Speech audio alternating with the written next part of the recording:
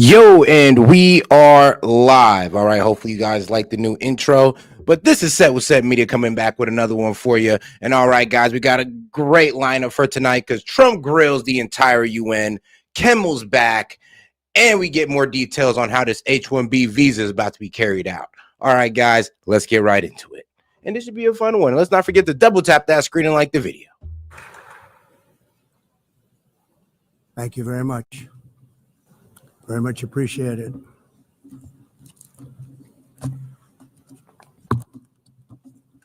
And I don't mind making this speech without a teleprompter because the teleprompter is not working. I feel very happy to be up here with you nevertheless.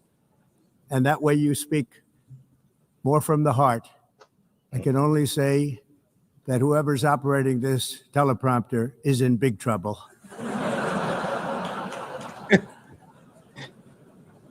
Trump, man, it's like y'all ain't give me no help y'all gave me no help, all criticism, and then when I come here to speak to y'all, I get nothing but a bad teleprompter and escalators that don't work. I mean, UN, y'all got to do better. And shout out to my man Zoloff. He says, "Sup, boys? Hey, what's going on?" Shout out Zoloff for starting us off.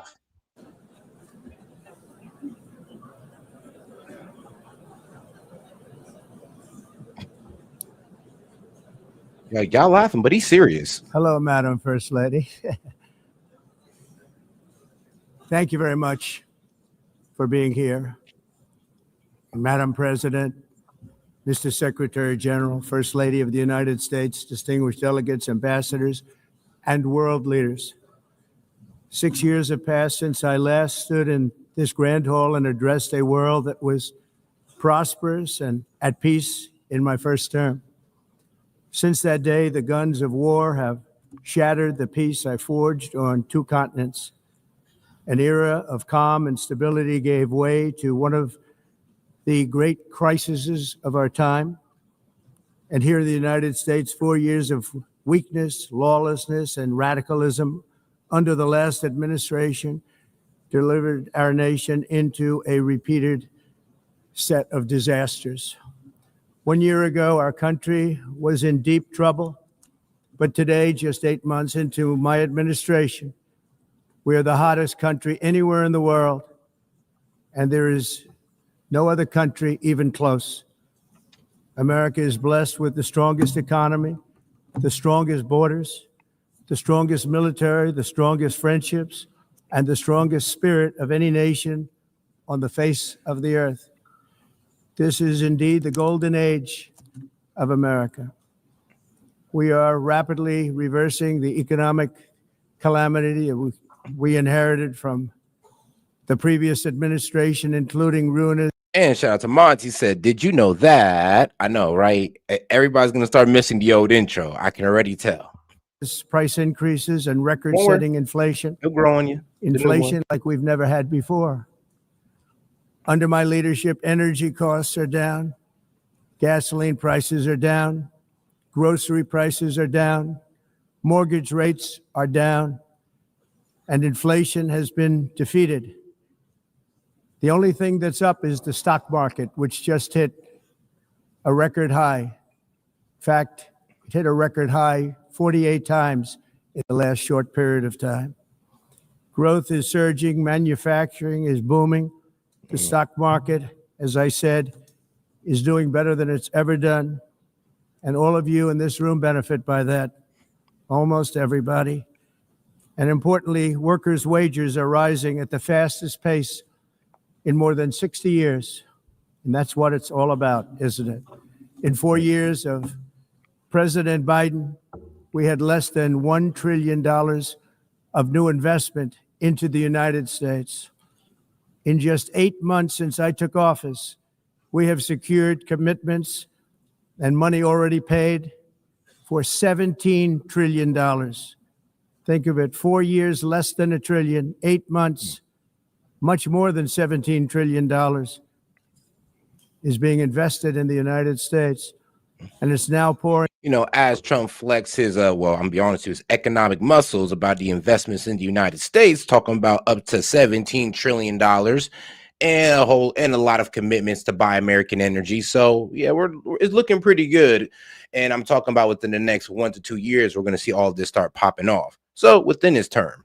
And shout out to my man Monty. What happened? Where'd it go? I mean, man, they lost me in a negotiation. That's pretty much all I can really say. In negotiations, things did not work out. I'll just say it like that.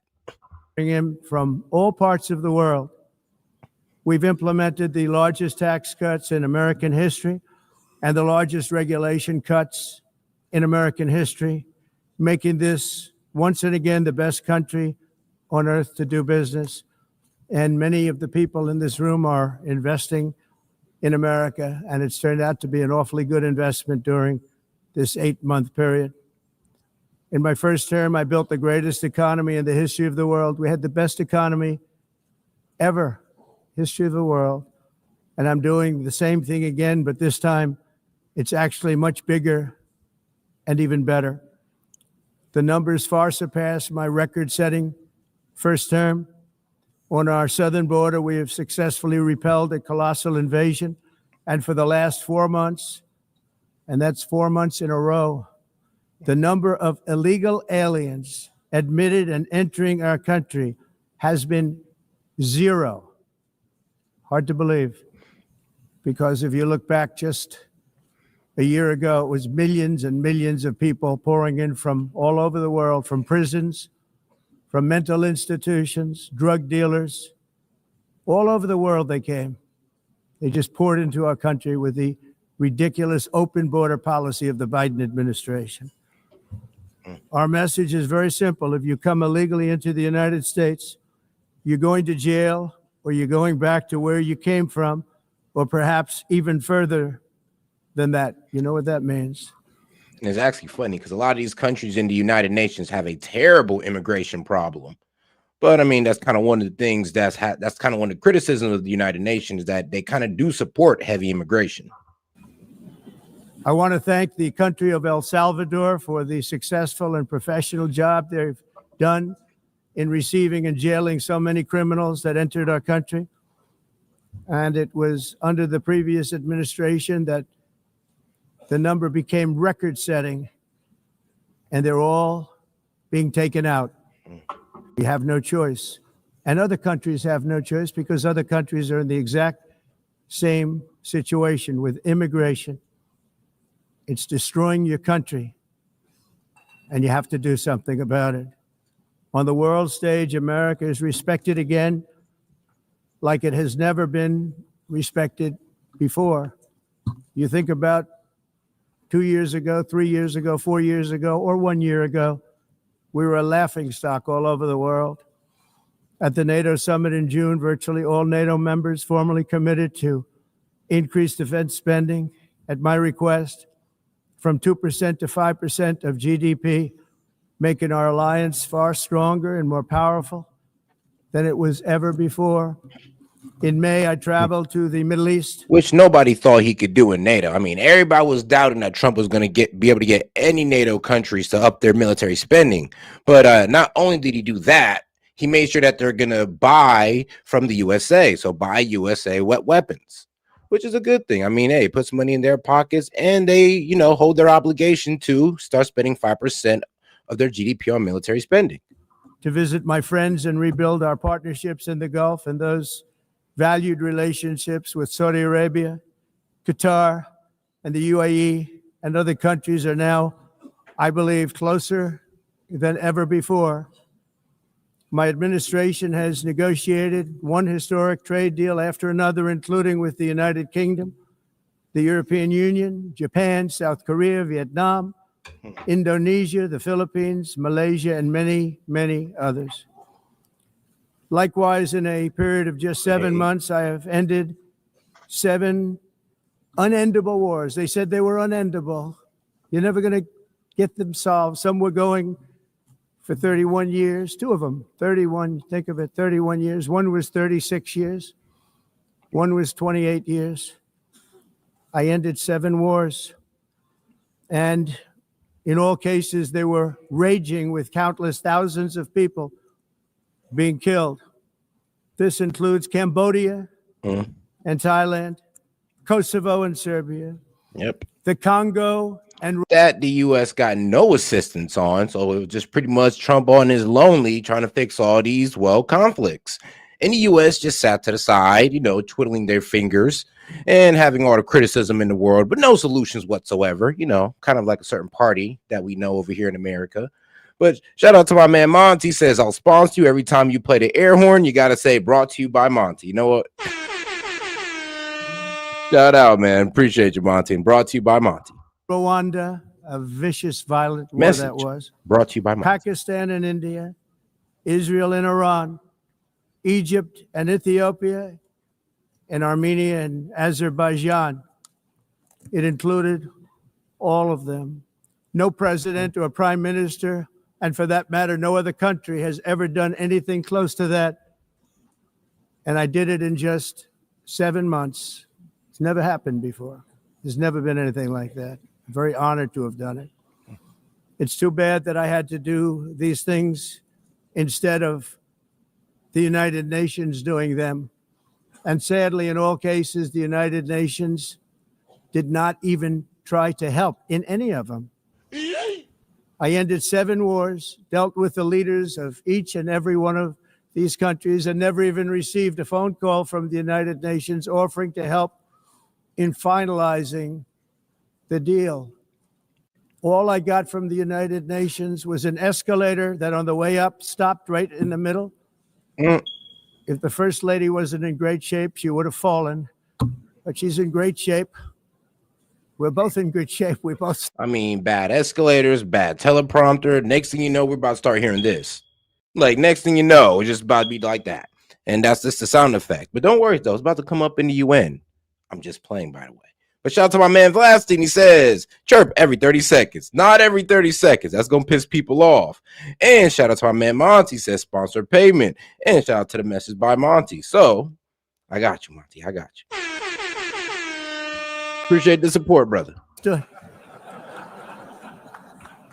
And then a teleprompter that didn't work. These are the 2 things I got from the United Nations: a bad escalator and a bad teleprompter. Thank you very much. And by the way, it's working now. It just went on. Thank you. I think I should just do it the other way. It's easier. Thank you very much. I didn't think of it at the time because I was too busy working to save millions of lives. Good point. That is the saving and stopping of these wars. But later I realized that the United Nations wasn't there for us. They weren't there. I thought of it really after the fact, not during these negotiations, which were not easy. That being the case, what is the purpose of the United Nations? The UN has such tremendous potential. I've always said it. It has such tremendous, tremendous potential, but it's not even coming close to living up to that potential. For the most part, at least for now, all they seem to do is write a really strongly worded letter and then never follow that letter up. It's empty words, and empty words don't solve war. The only thing that solves war and wars is action. Now, after ending all of these wars and also earlier negotiating the Abraham Accords, which is a very big thing for which our country received no credit, never receives credit. Everyone says that I should get the Nobel Peace Prize for each one of these achievements. But for me, the real prize will be the sons and daughters who live to grow up with the mothers and fathers, because millions of people are no longer being killed in endless and unglorious wars. What I care about is not winning prizes, it's saving lives. We saved millions and millions of lives with the 7 wars. And we have others that we're working on, and you know that. Many years ago, a very successful real estate. He said, well, we're still working on peace deals that you guys can try to help out with at any time. But y'all just sit there, once again, twiddling y'all fingers, preaching that you want world peace. But really, I mean, y'all cause more conflicts than you really, I'm gonna be real with you. You guys cause a little bit more conflicts than, well, you kind of quell. I'm gonna be honest with you guys. I would hope that you solved more conflicts than you caused. And if we really go back down to it, I mean, yeah, kind of are one of the reasons why we're in this whole situation with Palestine. If you take it far enough back, so the United Nations, let me be honest with you guys, like y'all need to start actually doing what y'all say y'all gonna do instead of leaving it up to Trump and having all the criticisms of him. Because this is why he's grilling y'all. Y'all don't do much. I mean, we appreciate the aid, but let's be honest, y'all could have been more involved in Israel and Palestine since the beginning, instead of just leaving it all to the U.S., but then having all the criticism about how the U.S. is handling it. Developer in New York, known as Donald J. Trump.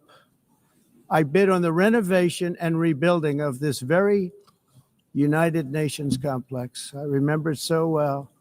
I said at the time that I would do it for $500 million, rebuilding everything. It would be beautiful. I used to talk about, I'm going to give you marble floors. They're going to give you terrazzo. Yeah. I'm going to give you the best of everything. You're going to have mahogany walls. They're going to give you plastic. But they decided to go in another direction, which was much more expensive at the time, and which actually produced a far inferior product.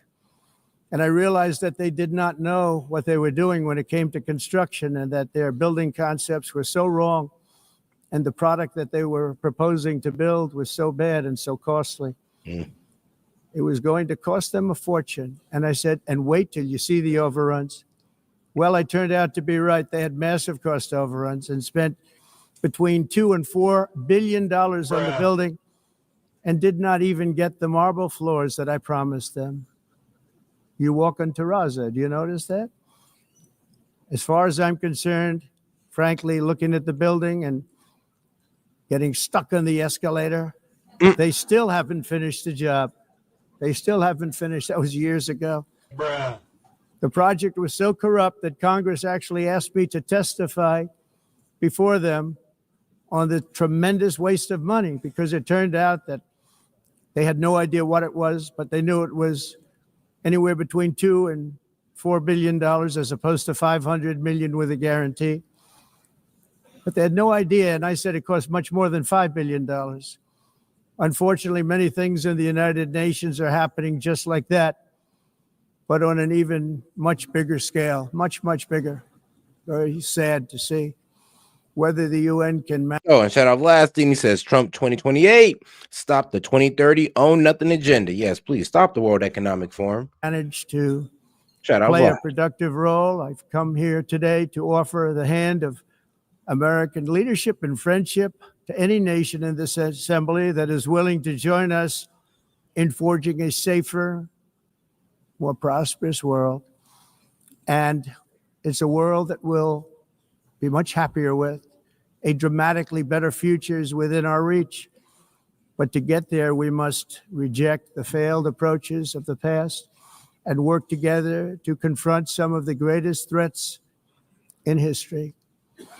There is no more serious danger to our planet today than the most powerful and destructive weapons ever devised by man, of which the United States, as you know, has many. Just as I did in my first term, I've made containing these threats a top priority, starting with the nation of Iran. My position is very simple. The world's #1 sponsor of terror can never be allowed to possess the most dangerous weapon. That's why shortly after taking office, I sent the so-called Supreme Leader a letter making a generous offer. I extended a pledge of full cooperation in exchange for a suspension of Iran's nuclear program. The regime's answer was to continue their constant threats. Hey, no, that is hilarious. As he's talking about Iran, why they switched over the cameras to the Iran Islamic Republic right to them, right in their face. Oh, bro, legend. Oh man, yes, this is the type of leadership we need. He says right to y'all face. I guarantee y'all not gonna get a nuke. Like, I'm tell you this, y'all never gonna get a nuke. We're not gonna allow it. I might as well tell you right here to y'all faces. I mean, shout out Trump. Their neighbors and U.S. But I mean, let's be honest though. You think Iran stopped trying to make a nuke? Or I'm honestly, I don't never believe that they were trying to make nukes, but do you think they're honestly gonna stop trying to upgrade their uranium now? Right after the whole, and this, remember, this is my theory about it. I know everybody has their theory, but in my theory, that they had it for determined. Now that the determined didn't work and they got attacked for having 60% uranium, things might actually now progress towards the direction of them having a nuke. And hopefully we don't find out a little too late. Trust throughout the region and some great countries that are right nearby. Today, many of Iran's former military commanders, in fact, I can say almost all of them, are no longer with us. They're dead. And 3 months ago, in Operation Midnight Hammer, 7 American B-2 bombers dropped the 14 30,000-pound each bombs on Iran's key nuclear facilities, totally obliterating everything. No other country on earth could have done what we did. No other country has the equipment to do what we did. We have the greatest weapons on earth. We hate to use them. But we did something that for 22 years people wanted to do. With Iran's nuclear enrichment capacity demolished, I immediately brokered an end to the 12-day war, as it's called.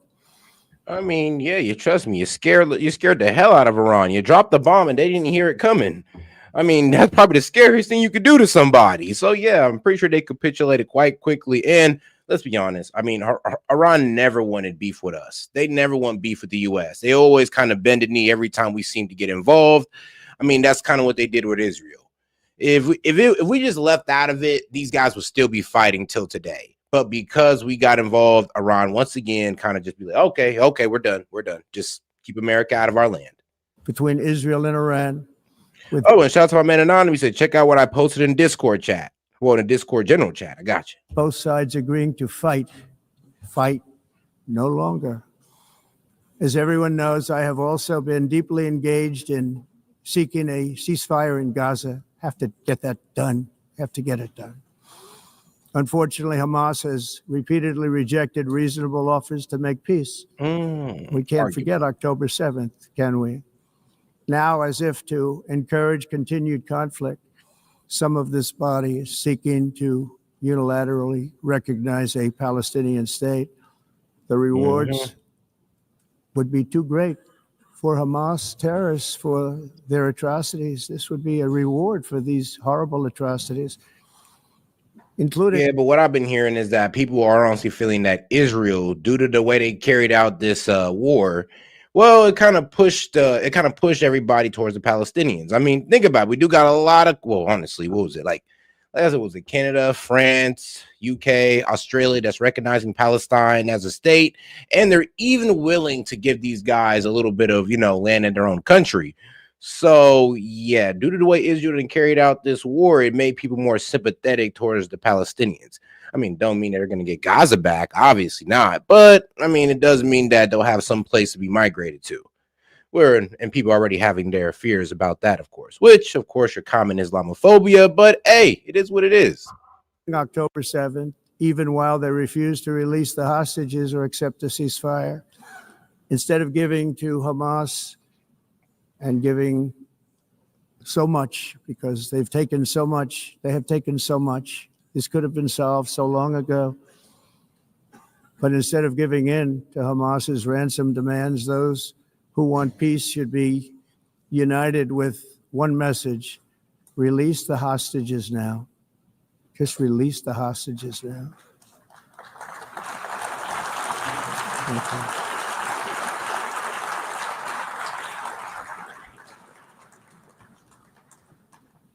Thank you. As we have got to come together, and we will come together, got to get it done. We have to stop the war in Gaza immediately. We have to stop it. We have to get it done. We have to negotiate. Immediately have to negotiate peace. We got to get the hostages back. We want all 20 back.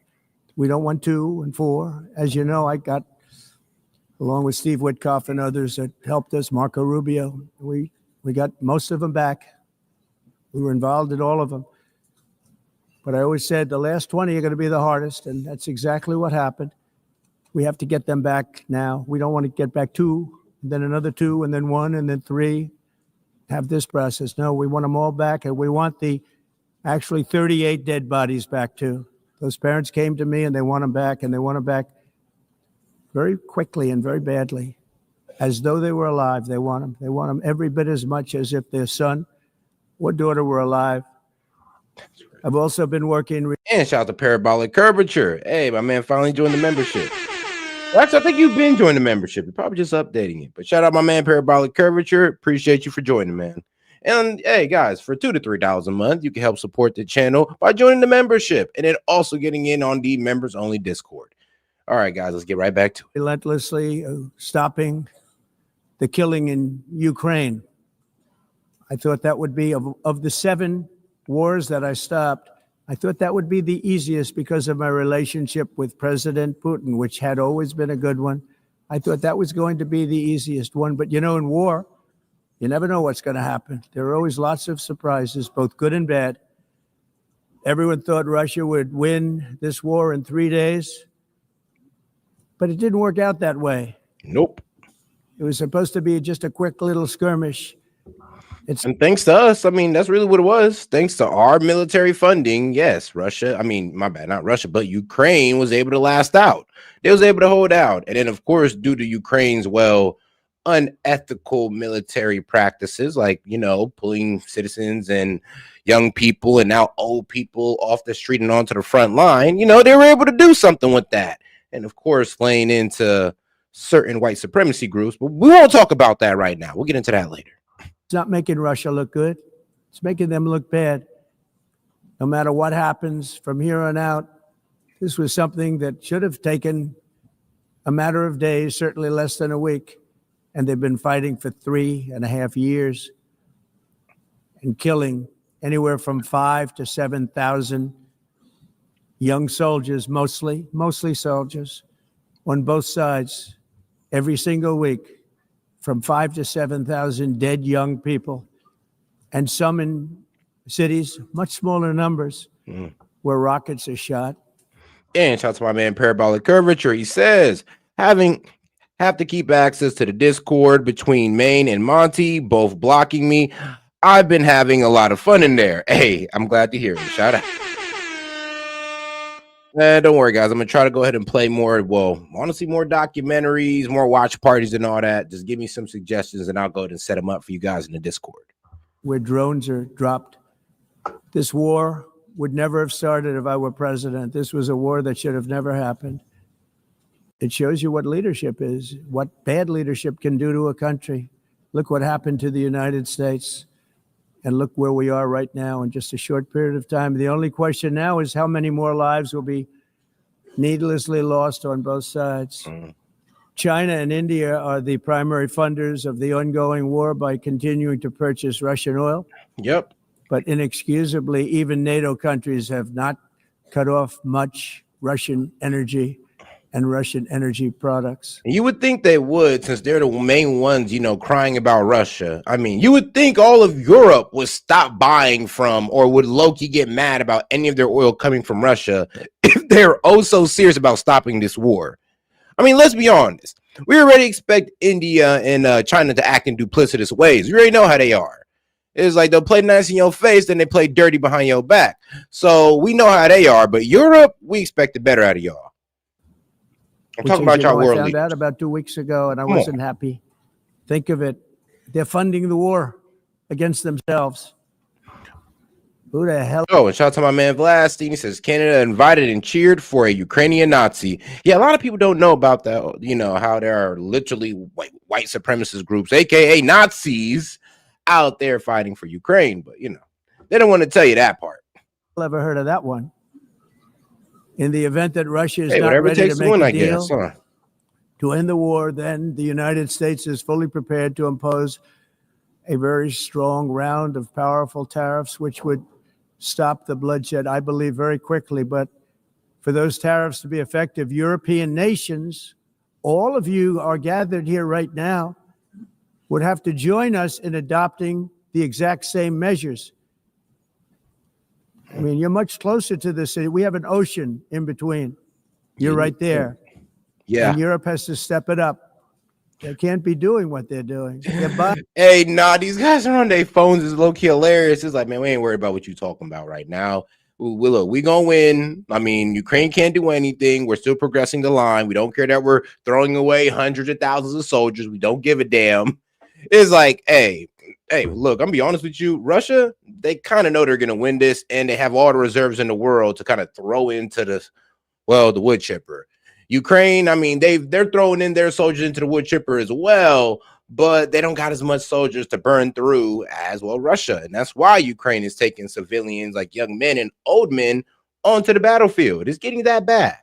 Buying oil and gas from Russia while they're fighting Russia. It's embarrassing to them. And it was And trust me, if Russia was losing this war, we'd have got a ceasefire like yesterday. Honestly, we'd have got a ceasefire when Putin pulled up to America. I mean, in Alaska. If Russia was losing, they'd have been begging for a ceasefire. But hey, and if Russia was losing, I mean, why do they still control about 10 to 20% of Ukraine? If they were losing, though, like common sense here. Let's use that. Very embarrassing to them when I found out about it, I can tell you that. They have to immediately cease all energy purchases from Russia. Otherwise, we're all wasting a lot of time.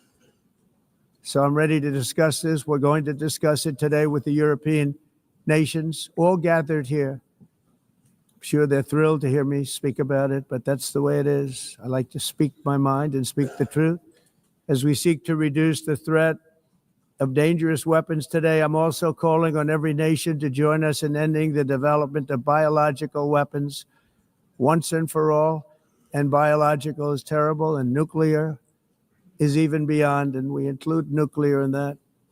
We want to have a cessation of the development of nuclear weapons. We know, and I get to view it all the time. Sir, would you like to see? And I look at weapons that are so powerful that we just can't ever use them.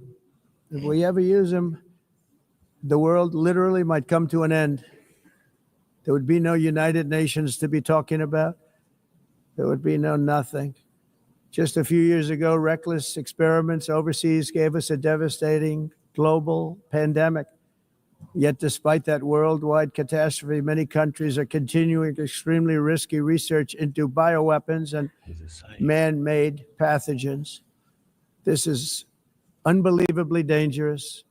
To prevent potential disasters, I'm announcing today that my administration will lead an international effort to enforce biological weapons convention, which is going to be meeting with the top leaders of the world by pioneering an AI verification system that everyone can trust. Hopefully the UN can play a constructive role, and it will also be one of the early projects under AI. Let's see how good it is, because a lot of people are saying it could be one of the great things ever, but it also can be dangerous, but it could be put to tremendous use and tremendous good, and this would be an example of that. Not only is the UN not solving the problems it should too often, it's actually creating new problems for us to solve. Sir. The best example. I mean, of course, through their NGOs and our NGOs as well. I mean, really, a lot of NGOs out there are doing the devil's work, but hey, we'll get into that a little bit later. But let's go ahead and get into this clip sent in by my man Anonymous, because he says you really need to check it out. So let's see it. Oh my God. A statue of Jeffrey Epstein and Donald Trump holding hands and lifting their leg up has been placed near the National Mall in Washington, D.C. There are three plaques on this statue. The one in the middle is celebrating National Friendship Month, Donald Trump and his closest friend, Jeffrey Epstein. And the other plaques are allegedly letters that they exchanged between each other. People are clearly frustrated about the Epstein files, but I mean, I have so many questions. Who put this up there? Who has the money to put a statue up like this? How do they do it without anyone seeing? Is it even allowed to put up public statues? And if it is, if you take it down, is it a violation of the First Amendment? I mean, this is wild. I mean, bro, like if you look at the statue, that mug cut from marble. I mean, hold on, this is too professionally done. It's like they did in their garage and just found a way to plant it out there. What big ass truck? Like, what did they come in the 18-wheeler? Like, I don't know. I'm curious. I actually got to look into that. That's crazy. Is the number one political issue of our time, the crisis of uncontrolled migration. It's uncontrolled. Yep. Your countries are being ruined. The United Nations is funding an assault on Western countries and their borders. In 2024, the UN budgeted $372 million in cash assistance to support an estimated 624,000 migrants journeying into the United States. Think of that. The UN is supporting people that are illegally coming into the United States, and then we have to get them out. The UN also provided food, shelter, transportation, and debit cards to illegal aliens. Can you believe that? On the way to infiltrate our southern border. Millions of people came through that southern border. Just a year ago, millions and millions of people were pouring in, 25 million altogether over the 4 years of the incompetent Biden administration. And now we have it stopped, totally stopped. In fact, they're not even coming anymore because they know they can't get through. But what took place is totally unacceptable. The UN is supposed to stop invasions, not create them and not finance them. In the United States, we reject the idea that basically financing their invasions into some of their own countries, which is the craziest part. And yeah, look, bro, their migration tactics are like pretty much pushing a globalist migration agenda. Like I said, hey, man, there's no such thing as borders when you just have everybody flood your borders, act like a border ain't even there. So yeah, it does kind of align with the globalist agenda that you would hope they wouldn't be trying to carry out. You would hope that they would respect people's cultures and, boundaries, but obviously not, obviously. Numbers of people from foreign lands can be permitted to travel halfway around the world, trample our borders, violate our sovereignty, cause unmitigated crime, and deplete our social safety net.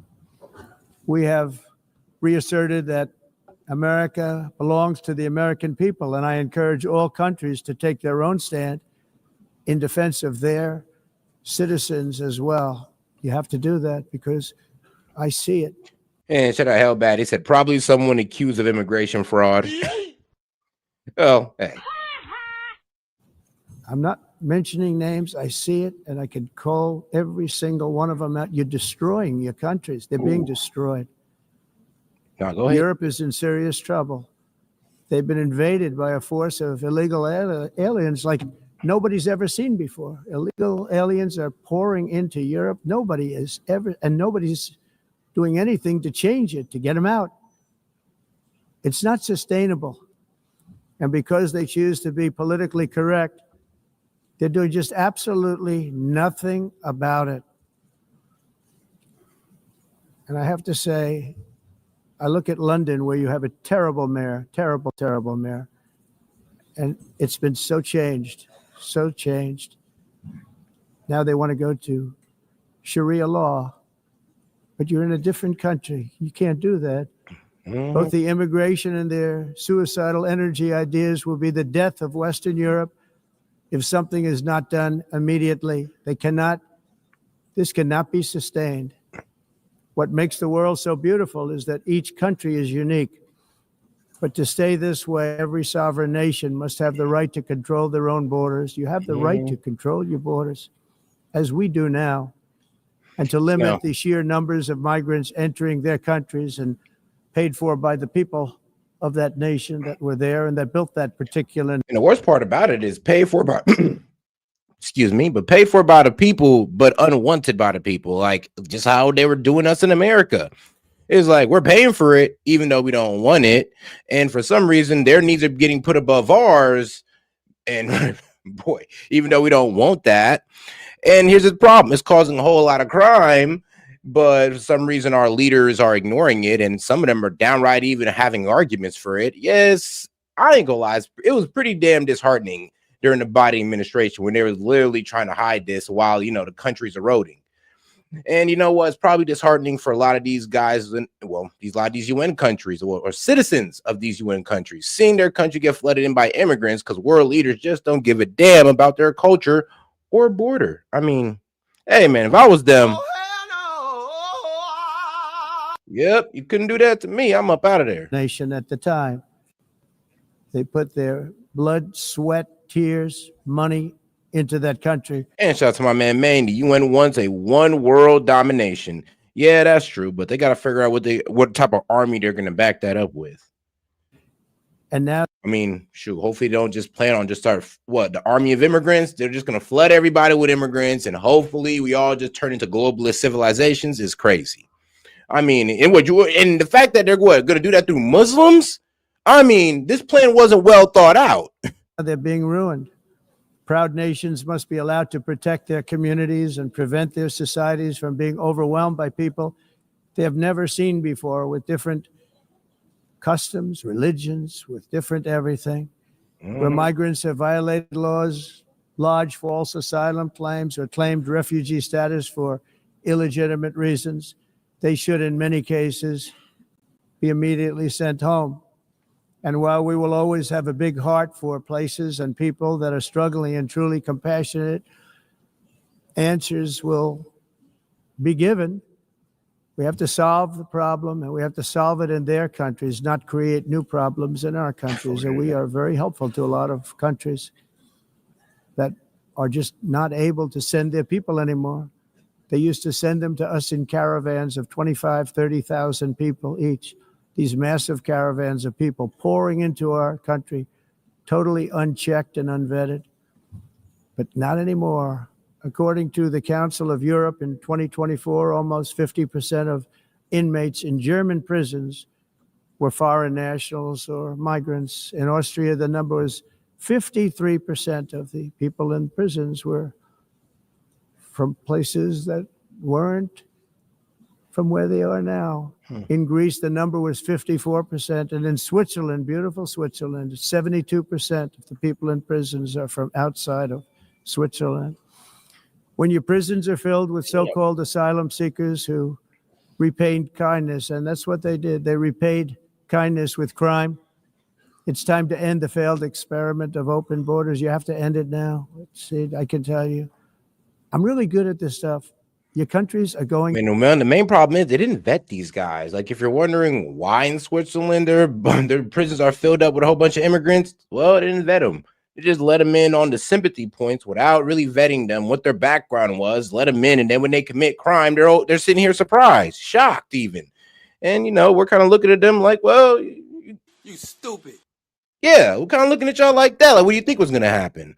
I mean, in our situation, it was even happening. And here's the thing. We were inviting in basically other Christian nations. Well, I guess Mexico. Well, really just Mexico, honestly. Or at least really just Latin American countries. To hell. In America, we've taken bold action to swiftly shut down uncontrolled migration. Once we started detaining and deporting everyone who crossed the border and removing illegal aliens from the United States, they simply stopped coming. They're not coming anymore. We're getting a lot of credit, but they're not coming anymore. This was a humanitarian act for all involved, because on the trips up, thousands of people a week were dying. Women were being raped.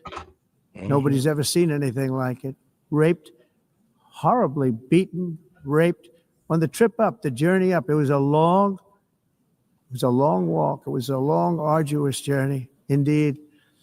And it was also a historic victory against human trafficking throughout the region. What we did was a victory, and we saved so many lives of people that wouldn't make the journey. That journey was loaded up with death. Bruh.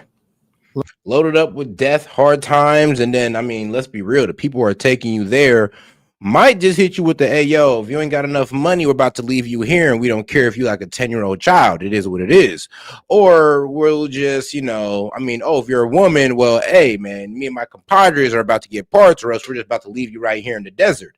I mean, yeah, it got pretty bad. And this is one of the reasons why Tom Homan was really passionate about stopping immigration, because he's witnessed young women and he's witnessed cars filled with bodies of dead immigrants who died of heat exhaustion. Yeah, it gets pretty brutal. Loaded up with death. Dead bodies all along the roads of jungles to get up. They go through jungles. They go through areas so hot you couldn't breathe. They were dying of suffocation. Areas so hot that you couldn't breathe. Dead bodies all over. By them not coming, we're saving tremendous numbers of lives. My people have done a fantastic job in doing what they did, and the American public agrees with it. I mean, I was very proud to see this morning I have the highest poll numbers I've ever had. Part of it is because of what we've done on the border. I guess the other part is what we've done in the economy. Joe Biden's policies empowered murderous gangs, human smugglers, child traffickers, drug cartels, and prisoners from all over the world.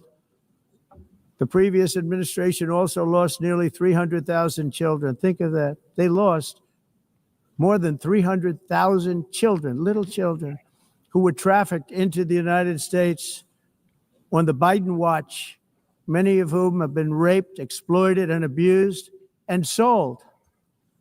Sold. Nobody talks about that. The fake news doesn't write about it. With many others, young children. How would they write about it when they would have to take responsibility? Well, not them, but the Biden administration would have to take responsibility for it. It's best you not talk about those things. Yeah, let's not talk about the 300,000 unaccompanied minor just walked over here and we can't trace. We don't know what's going on with them. We don't know if they're being trafficked or or slaved to work on a farm. You never know. You just never know where these kids are at. But we do know when they're not safe. Who are missing or dead.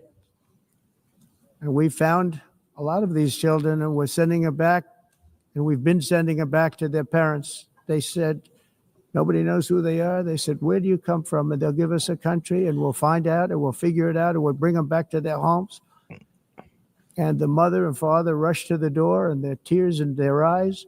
They can't believe that they're seeing their son or daughter, their little son or daughter again. We've done almost 30,000 of them so far. Any system that results in the mass trafficking of children is inherently evil. Yet that is exactly what the globalist migration agenda has done, and it's what it's all about. In America, those days, as you know, are over. The Trump administration is working, and we are continuing to work to track down the villains that are causing this problem, and also, as I said, to get back the 30,000 we've already returned. Now I think we're going to have another. We're going to find a lot. You're not going to find all of them. 300, more than 300,000. They're lost or they're dead. They're lost or they're dead because of the animals that did this. To protect our citizens, I've also designated multiple savage drug cartels as far as and you see this, and you see it happening right before your eyes. Let's put it this way. People don't like taking big loads of drugs in boats anymore. There aren't too many boats that are traveling on the seas by Venezuela. They tend not to want to travel very quickly anymore. After you made an example out of those one guys, trust me, the cartel's kind of like, you know what, maybe we should wait on sending boats out there because Trump just blew up an entire boat. He didn't even they didn't ask questions or nothing. They just blew it up. And trust me, they knew that there were drugs and there were narcos on there. They just didn't ask no questions when they blew them up.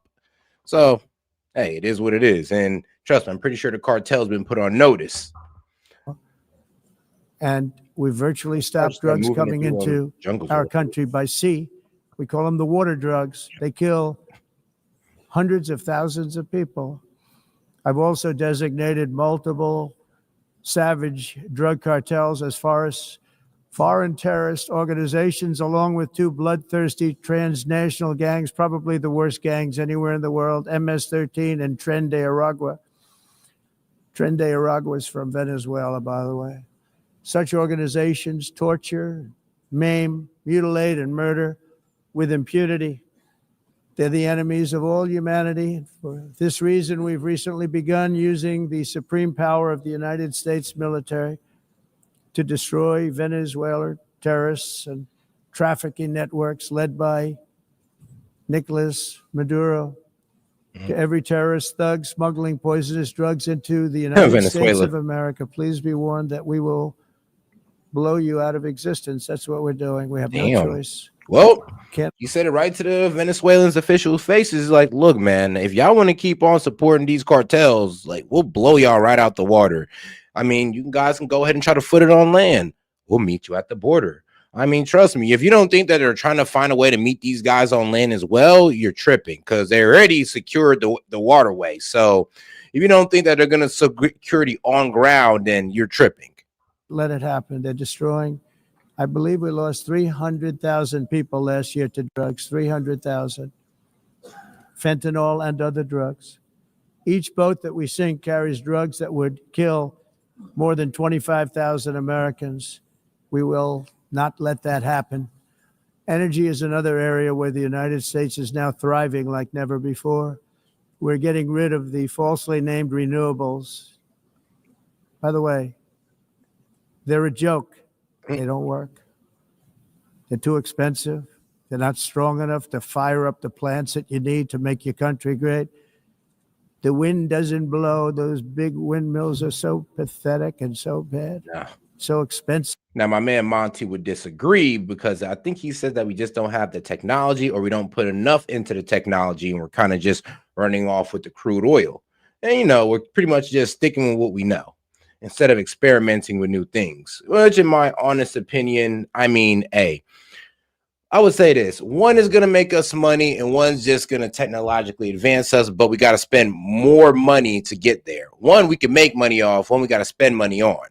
I mean, which one will you guys do to save your country in that moment or to bring revenue into your country?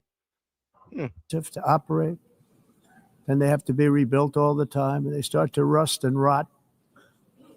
Most expensive energy ever conceived, and it's actually But there's a lot of people who do believe that green energy is a scam. energy. You're supposed to make money with energy, not lose money. You lose money, the governments have to subsidize. You can't put them out without massive subsidies. And most of them are built in China, and I give China a lot of credit. They build them, but they very few wind farms. So why is it that they build them and they send them all over the world, but they barely use them? You know what they use? Coal. They use gas. They use almost anything, but they don't like wind. But they sure as hell like selling the windmills. Europe, on the other hand, has a long way to go, with many countries being on the brink of destruction because of the green energy agenda. And I give a lot of credit to Germany. Germany was being led down a very sick path, both on immigration, by the way, and on energy. They were going green and they were going bankrupt. And the new leadership came in, and they went back to where they were with fossil fuel and with nuclear, which is good. It's now safe, and you can do it properly. But they went back to where they were, and they opened up a lot of different plants, energy producing plants, and they're doing well. I give Germany a lot of credit for that. Yeah, me too. A lot of people don't remember this, but Germany, like, their farmers revolted because their government was trying to make them use a more expensive form of energy. So trust me, Germany was also having their problems when it came to this whole green energy struggle and all that wild stuff, and their government trying to force them to pay more in energy costs to support a green energy initiative. And the farmers, well, I mean, shout out to German farmers. Y'all start leaving manure on the statesmen's porches. I mean, hey, I respect it. That they've said this is a disaster, what's happening. They were going all green. All green is all bankrupt. That's what it represents. And it's not politically correct. I'll be very badly criticized for saying it, but I'm here to tell the truth. I don't care. It doesn't matter to me. I'm in New York City. I'm feeling a lot safer. Crime, we're getting crime down. And by the way, speaking of crime, Washington, D.C. was the crime capital of America. Now it's after 12 days, it's a totally safe city. Everyone's going out to dinner. They're going out to restaurants. Your wife can walk down the middle of the street with or without you. Nothing's going to happen. My people have done a fantastic job. And yes, I called in the National Guard, and the National Guard took care of business, and they weren't politically correct, but they took care of business. We got 1,700 career criminals out, brought them back to where they came from, the countries where they came from, or put them in jails. Washington, D.C. is now a totally safe city again, and I welcome you to come. In fact, we'll have dinner together at a local restaurant, and we'll be able to walk. We don't have to go by an armor-plated vehicle. We'll walk right over there from the White House. They've given up their powerful edge, a lot of the countries that we're talking about, in oil and gas, such as essentially closing the great North Sea oil. Oh, the North Sea, I know it so well. Aberdeen was the oil capital of Europe, and there's tremendous oil that hasn't been found in the North Sea. Tremendous oil. And I was with the prime minister I respect and like a lot, and I said, you're sitting with the greatest asset. They essentially closed it by making it so highly taxed that no developer, no oil company can go there. They have tremendous oil left, And more importantly, they have tremendous oil that hasn't even been found yet. And what a tremendous asset for the United Kingdom. And I hope the Prime Minister is listening, because I told it to him 3 days in a row. That's all he heard. North Sea oil, North Sea, because I want to see them do well. I want to stop seeing them ruining that beautiful Scottish and English countryside with windmills and massive solar panels that go 7 miles by 7 miles, taking away farmland.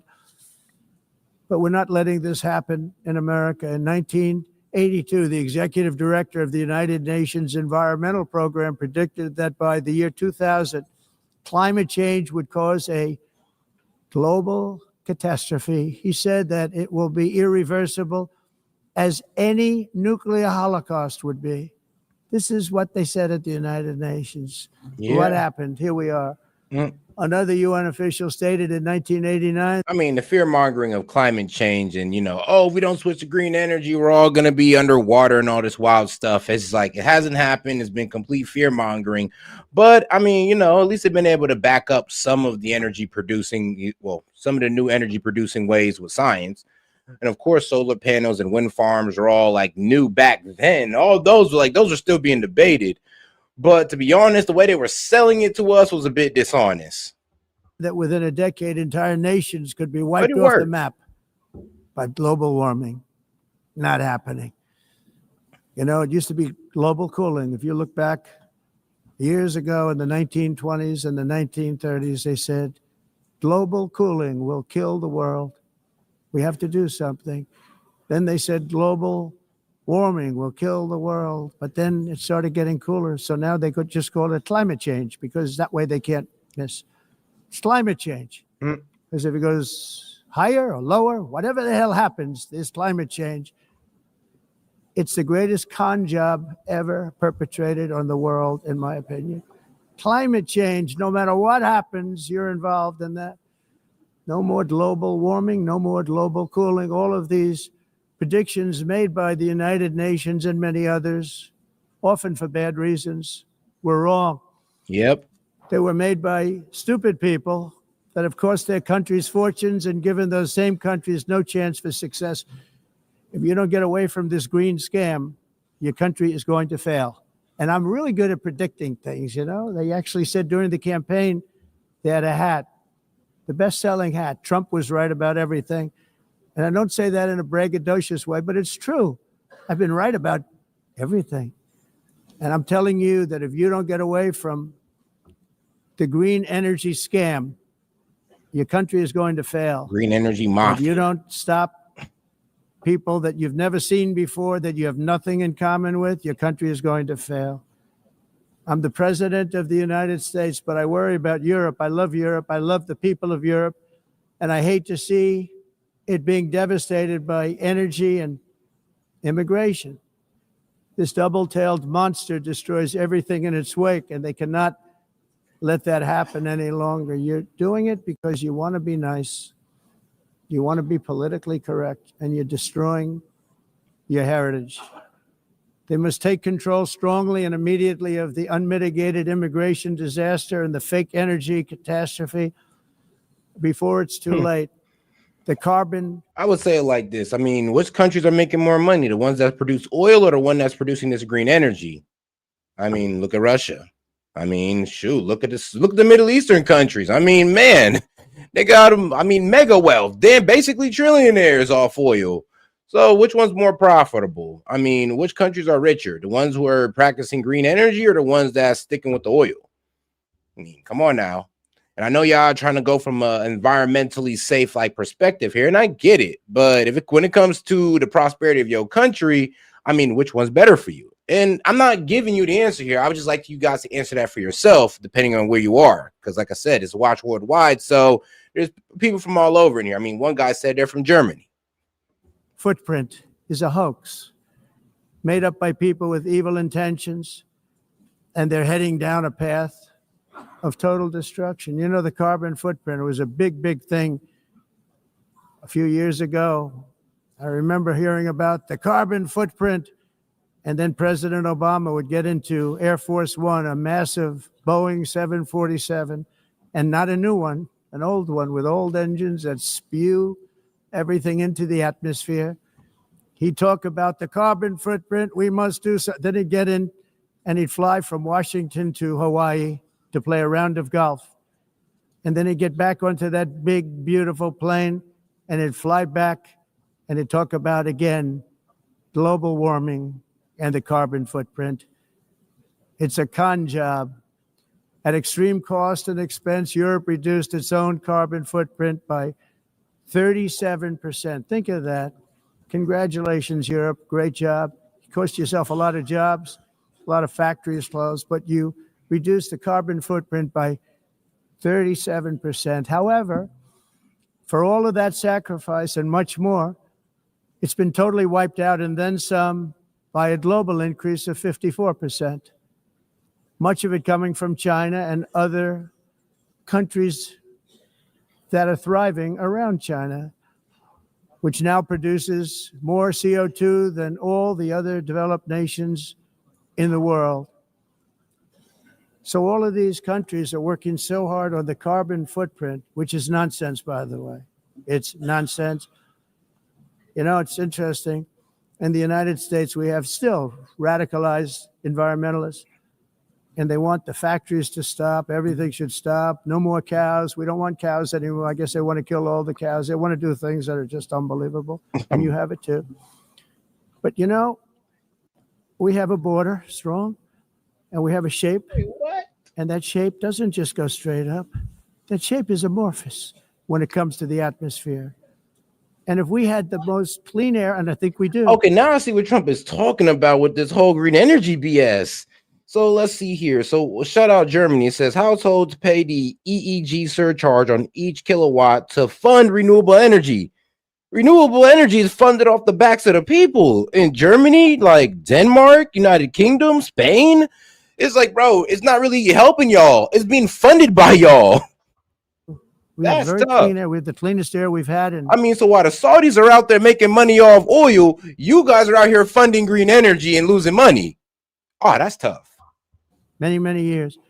But the problem is that other countries, like China, which has air that's a little bit rough, it blows. And no matter what you're doing down here, the air up here tends to get very dirty because it comes in from other countries where their air isn't so clean. And the environmentalists refuse to acknowledge that. Same thing with garbage. China. In Asia, they dump much of their garbage right into the ocean. And over about a 1 week and 2 week journey, it flows right past Los Angeles. You've seen it. Massive amounts of garbage, almost too much to do anything about, flowing past Los Angeles, past San Francisco. And then somebody will get in trouble because he dropped a cigarette on the beach. The whole thing is crazy. The primary effect of these brutal green energy policies has not been to help the environment, but to redistribute manufacturing and industrial activity from developed countries that follow the insane rules that are put down to polluting countries that break the rules and are making a fortune. They're making a fortune. Yeah, I mean, European electricity bills are now. yeah, I mean, look, see, many countries originally funded renewable energy via levies on electricity bills, which can raise retail prices, even while renewables lower wholesale prices by displacing costs on gas and coal. But it's yet to be seen that which one is the more of the benefit. I mean, if you're paying more on your electric bill and you're driving up retail costs, I mean, and you're only lowering wholesale with renewable energy, I'm not really sure if that's passing down to the people. I would actually have to ask somebody from there, to be quite honest with you guys, ask the Germans and the Spain and my Spaniard guys. But yeah, it does look like renewable energy is funded on the people. It does drive down wholesale prices, which drive down, I guess, corporate prices, but I'm not sure if that really helps the individual. Now 4 to 5 times more expensive than those in China, and 2 to 3 times higher than the United States. And our bills are coming way down. You probably see that our gasoline prices are way down. We have an expression, drill, baby, drill. And that's what we're doing. We're going to be much lower in a year from now. But they've come way down over the last year. As a result, every air conditioner is like very uncommon to see one in some of these countries because the electric cost is so high. So while the U.S. has approximately 1,300 heat-related deaths annually, it's a lot, Europe loses more than 175,000 people to heat deaths each year because the costs are so expensive you can't turn on an air conditioner. What is that all about? That's not Europe. That's not the Europe that I love and know. All in the name of pretending to stop the global warming hoax. The entire globalist concept of asking successful industrialized nations to inflict pain on themselves and radically disrupt their entire societies must be rejected completely and totally, and it must be immediate. For their own That's why good. in America I withdrew from the fake Paris Climate Accord, where, by the way, America was paying so much more than every country. Others weren't paying. China didn't have to pay until 2030. Russia was given an old standard that was easy to meet, 1990 standard. But for the United States, we're supposed to pay like $1 trillion. And I said, this is another scam. The fact is, the United States has been taken advantage of by the world for many, many years, but not any longer, as you probably noticed. I unleashed massive energy production and signed historic executive orders to hunt for oil, but we don't have to do much hunting because we have the most oil of any nation anywhere, oil and gas in the world. And if you add coal, we have the most of any nation in the world. Clean, I call it clean, beautiful coal. You can do things today with coal that you couldn't have done 10 years ago, 15 years. So I have a little standing order in the White House. Never use the word coal, only use the words clean, beautiful coal. Sounds much better, doesn't it? But we stand ready to provide any country with abundant, affordable energy supplies if you need them, when most of you do. We're proudly exporting energy all over the world. We're now the largest exporter. In the United States, we want trade and robust commerce with all nations, everybody. We want to help nations. We're going to help nations. But it must also be fair and reciprocal. The challenge with trade is much the same with climate. The countries that followed the rules, all their factories have been plundered. It's really sad to watch. They've been broken. They've been broken by countries that broke the rules. That's why the United States is now applying tariffs to other countries, and much as these tariffs were for many years applied to us, uncontrollably applied to us. We've used tariffs as a defense mechanism. Just like other countries use tariffs as a defense mechanism to protect their domestic economy. I mean, yeah, they can do it to us, but for some reason we do it to them and we're taxing our people to death. But when other countries do it, I mean, no, damn near all countries do it, nobody argues saying that, oh, well, you're placing a tax on their people. India taxed their people to death. China's taxing their people to death. But no, they're not. They're just they're protecting their domestic economy. And of course, even they know that the tariff isn't just a one-way passed down tax to the American consumer. But, you know, I ain't going to get into that right now because, trust me, a lot of y'all don't even know how tariffs work. Under the Trump administration, including my first term, where hundreds of billions of dollars in tariffs were taken in. And by the way, we had the lowest inflation, and now we have very low inflation. The only thing different is that we have hundreds of billions of dollars flowing into our country. And I always do say, if we were the ones paying these tariffs, then why are these countries complaining about them? Why are they losing their ish? Think about it. If tariffs meant nothing, then why was everybody trying to say, oh, you're ruining the relationship with the entire world and all that good stuff? Why would the world care if this is just a tax on us? Like, really think about what you guys are saying here. And like, does it match up with logic here? Like, come on now. I thought so. But this is how we will ensure that the system works for everyone and is sustainable into the future. We're also using tariffs to defend our sovereignty and security throughout the world, including against nations that have taken advantage of former U.S. administrations for decades, including the most corrupt, incompetent administration in history, the sleepy Joe Biden administration. Brazil now faces major tariffs in response to its unprecedented efforts to interfere in the rights and freedoms of our American citizens and others, with censorship, repression, weaponization, judicial corruption, and targeting of political critics in the United States. I have a little problem saying this because I must tell you, I was walking in and the leader of Brazil was walking out. We saw him and I saw him, he saw me, and we embraced. And then I'm saying, can you believe I'm going to be saying this in just 2 minutes? Good. But we actually agreed that we would meet next week. We didn't have much time to talk, like about 20 seconds. They were in retrospect, I'm glad I waited because this thing didn't. Honestly, I like that how he mentioned Brazil, because Brazil is one of the best examples of how countries are affected by tariffs instead of the American people. Brazil literally provided subsidies to their corporations who have to pay tariffs. So what it is, so we know that meant that the suppliers, that even though the importer in America is going to pay that 50% tariff on the coffee, because that's what they put it on, their main export in Brazil is coffee. So he put 50% on coffee, knowing that is going to hurt them. And what did the coffee suppliers do? They cut their price by 50%. So basically the importer is paying that tariff, but it's pretty much paying the same price as if the tariff never existed, because the wholesale or the supplier dropped their price, cut their price by 50%. Brazil comes through, backs them up with a government subsidy to replace that 50% cost that they had to push out. I mean, shout out Brazil. And let's be real, there's a lot of, this is honestly probably what some other countries are doing, but just not being honestly up front with it. Work out too well. But we did talk. We had a good talk, and we agreed to meet next week, if that's of interest. Right. But he seemed like a very nice man, actually. He liked me. I liked him. But if you, and I only do business with people I like. When I don't like them, I don't like them.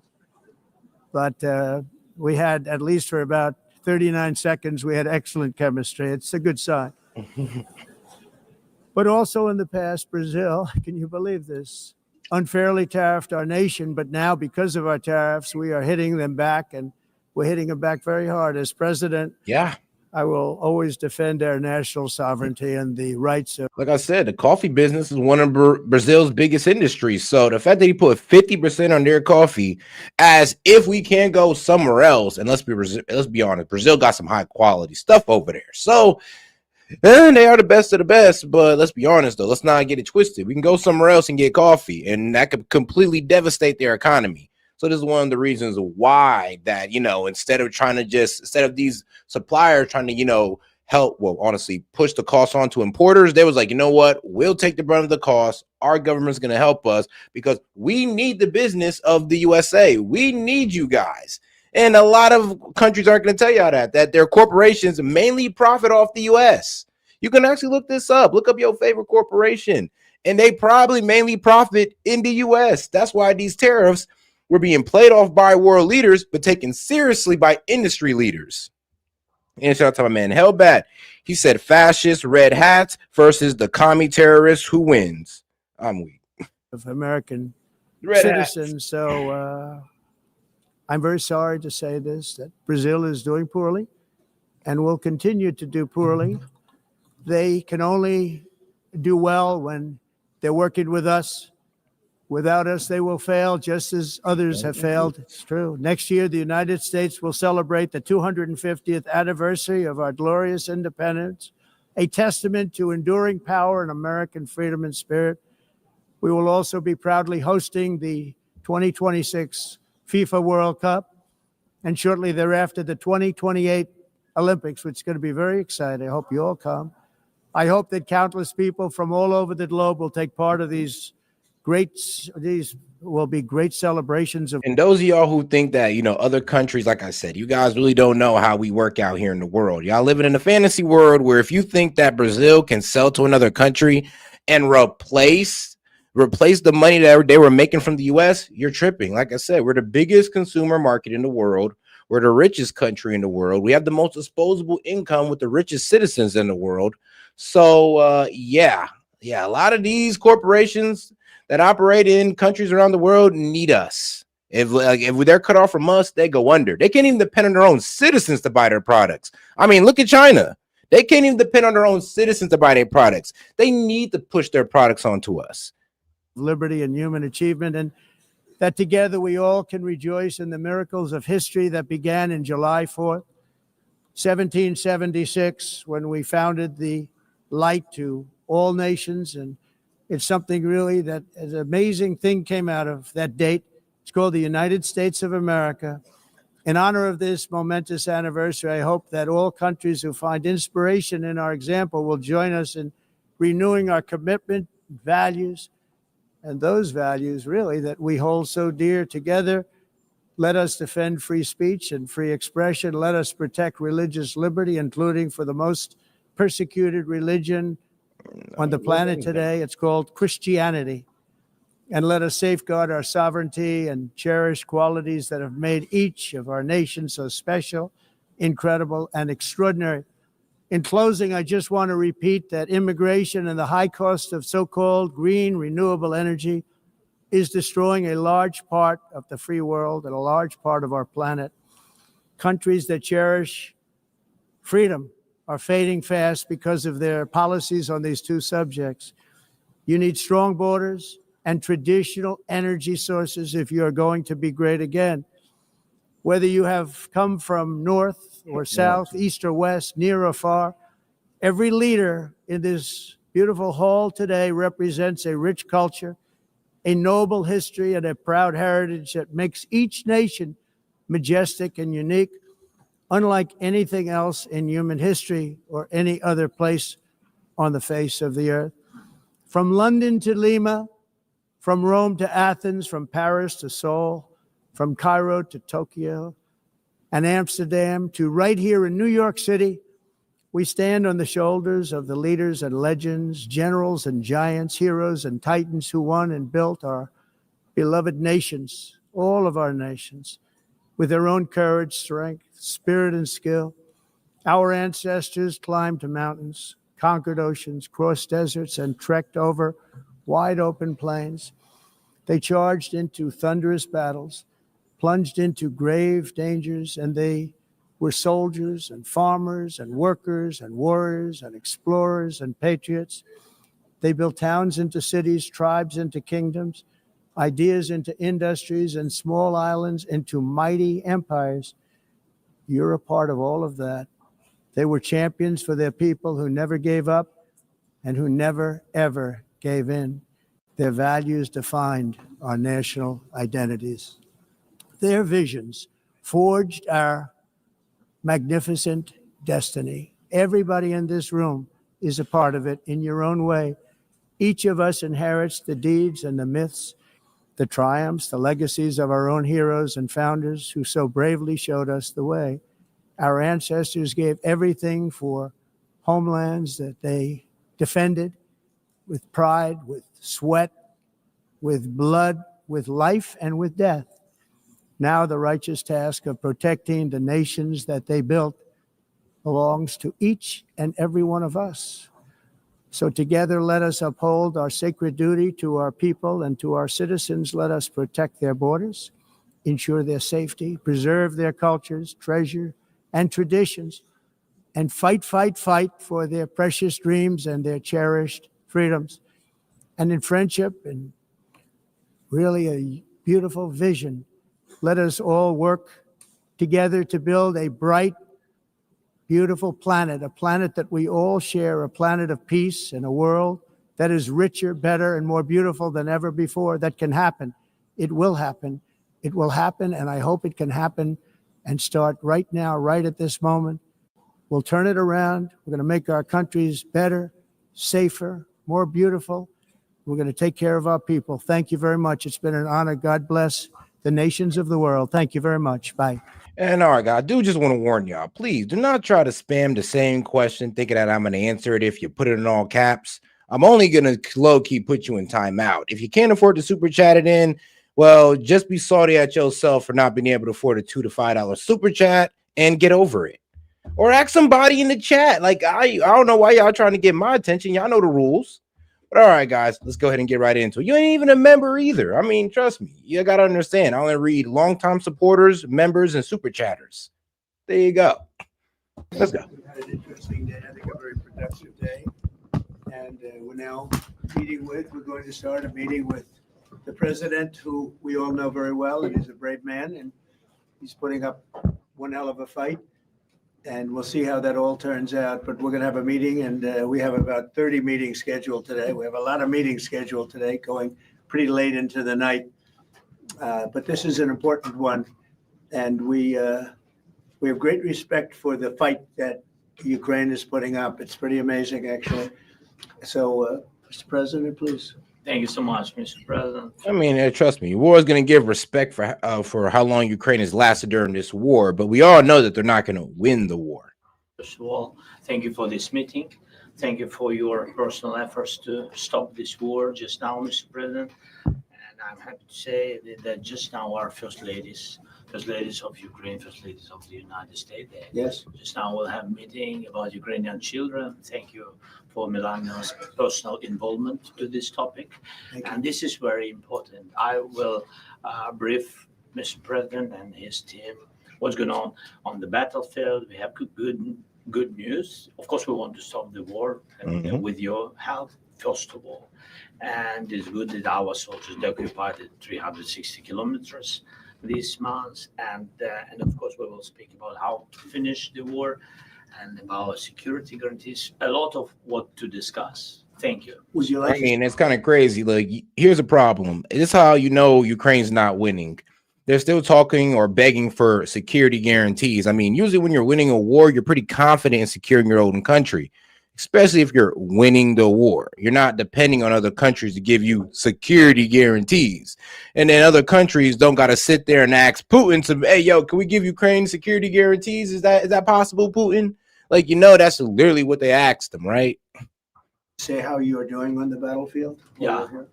Please. Yeah. So we, thanks to our soldiers and to possibility to furl the program when NATO countries, by the way, thanks to your support, that they can buy weapons from the United States. So our soldiers, these months, they occupied 360 kilometers, and they encircled 1,000 soldiers. And of course, we want to exchange, because we need our soldiers in any case. But thanks to our soldiers, we have this possibility, this opportunity. And we will continue until Russia will stop this war, and I hope that they will stop. Once again, another sign that he just kind of admit that he's losing. We're going to wait till Russia stops the war. I mean, if I'm winning a war, I'm going like, hey, Russia, I really don't care if you want to stop it. I could just take more of your land. Who cares if Russia want to stop if I'm winning? But if I'm asking Russia to stop, then that means I'm going like, hey, can you chill out on me? I know you're whooping my ass right now. You think you can stop? Like, let me keep whatever land I got left. Yeah, I mean, it's all types of signs that Zelensky is obviously losing this war. I'm not sure when Zelensky's snitching on himself. It's crazy how anybody else can think otherwise. In any case, we know that the economy of Russia is not doing well.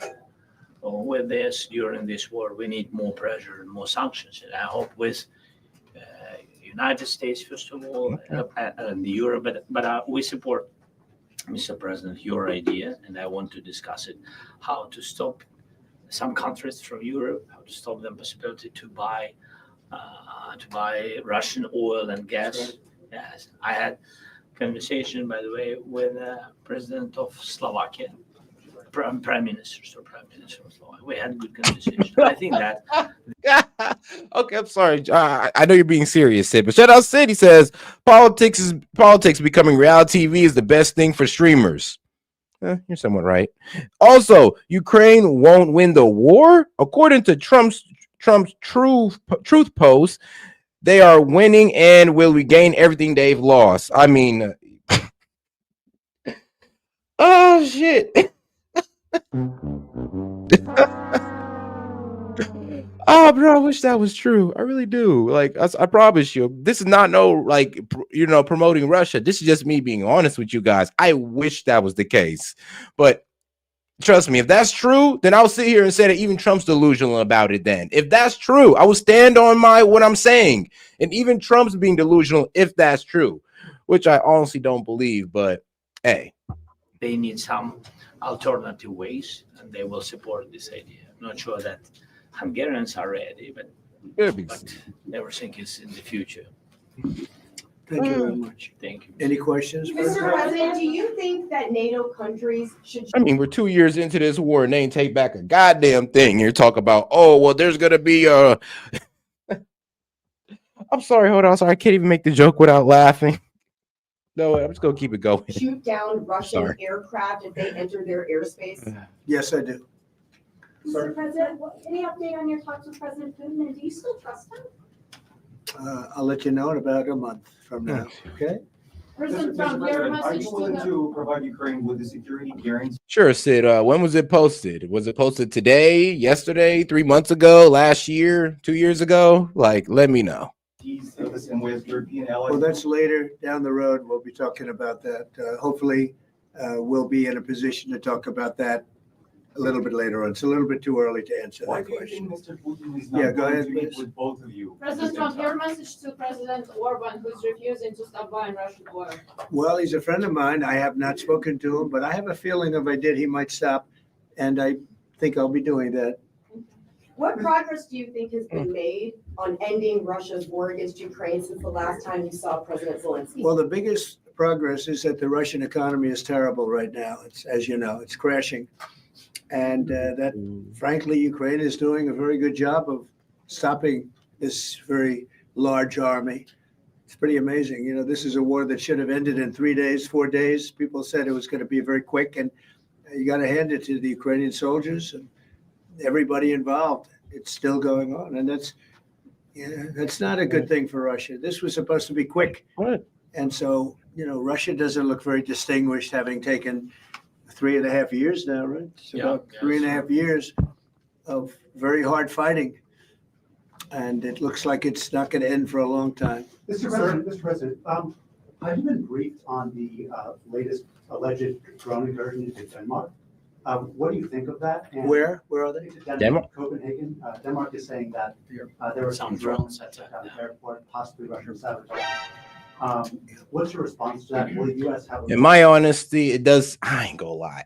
I hope this is not the reality, but it does seem like the NATO is trying to set up some type of false flag to either get U.S. involvement or to get their own involvement. And to be quite honest with you, that's like literally the only way but Ukraine can honestly see a win if somebody else gets involved. That's really the only way they can win. Or, I mean, if these guys can topple Russia's economy overnight, and even that's a risky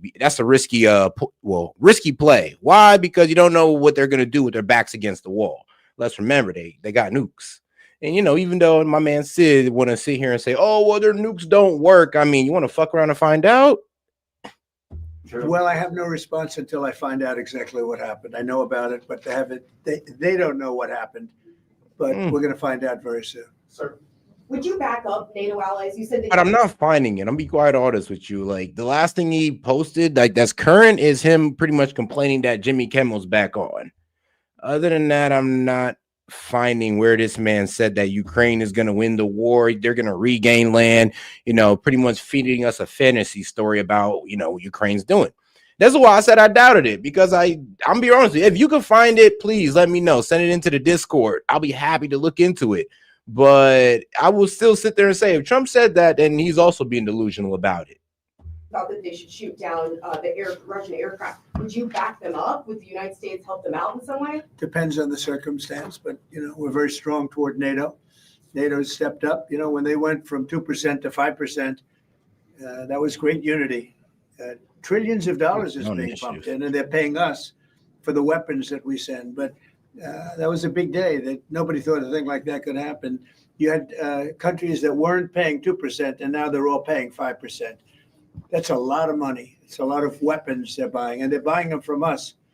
They're buying them from the U.S. You know, in the old days, Biden gave them everything, gave $350 billion worth of money and weapons. That's a lot of money and a lot of weapons, and we got really not much for it. We gave the money to Ukraine to fight, and they've proven they're very brave. I mean, look, they're fighting, and this is a war going on 3.5 years, and people thought it would be over quickly because Russia is a big military power, and Ukraine, I tell you, they are good fighters. Got to hand it to them. They have a lot of courage, a lot of guts. Thank you very much, everybody. Thank you. Thank you so much. All right, good. Let's go ahead and move on to the next video. And let's get into that whole, NATO situation. NATO should shoot down Russian jets that violate their airspace, according to Trump. And let's go ahead and get into it with CNN. Let's go ahead and stretch over to the left side of media. Let's start out here. President Trump and Ukrainian President Volodymyr Zelensky sat down and took questions. This, again, is just from moments ago. Here it is. Mr. President, do you think that NATO countries should shoot down Russian aircraft if they enter their airspace? Yes, I do. Mr. President, any update on your talks with President Putin, and do you still trust them? I'll let you know in about a month from now. Okay. President Mr. Trump, your President, message are you to willing the. to provide Ukraine with the security guarantees that the same way as European allies Well, do? that's later down the road. We'll be talking about that. Hopefully, we'll be in a position to talk about that a little bit later on. It's a little bit too early to answer. Why that do you question. think Mr. Putin is not Yeah, go willing ahead, to meet Vince. with both of you? President Trump, your message to President Orban, who is refusing to stop buying Russian oil. Well, he's a friend of mine. I have not spoken to him, but I have a feeling if I did, he might stop. And I think I'll be doing that. Thank you. What progress do you think has been made on ending Russia's war against Ukraine since the last time you saw President Zelensky? Well, the biggest progress is that the Russian economy is terrible right now. As you know, it's crashing. And that, frankly, Ukraine is doing a very good job of stopping this very large army.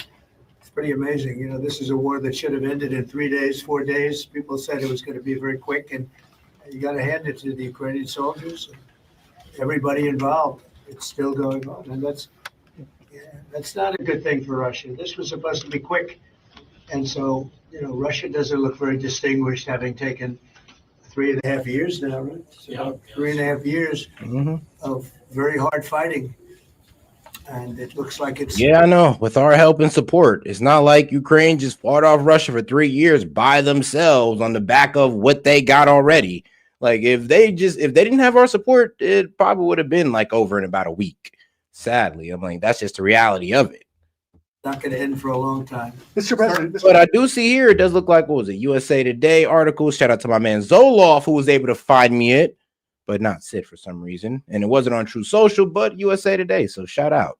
But yeah, pretty much Trump is saying that, well, he's pretty much trying to say that, oh, well, they're in a position to win. Russia is a paper tiger. And I'm just like, Trump, I do get that they kind of pissed you off for, I'm be honest with you, not really giving you anything in Alaska. I get it, Trump, but let's be real. There's no need to say that, knowing damn well these guys are not going to get no territory back.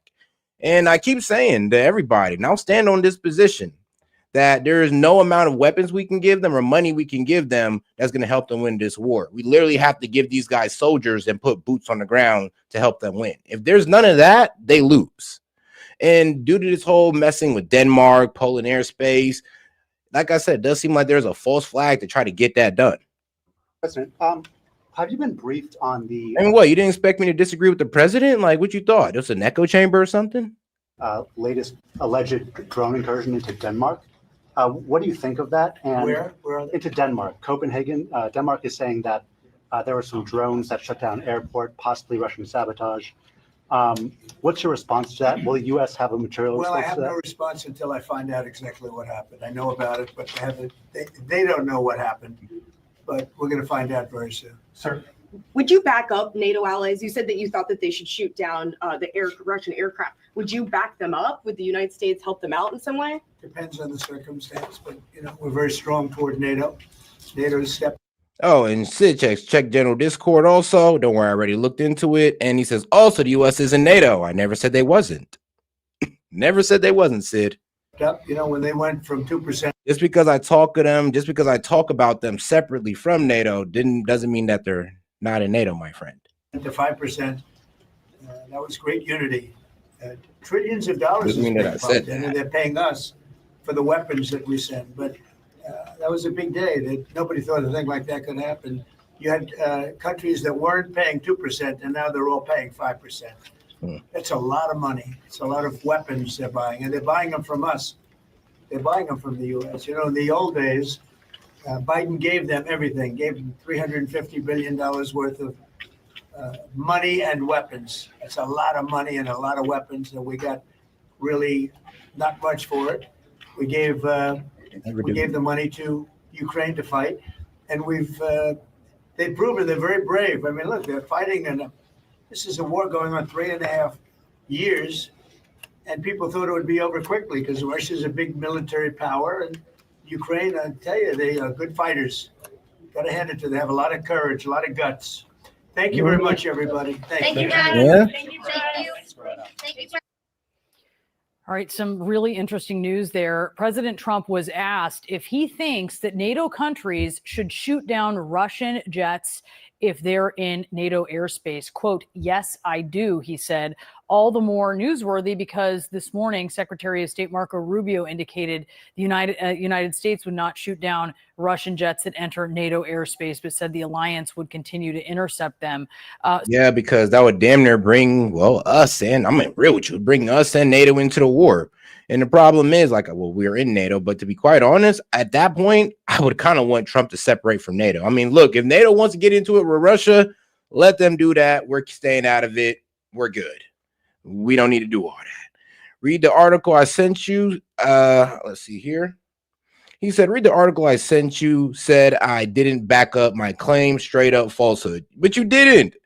Zoloff did, actually. I didn't say you were wrong about Trump making a statement. I said you didn't back up your claim. Zoloff backed up your claim.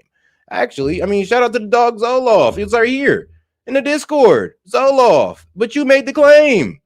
I mean, come on now. But here's your claim, though. New York Post. See? But the one I seen was Zoloff. So there you go. But my bad for not seeing your claim first. I mean, if you want to be a bit petty about that, you can. But it'd be pretty damn childish. So just really interesting topic that has been discussed today, and that's the word from the president. He was asked, does he trust Vladimir Putin? He said, I'll know in a month from now. That's he frequently punts a month, a couple weeks. And he was asked if he would pressure Viktor Orban to stop using Russian oil after he came down so... Bruh, Sid, you kind of played into my point. It even says right here in your article, I think Ukraine, with the support of the European Union, is like not Ukraine on their own, not Ukraine just fighting what they got, but with the support of the European Union is in a position to fight. I mean, and I would ask Trump, what do you mean by the support of the European Union? Just weapons alone, boots on the ground? I mean, the only way they could be in a position to win, in my eyes, is if the European Union is about to, send some troops in. If not, then no. But due to the wording of Trump, hey, maybe the European Union is about to make a step that, we're not seeing coming. Maybe. I'll give you that one. Hard on European countries for not reducing their reliance on Russian energy. Actually, a lot of them really have, but some countries in Europe that have not have close personal relationships with President. You said clearly sent it before Zoloff. No, not really, because when I check my stuff, I'm going to see the first message sent. So clearly to you, not me, my friend. President Trump. And that was a very pointed question to point that out. I want to bring in former Defense Secretary under President Obama, Leon Panetta. Secretary, what did you think about what you heard there, specifically about the shooting down of Russian jets, considering we've seen some of these incursions here recently? Mm-hmm. Well, it's the way the president talks, and usually goes ahead and says shoot him down without thinking about all of the consequences. I would prefer that the president would make clear to Zelensky and make clear to our NATO allies that what we really need to do is to form an air defense system over Ukraine and the other European countries that basically protects them from those kinds of incursions. I think that would be the right way to go. But obviously, at least hearing the president say what he said, the one thing I feel comfortable about is that he seems to be making clear that the United States is going to stand with Ukraine in its war against Russia. And that's an important point to make.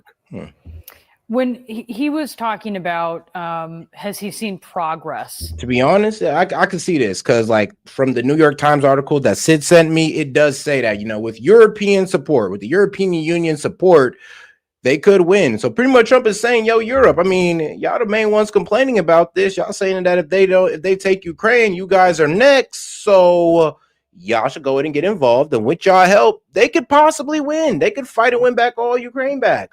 Of course, with the European Union's direct help. Now, I'm not sure how he's meaning that. Does he mean with weapons and money? If that's the case, then I disagree with him. But if he's talking with troops, then I would agree with Trump in that case.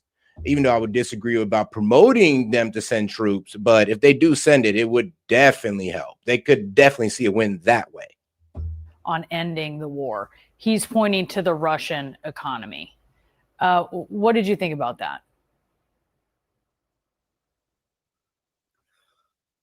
Well, the reality is the Russian economy is falling apart as a result of Russia's efforts to continue this war. Everybody knows that. And it makes a great deal of sense right now, very frankly, for the president to stand up and push for additional sanctions against Russia. This would be the appropriate time to do that because Russia is hurting with regards to its economy. The president recognizes that. To some extent, he may be bobbing and weaving in hope that the Russian economy will collapse without having to push him. Me too. I mean, I'll be honest with you. Me too. I'm kind of like, bro, if their economy collapses, but like I said, if their economy collapses, then yeah, that could definitely push Russia outside the war, lead to a stalemate. They can't even afford to even send their own troops out there. That's like the best case scenario. But what I fear is that if you push their backs too far to the wall, will they start to use drastic measures? Like, I don't know, like start letting off hypersonic missiles, nukes. I mean, just say F it. Just start doing a complete jet bombing of Ukraine. Just say F it. I mean, you never know. They might just be playing it a little safe because their economy is still being held together and they're still making money off their wartime economy. I mean, shout out to India and China. But the reality is that it would be important right now for the president to do two things: to move forward with additional sanctions, to make clear that we're going to continue to put pressure on Putin to basically either agree to a ceasefire or negotiations. And secondly, I think it would be really important for the United States to provide the weapons necessary in order for Ukraine to be able to defend itself. We established an Iron Dome for Israel. It's effective over 90% in terms of knocking down drones and missiles. We ought to do the same thing for Ukraine right now and give them the kind of defense system that would stop these constant incursions by drones and missiles from Russia. I mean, but yeah, that's not going to win them the war. But I mean, it will stop, Kiev from getting bombed. So that's good. But as far as winning them the war, I wouldn't see that. If that's what you're talking about, European support, giving them a defense system instead of giving them an offensive plan, that's not going to do anything. We're kind of just, honestly, we're talking fluff if that's the case. Trump is talking fluff if that's the statement he's making, that, oh, well, we just give more weapons and money, it could all work out. No, completely disagree. All right, now let's get into the right side of media. Welcome to Hannity. And tonight, breaking news from former Vice President Kamala Harris. This is entertaining. She just confirmed something we've been telling you on the show for months and months. Jasmine Crockett is the future of the Democratic Party. Take a look. You describe in the book something that you called a secret project that you ran as vice president, that you called the STARS Project, identifying up and coming talent in the Democratic Party. You'd meet with them, ask them about their interests. You say that more than one of them said they felt like they were being called to the principal's office when you asked them to come in. But the folks who you met with in this way include some of the people who you see very frequently now on MSNBC: Jasmine Crockett, Angela Also-Brooks, Maxwell Frost, Robert Garcia Moore. Run, Jasmine, run. That's all I can say. We have a lot more on that coming up. Just a small sampling from the first 24 hours of Kamala's amazing book tour. It's going about as well as you would expect. We have full coverage of that, all the lowlights that will entertain you. But first, tonight, the Trump doctrine a warning for the world, and frankly, a death knell for globalism. President Trump addressing the UN General Assembly earlier today, and he did not hold back. It was no holds barred. Nothing was off limits. No country was off limits. No person was off limits. The UN was not off limits. Anyone had any doubts that Donald Trump is the leader of the free world? That illusion was shattered today. It's almost as if those gathered at the UN might have been worried, might have known what Trump was probably going to do, and that means go after them, because there were a lot of roadblocks in the president's way this morning as he headed to deliver a message to the delegates that they were not exactly looking forward to. The escalator leading to the chamber stopped the moment the president and the first lady, if you look at this, stepped onto it. And when Trump made it onto the stage, the teleprompter, that wasn't working either. And Trump recalled the episode in his speech. Take a look. All I got from the United Nations was an escalator that on the way up stopped right in the middle. If the first lady wasn't in great shape, she would have fallen. But she's in great shape. We're both in good shape. We both stood. And then a teleprompter that didn't work. These are the two things I got from the United Nations: a bad escalator and a bad teleprompter. Thank you very much. And by the way, it's working now. It just went on. Thank you.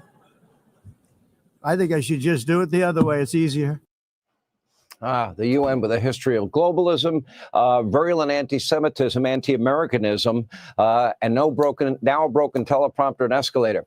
White House Press Secretary Caroline Leavitt pointed out the Times newspaper reported this weekend that UN staffers had actually contemplated turning off the escalators to embarrass Donald Trump. The UN now says the escalator stoppage was triggered by someone running it up it too quickly before the Trumps. I'm not sure I buy it. Now, given the security and safety implications here, the UN should investigate further, and maybe they should be absolutely sure. Look, there's no other way to say it. President Trump called out the UN directly to their face. Again, historically anti-Semitic, anti-American, pro-globalist, everything. And by the way, he should. In 2023, we gave the UN some 13 billion taxpayer dollars, about 25% of their entire budget, and 75% of that contribution was voluntary. What do we have to show for it? A broken escalator, a broken teleprompter, and a world broken by war and a useless institution that pushes globalism. But the president was undeterred by the setbacks, proceeded to deliver what I actually believe was the best speech on the world stage I've ever seen him give. It was deep, it was impactful, it was profound.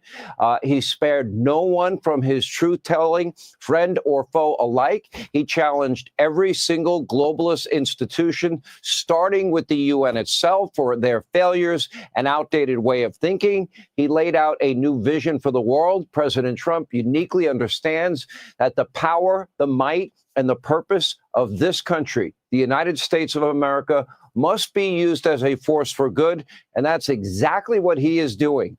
Now, that goal requires the cooperation or the fear of other nations, especially our friends and our allies, and he is using both effectively. They should not be economically supporting our enemies, and the president reminded them of all that today. Take a look. Inexcusably, even NATO countries have not cut off much Russian energy and Russian energy products, which, as you know, I found out about 2 weeks ago, and I wasn't happy. Think of it. They're funding the war against themselves. Who the hell ever heard of that one? I mean, you're much closer to this. We have an ocean in between. You're right there. And Europe has to step it up.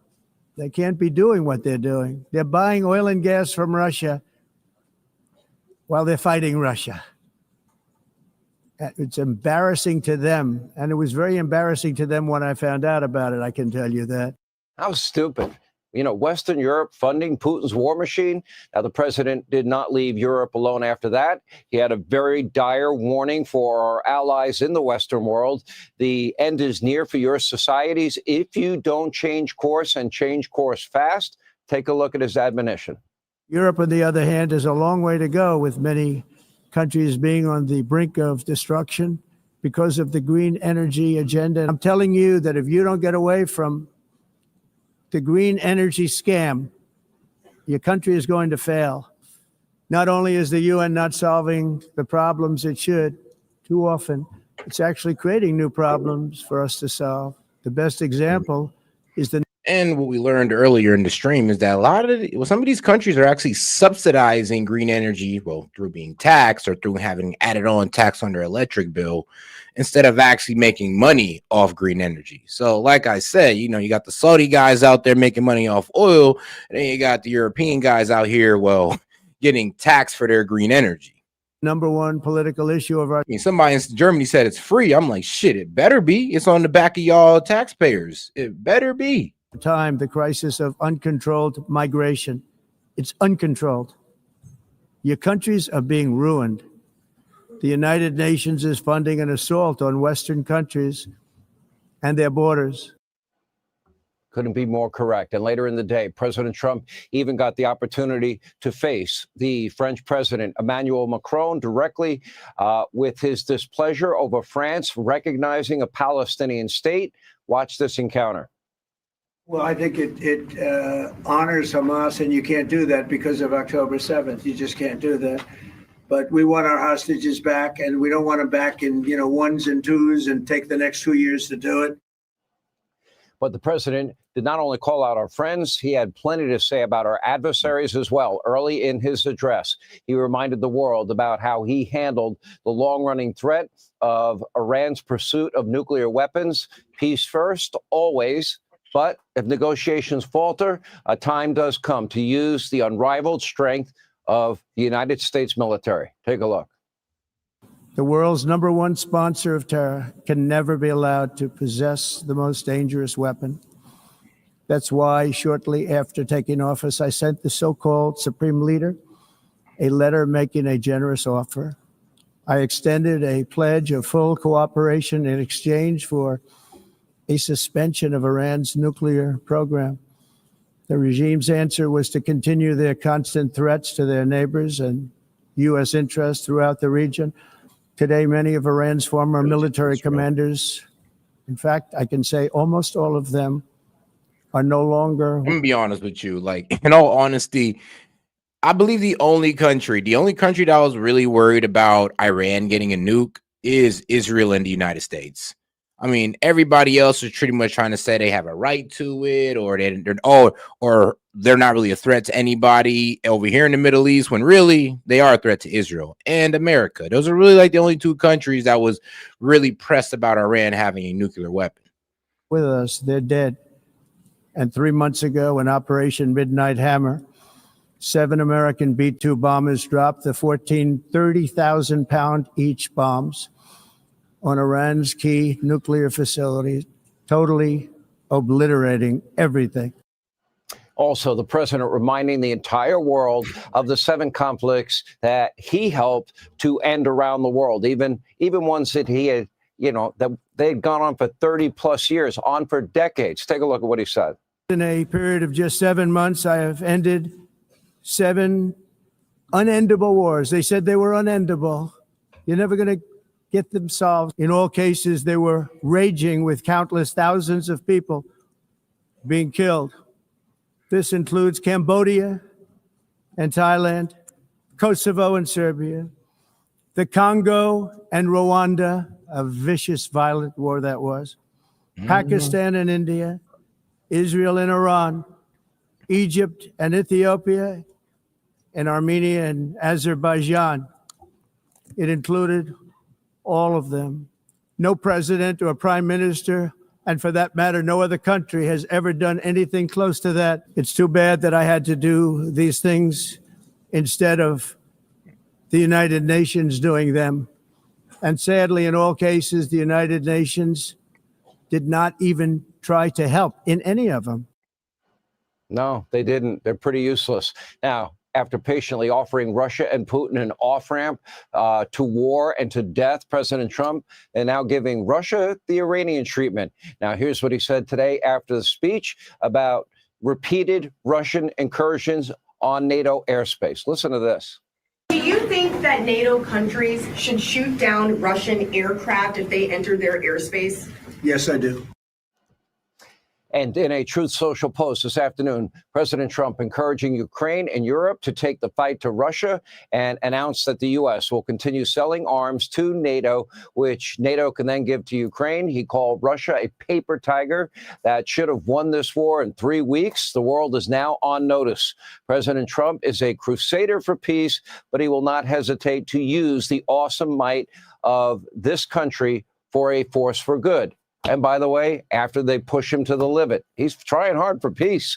And after a full day of diplomacy in New York today, President Trump will return to Washington and turn his attention to domestic matters like the government funding deadline approaching at the end of the month. This morning, the president canceled a meeting with Chuck Schumer. Yep, 6 days left, man. Or, I mean, if these Democrats and Republicans don't figure something out, we're definitely going to be dealing with a government shutdown.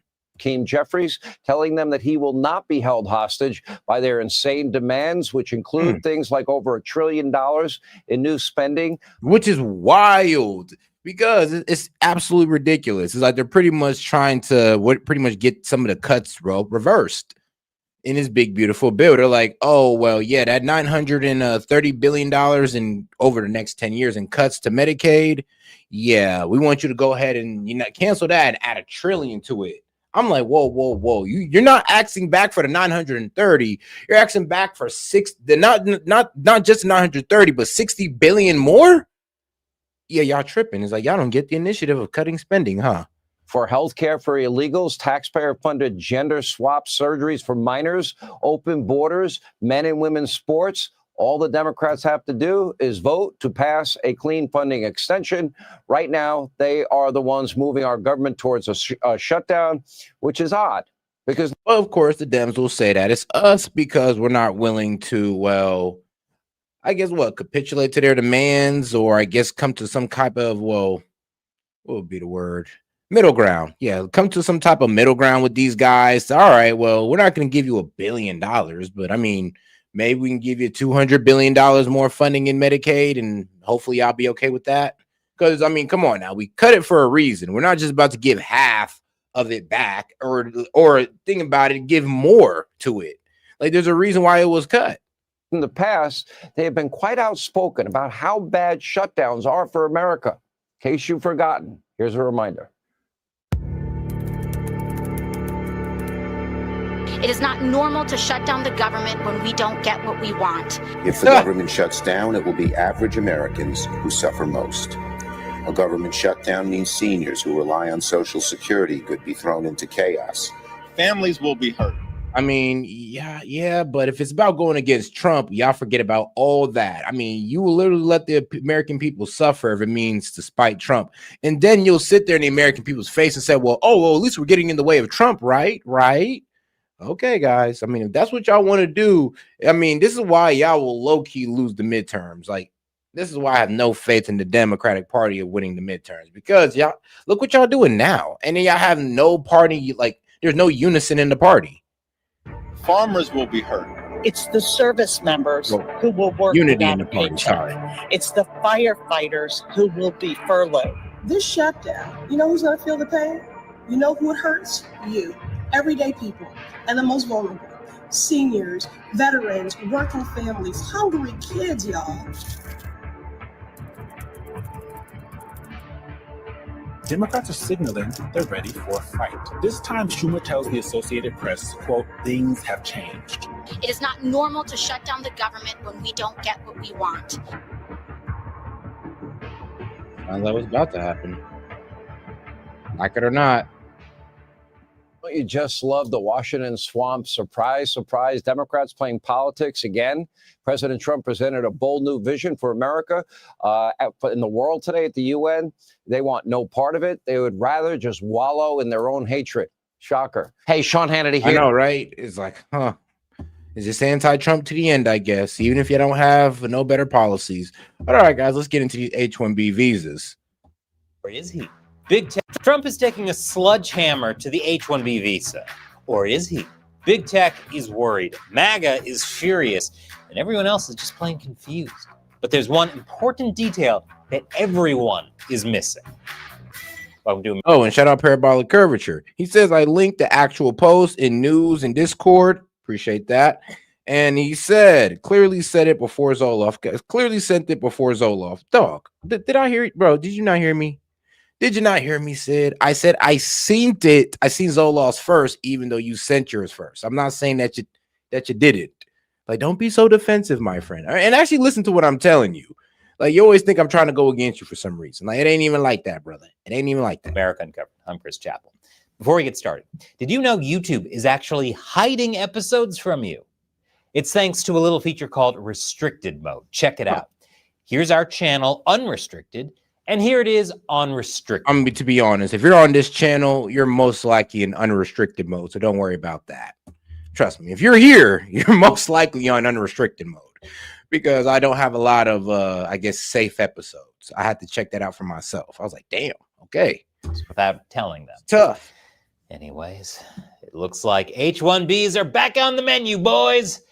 Or maybe not. Let me explain. If you're not already familiar, H-1Bs are a type of visa which allows American companies to hire temporary, specialized workers from other countries. We actually did an episode back around Christmas that covered the blowout this program caused between MAGA supporters and Elon Musk. So check that one out if you want a refresher. But to summarize, the program has a lot of problems. American tech companies have become very reliant on H-1Bs, mostly from India.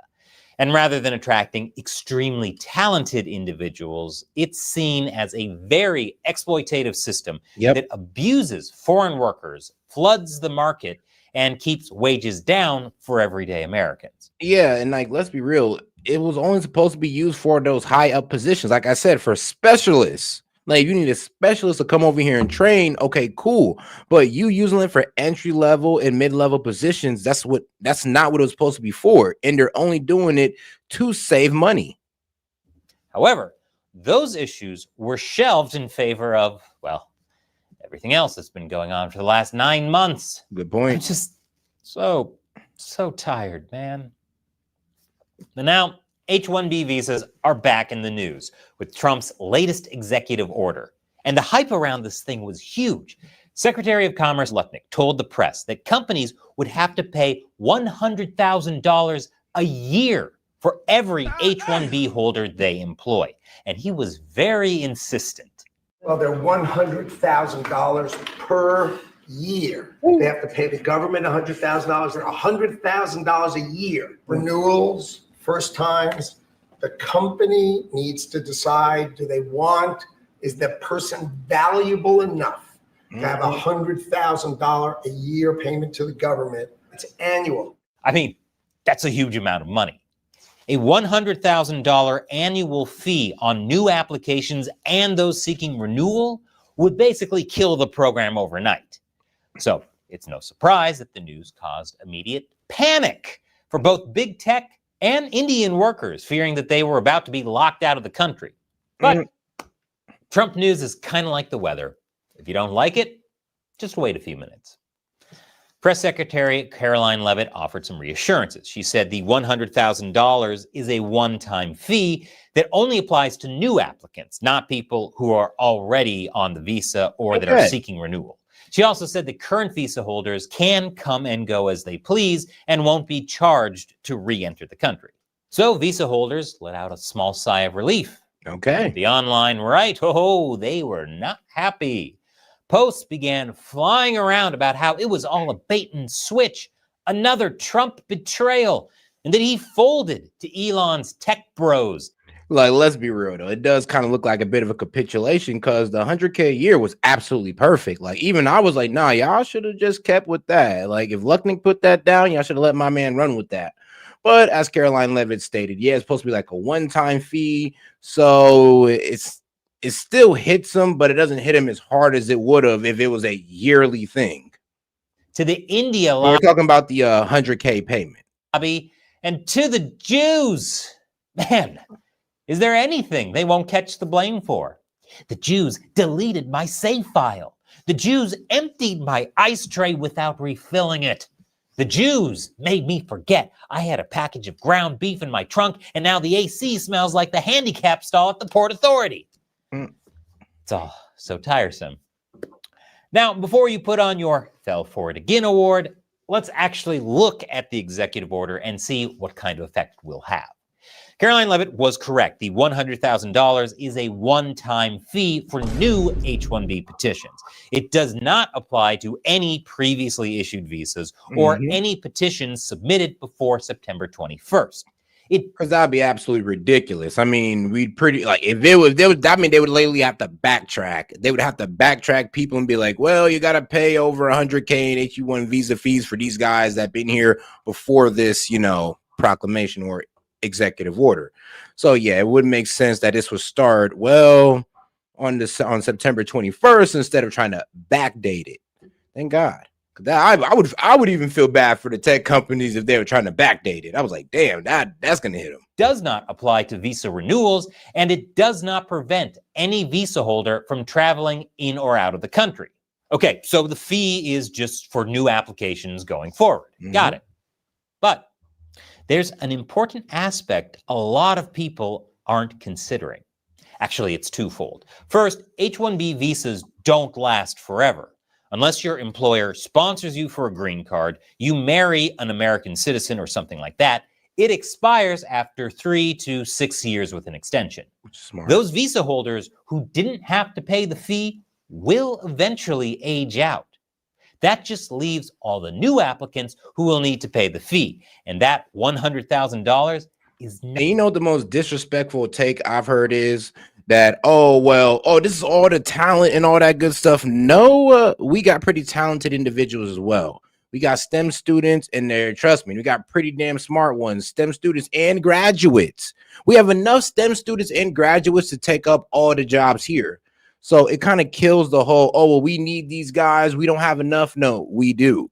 And here's the even crazier part. I mean, hopefully you're not an American making this argument about H-1B visas talking about talent, because I hope you don't have a kid in college, or I hope you're not in college, because you're basically saying that you're not even worth the employment, even though you're going into debt, or God willing, you got your parents footing thousands of dollars for an education that you're going to be undermined on. So what are you really saying here? Like what? You're trying to say that American people aren't talented? We're not hard workers? Then what the hell are we doing in college? What the hell are you even trying to pipeline kids into college for if you're just going to tell them that the Indians are better? Like, what's the point? Nothing to sneeze at. Here's some quick math. Take an entry-level salary at an American. And these guys aren't talented than us. They're cheap. I'll say one more time. They're not more talented than us. They're cheaper than us. Don't let nobody ever steer you the wrong way. I mean, let's be honest, it's about cheap labor, not them being more talented. Tech company. Say it's $120,000 per year. Multiply that over 6 years, the length of your average H-1B visa plus renewal. Oh yeah, this is a perfect example of what he's talking about, though. Let's get into the math of it. Dollars is nothing to sneeze at. Here's some quick math. Take an entry-level salary at an American tech company. Say it's $120,000 per year. And remember, the H-1B visas were supposed to be used for specialist positions, like those high up there positions. Like, that's what it was supposed to be used for, not entry level, because those were supposed to be used for our tech students and graduates, not the Indians. They were supposed to come over here, train our entry level guys, mid level guys, so they could become those high level guys. And that's that. And there you go. It was never supposed to be just fill up the entry level and the mid level jobs with a whole bunch of, H-1B visa guys. Like, that was never supposed to be the plan. And all it did was undermine the American citizen, or like say the American scholars. Per year. Multiply that over 6 years, the length of your average H-1B visa plus renewal, that's $720,000. Before Trump's executive order, a company would have to pay somewhere between $2,000 to more than $7,000 for an H-1B employee. That covers the initial application, fraud prevention, various fees, things like that. In the big picture, that's peanuts, less than 1% of the cost of employing that person. Now, tack on Trump's new $100,000 fee, that cost suddenly jumps from less than 1% of the cost of wages to more than 14%. That's so less than 1% of the cost of wages, then goes from that to 14%. So yes, that is huge. And it does take away that profit incentive, or that cheap labor incentive for them. And here's the problem. It does seem like the Dems are okay with corporate slavery. Ain't that crazy? The cost of wages to more than 14%. That's huge. Now, that won't immediately sink a multi-billion-dollar company like Apple or Microsoft, whose profit margins could withstand the increased labor costs, but it does hurt them. And all the little firms these giants contract to handle things like testing, security, analytics, etc., well, their margins are a lot thinner. And paying for H-1Bs could wind up being prohibitively expensive. But that's just the one-time fee. There's another part of Trump's executive order that everyone seems to have missed, and it's way more important. Check this out. The Department of Labor will revise and raise the prevailing wage level for H-1Bs in order to ensure that it's used only to hire the best of the best. And that right there is the bad news. They're pretty much saying like, dog, we won't even let you guys pay below market value for these guys. You guys are gonna pay what you guys are gonna be forced to pay what you'd have had to pay an American citizen. And then on top of that, you're gonna have to pay them. You got to pay the government $100,000 to get this guy in here. So $100,000 on top of the fact that you got to pay him the same thing you'd pay an American. Yeah, it's basically not worth it no more. So what does that mean? I mean, and this goes to prove, and this is what it's going to prove, guys. They only were in here for cheap. They only got in here because they're cheap labor, cheaper than American citizens, obviously. So that's what it is. And this is what's going to expose them. Now that they got to pay them the same as Americans, watch how they stop picking them up. Watch, because all that's going to do is expose. It's going to kill that whole talent argument, and it's going to expose it for what it is. It's just about, it's not talented work, it's cheap work. According to the law, when a company files a petition for an H-1B, they have to certify that. I mean, let's be honest. I think one of the easiest perpetrators, I would say call centers. I heard that there would be H-1Bs for call centers, and I was like, please don't tell me that's true. But I looked it up, and it is. And it's kind of like, so you're telling me a bunch of Indians and foreigners can speak to Americans better than a bunch of Americans? Really now? Like, so a bunch of Indians, foreigners have more talent speaking English or more talent speaking to American people than Americans? I mean, come on, guys, really? The H-1B worker will be paid the same as an American worker doing the same job. But if the Department of Labor decides they need to be paid more, hiring H-1Bs can become really expensive really fast. Let's go back to that 100. Honestly, now they're going to start making me put a little bit more respect on the H-1B visa guys. Now it's like, look, it's like now we just can't say you're cheap labor no more. So kudos. We can't say they're cheap labor no more because not only does the government force these guys to pay them the American wage or same thing as an American, but it's $100K plus on added to it. Well, one-time fee.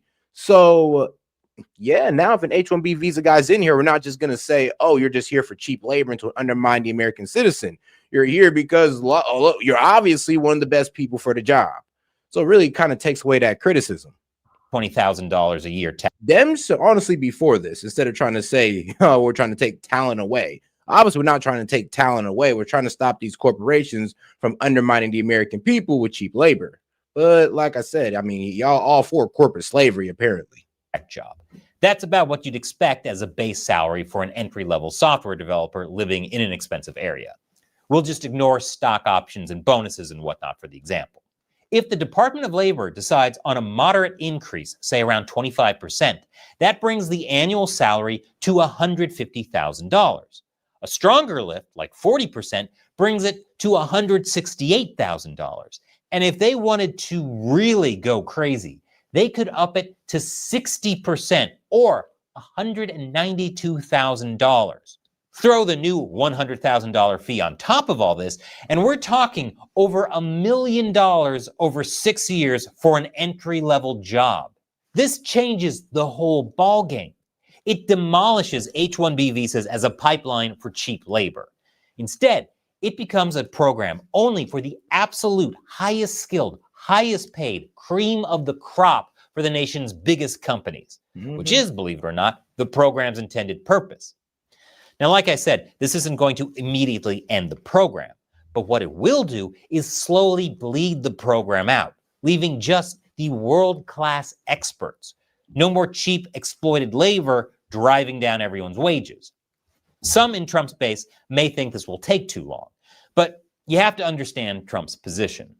As much as everyone thinks of Trump as the chaos candidate, blowing up the tech sector isn't really in line with his goals. A slow, smooth transition away from foreign labor and towards American workers and American business is better than sending the market into a panic-driven tailspin.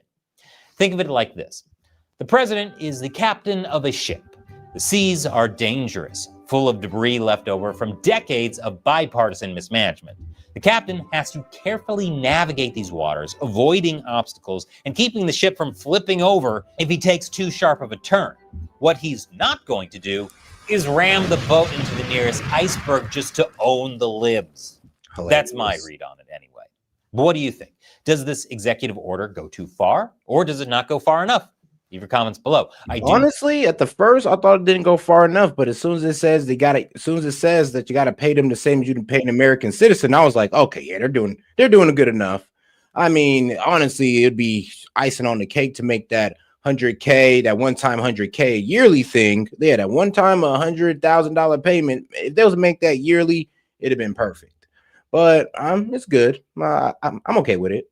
All right, guys, let's go. Let's get over to our guy, Jimmy Kimmel. He's back. Guess who's back? FCC went after him. It still wouldn't have been an infringement on his freedom of speech. You know that, right? I mean, they do have to regulate the airwaves. So if they got Jimmy Kimmel taken off the airwaves for distorted news, then it is what it is. I'm gonna be quite honest with you. How is that an infringement on freedom of speech? He hasn't been locked up or prosecuted for it.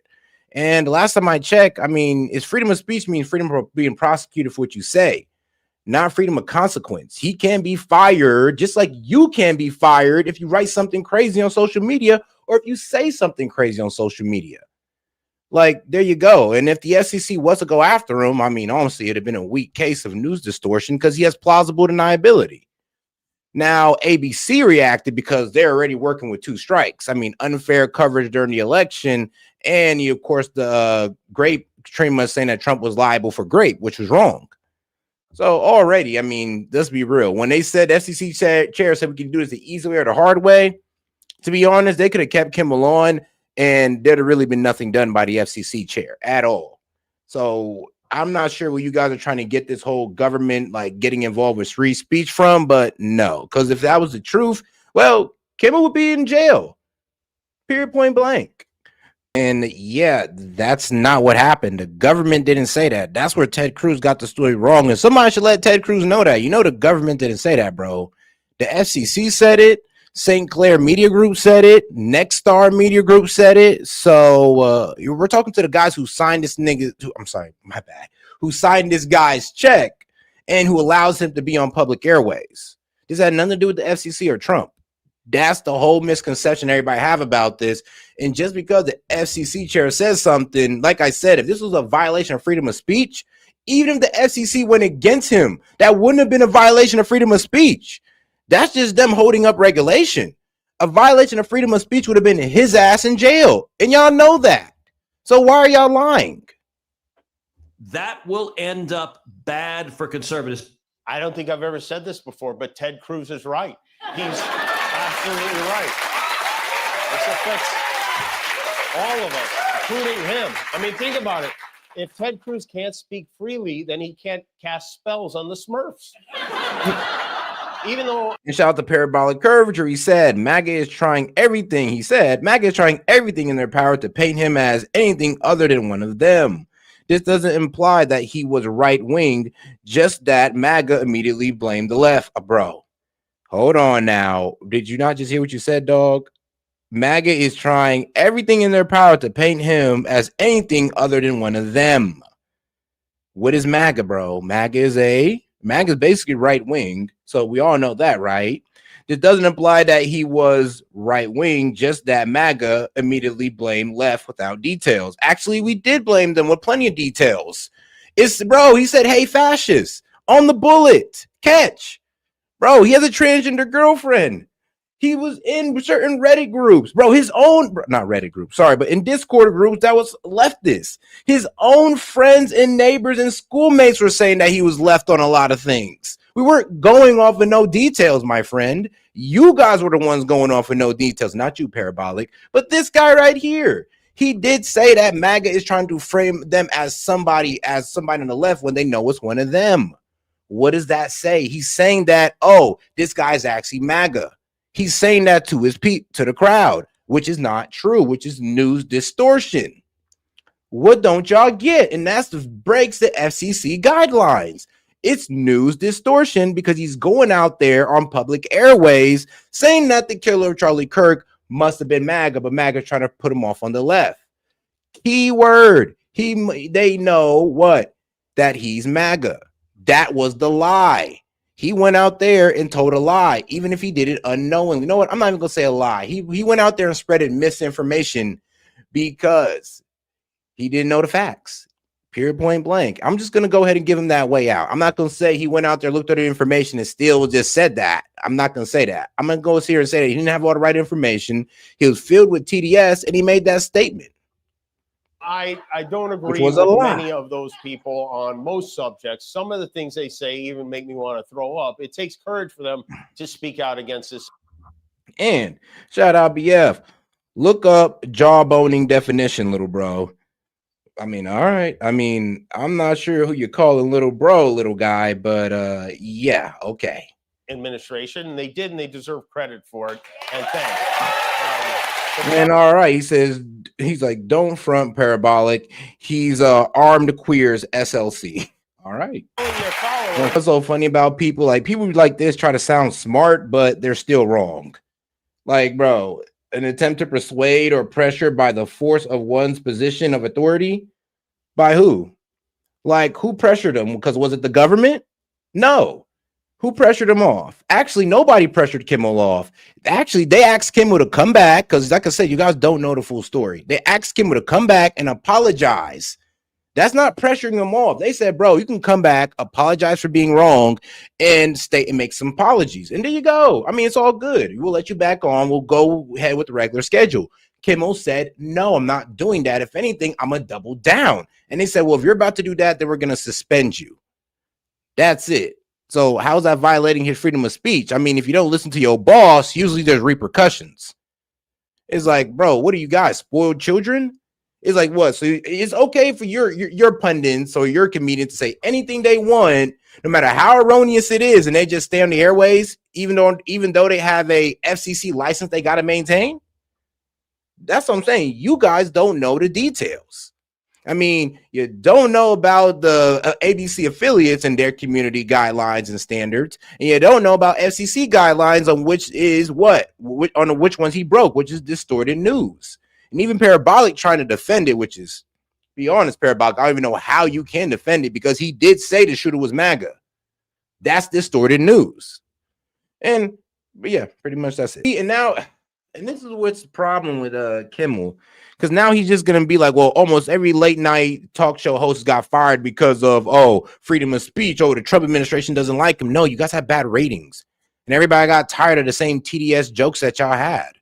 Like, I'm sorry, but no, you guys got less entertaining. And if you're gonna sit there and now say that, every late night show host that's liberal that gets fired from now on, it's a violation of free speech, being crybabies at a certain point. You're not taking accountability for what you say.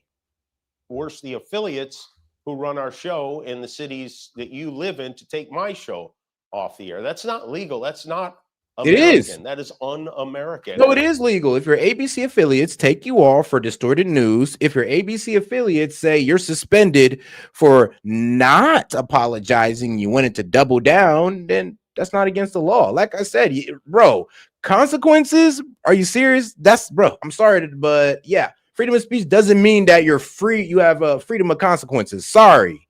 But if you say something wild, you can't get thrown in jail, but you can get fired. You can't get suspended. And guess what? You could also destroy relationships with people that you love. I mean, bro, what? You're going to say something reckless as hell to your girl, and then when she wants to break up with your dumb ass, you're going to say, you're violating my freedom of speech by leaving me. How stupid do you sound? It's fundamental right. I mean, was Tucker Carlson's free speech violated when they took him off Fox? I mean, y'all didn't have no argument then. Okay, then I'm going to be real with you. It wasn't, because those were consequences for his words. The consequences for his words were, you are now off Fox. There you go. And guess what? He went and said the same ish, continued to say the same ish he got fired on Fox for on his YouTube channel. Like the same thing. Like I said, like free speech doesn't mean that you have like, bro, the freedom to say whatever you want and no consequences fall upon you. Because then people will get fired for what they say online. Then that means you can say that's a violation of the freedom of speech, but it's not. We don't cover that under there. I'm sorry, but violations of freedom of speech literally only goes for when there is, honestly, some type of political repercussion. I'm be honest. Honestly, in my honest opinion, your free speeches are only violated if they're literally trying to jail you on it. If they're literally trying to jail you, or I would say even debank you. I mean, that's probably as far as I will go. And even that they can do to you. I mean, look at Kanye West, because he was saying about the Jews. They debanked the man. Hey, Adidas dropped his deal. Was that a violation of freedom of speech? If you say no, then what the hell are you standing up for Kimmel for? If you say no to Tucker, if you're saying no to Tucker and that wasn't a violation of freedom of speech, then what the hell are you defending Kimmel for? Boning definition doesn't match up to a violation of freedom of speech. I'm like, dog, that's bro. If an authority comes down for you, let's say your boss comes down on you for what you've been saying at work and they fire you, or what you've been saying on social media and you work for them and that goes against their community guidelines and they fire you, you can say that's jawboning as well. And that's consequences. What you're saying is that, oh, well, they can't put consequences on me for what I say, and they can. So so jawboning is not a good argument. Place Kimmel on That's why, but that's one of the reasons why, honestly, we ain't meet the goal. And two, I don't like debating cocky bastards who are wrong. I'm gonna be honest with you. Maybe if you'd come in with a more educational approach instead of just saying that I'm wrong and try to write out how I'm wrong, I would respect it more. But just like everybody in the chat or all the naysayers in the chat, all you can say is I'm wrong without explaining it. A lot of people, anybody can replace him. Guy had no talent. But let me go ahead and read up some of these super chats real quick. All right, shout out Hellbait said, cry victim and ignore what happened 2 years ago. Literally. And he says, dodging the debate, sad little kid, stick to YouTube. Bro, I just cooked you in the chat. Literally just cooked you, bro. There's like, trust me, and mostly everybody's agreeing that I cooked you, and you haven't had an argument for the Tucker Carlson one. You're literally complaining because your favorite late night show host got consequences put on them, and you're crying like a baby. Like, bro, you're the sad little kid. But all right, it is what it is.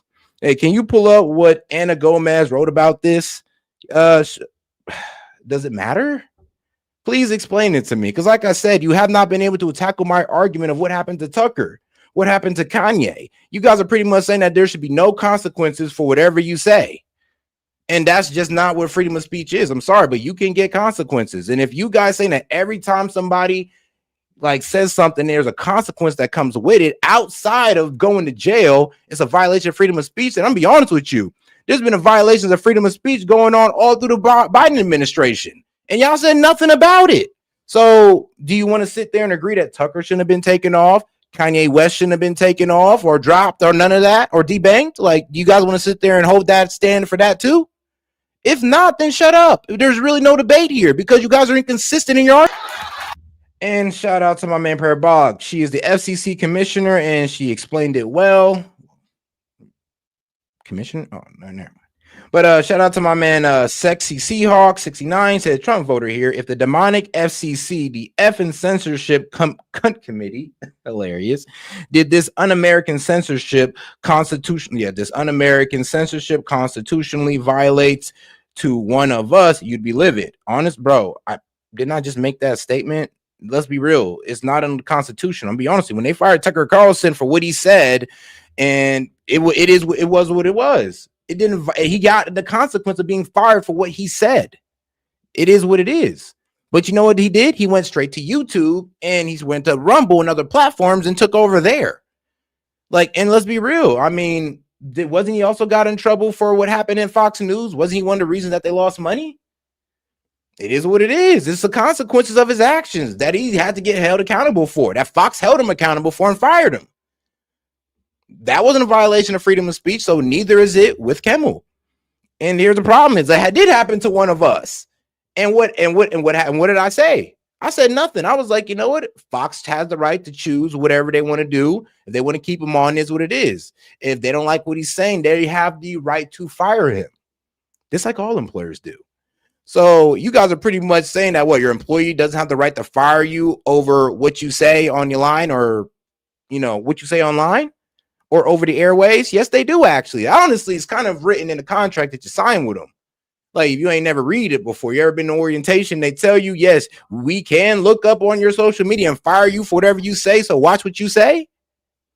I mean, dog, it happens every day. Like, I'm like, it's not about like, let's be real. If it happened to one of us, I would say, hey, yo, and this happened on like him. He's on ABC or Fox News, or let's say it happened to Gutfield, right? Let's say this same thing happened to Gutfield. Well, I would tell Gutfield, look, you probably shouldn't have said that. You're probably gonna have to go ahead and go to YouTube and make it work because they fired you from Fox because of what you said. Because guess what? Your freedom of speech protects you from going to court over it. It doesn't protect you from being fired over it. I'm not sure what you guys aren't understanding about this thing right here. I'm not sure, but it is what it is.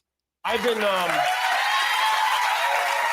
fortunate to work at a company that has allowed me to do the show the way we want to do it for almost 23 years. I've done almost 4,000 shows on ABC, and over that time. Oh, and shout out to Parabolic. I did went ahead and looked up Anna Gomez's comments, and yeah, even what she's saying, like she says, the clearest and most alarming attack on the First Amendment in recent memory. And I would have to debate that with her as well. I mean, like, to be honest, how did you guys step in there and strip their license?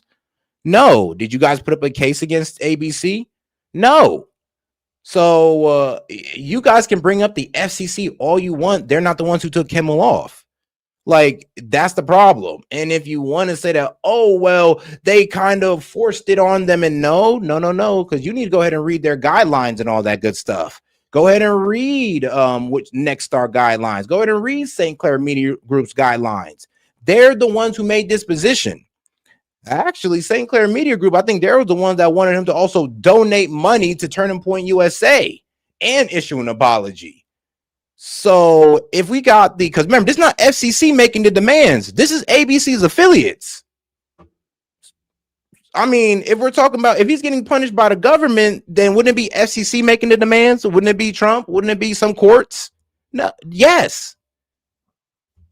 So I don't know, man. You guys just have allowed me to I see what y'all trying to do, but it's not landing. Of what was once traditional for a late night talk show, even when it made them uncomfortable, which I do a lot. Every night. And shout out to my man RBM Pack. Hey, he says Dems wanted to censor everyone's social though. Literally everyone's social. And they did not say nothing about no freedom of speech when YouTube was banning accounts. Y'all ain't say shit. And they was banning accounts just because somebody had a different opinion on what, COVID?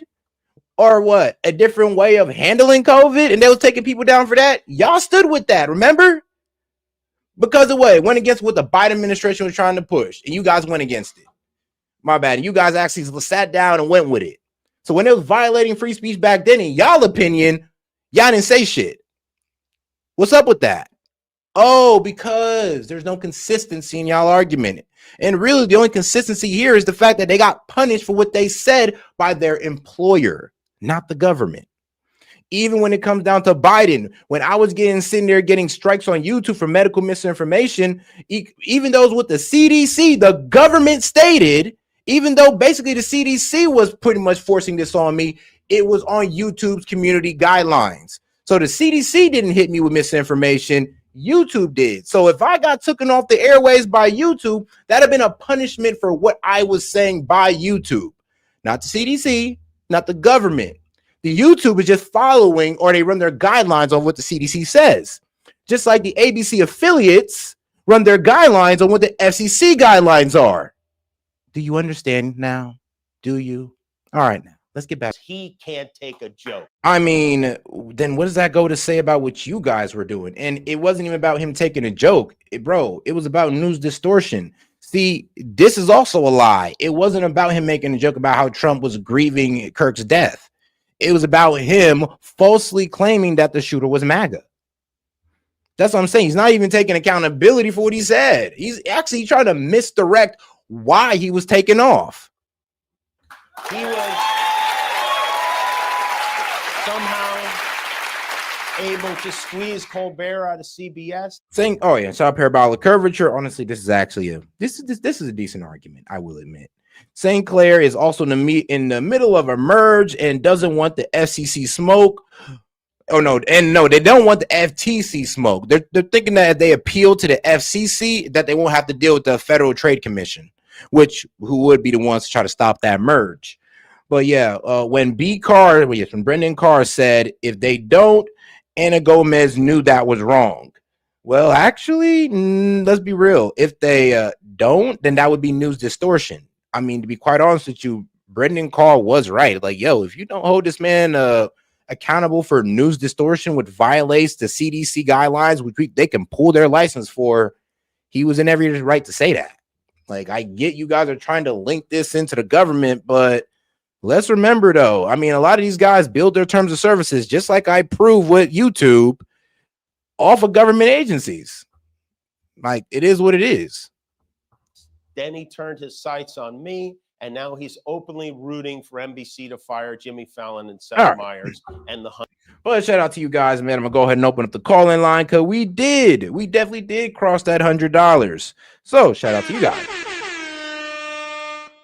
All right, guys, give me about 5 minutes to post that. Yes, and it's so crazy though, but a lot of people don't understand that. You know what? The First Amendment does restrain like government agencies. We all know that, government actors. But the problem is, though, you guys can't say the First Amendment unless you can literally sit there and say that the FCC was the one that got Kimmel removed and not a private company. That's the problem. A private company took off Kimmel, not a government actor. But all right, though, let me go ahead and get that call-in line open. But one thing I did learn from Lenny Bruce and George Carlin and Howard Stern is that a government threat to silence a comedian the president doesn't like is anti-American. That's anti-American. No, dog, you were fired because of a private company, a private media group that did not like what you had to say. Not Donald Trump, actually. Nope, not Trump, not the FCC, not the FTC. No, only ABC affiliates. That's it. That's all. And anybody trying to tell you different, honestly, just trying to sell you a story. But hey, it is what it is, guys. It is what it is. All right, though, let me go ahead and get that way. All right, I can't deal with the BS no more. I mean, you know what? I'm not even going to say it's fake crime. I'm not even going to do him like that. I just don't see him as sincere, and this is my personal opinion. I just don't see him as a sincere guy right now. But all right, guys, I'm going to go ahead and give y'all a vote. We're going to go ahead and move on to the first part of Tucker Carlson's 9/11 files. So this is going to be a good one. Y'all are going to enjoy it. Whoops. And then I'm going to go ahead and do a poll for which one you guys want to do. You want to do who is Nick Fuentes? PBD had Nick Fuentes on, or do you want to do the Officer Tatum debates Dave Smith on Israel? Let me know which one you guys want to do after this 26th video on 9/11. Let's get right into it, guys, and thank you for watching. But and the call-in link is posted, and we go ahead, and if you guys want to debate, I'll go ahead and set that up during the next videos. All right, guys, let's get into it. For 24 during the next video. Years now. For 24 years now, politicians, the media, intel agencies in this country and abroad have all demanded that you believe the official story about 9/11. And here's what it is. They tell you a group of al-Qaeda affiliated terrorists, many of whom were known to U.S. intel services, somehow managed to... Okay, got you. Okay, so yeah, he said it was supposed to be war, not way. Got you. Said this is a money war pretending to be a kinetic one. Exactly. Man, shout out to my man. Hey, man, shout out to Luke, bro. Appreciate you. All right. And you know what? Shout out to my man, Parabolic. Parabolic. You know, I immediately had to come in on this. Man, bro. All right, bro. Convince me. How is it? How is this a violation of free speech? Convince me. Listen, so I'll first by conceding one thing to you. Brennan Carr only talked about potential things that they would or would not do to ABC and its affiliates if they didn't take Jimmy Kimmel off the air. But he definitely, and that was my concession, that would guarantee 100% he only talked about it. So there is a little bit of like legal, like gray area there. I'll give you that. But he definitely 100% said, if they don't take him off the air, we can do this the easy way or the hard way. we can start looking into options and make a lot of work for the FCC. He definitely said these things. Now, hold on. Did The he say they take him off the chairperson air, or if of he the- doesn't seem some type of like reprimanding? Like, was it specifically take off the air? Yes, he was specifically calling for Jimmy Kimmel to be taken off the air. This is why Anna Gomez felt it necessary to release an actual memo from the FCC, from their official webpage, to say, hey, what Brennan Carr did, not cool. What ABC did, not cool. ABC retracted what they did. Brennan Carr, still gung-ho. Hasn't fucking retracted anything. Well, let's be honest though, because it actually is a fair case of news distortion. Now, I believe it's a weak case. It's not news distortion. Hold on. It is news distortion though. Hold up. Again, what Jimmy Kimmel said, right? And we can debate what he actually meant by it in a second, but what he actually said was that MAGA is trying to paint this guy as anything other than them. Now, I want you to answer this. Moments after the shooting, in your own Discord, was it not people saying, oh, this is a leftist, guaranteed leftist, 100% leftist? Now, we can debate whether or not that's what he meant, but was that not something that was happening in your Discord? In your Within own minutes? Discord? No, it was within probably hours of it after all of the facts were being released, like, you know, the engravings on the gun and all that good stuff. Once that second shot, once that second shot video was posted by Monty, there was a whole debate between him, me, and Maine, right? And they were trying to paint it as a leftist, and I was like, guys, we need to wait for the facts. It started with the bullets. Misfit supervisor, if I'm not mistaken, or it could have been somebody else. But they said their arguments was based on bullets, though. You're acting like their arguments were just baseless. Like they were just going off. Oh, if somebody shot Charlie Kirk, it had to be the left. Like nobody was doing that. Well, so here's the thing: is haven't both left and right people said something about fascists on the other side? So how do you know that's a leftist thing? No, actually, no. We don't. Really so Donald Trump didn't specifically call Kamala Harris a fascist. He called her a Marxist, I believe, but I never heard her call her a fascist. But the people, here's the thing though, we're called Nazis the most, we're called fascists the most. So it is a bit of a disingenuous argument to say that, the one time Trump says it after the multiple reactions of what Kamala saying it. How much times have Kamala said that? She called that man a straight up fascist in front of national television, in front of a whole bunch of Hispanics. Yeah, and I think again.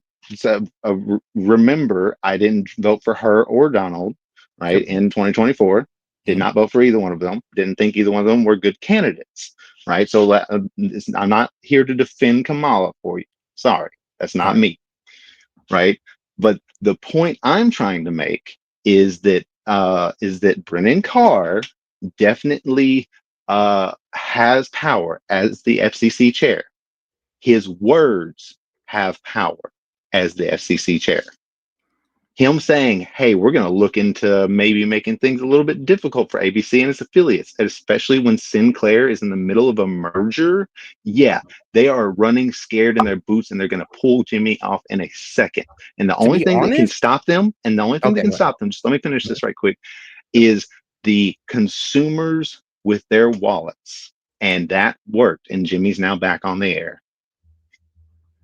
Okay. All right. I can see that perspective. Now, I do believe that we're also missing out to the fact that ABC was already on his not last legs, but they were already on the FCC hit and for this list. wouldn't have gone anywhere. 2 violations already.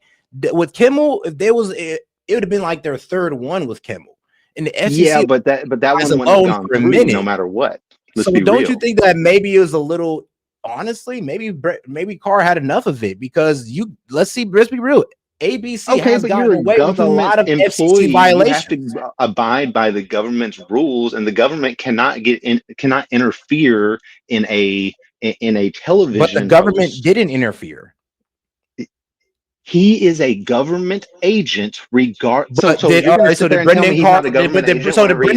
me that Brendan Carr fired Jimmy Kimmel? I'm not fired, but suspended Jimmy Kimmel? Brendan Carr's actions resulted in ABC taking him off the air. You cannot prove that, because that's basically like saying that, well, because of the CDC, it resulted in me getting a strike because I spoke on the VAT. Like, You can't say that. It'd be YouTube's terms of service that Yeah, goes well, along hold with on, the hold on. CDC. Indirectly, no, Think about it. So that's a the perfect example. ABC's No, terms of service that goes along with the FCC. No, set. No, With the that's FCC, actually a perfect example. So the reason why you would have gotten a strike, right, is because the CDC would have ruled that what you were saying was actually violating some sort of policy they had.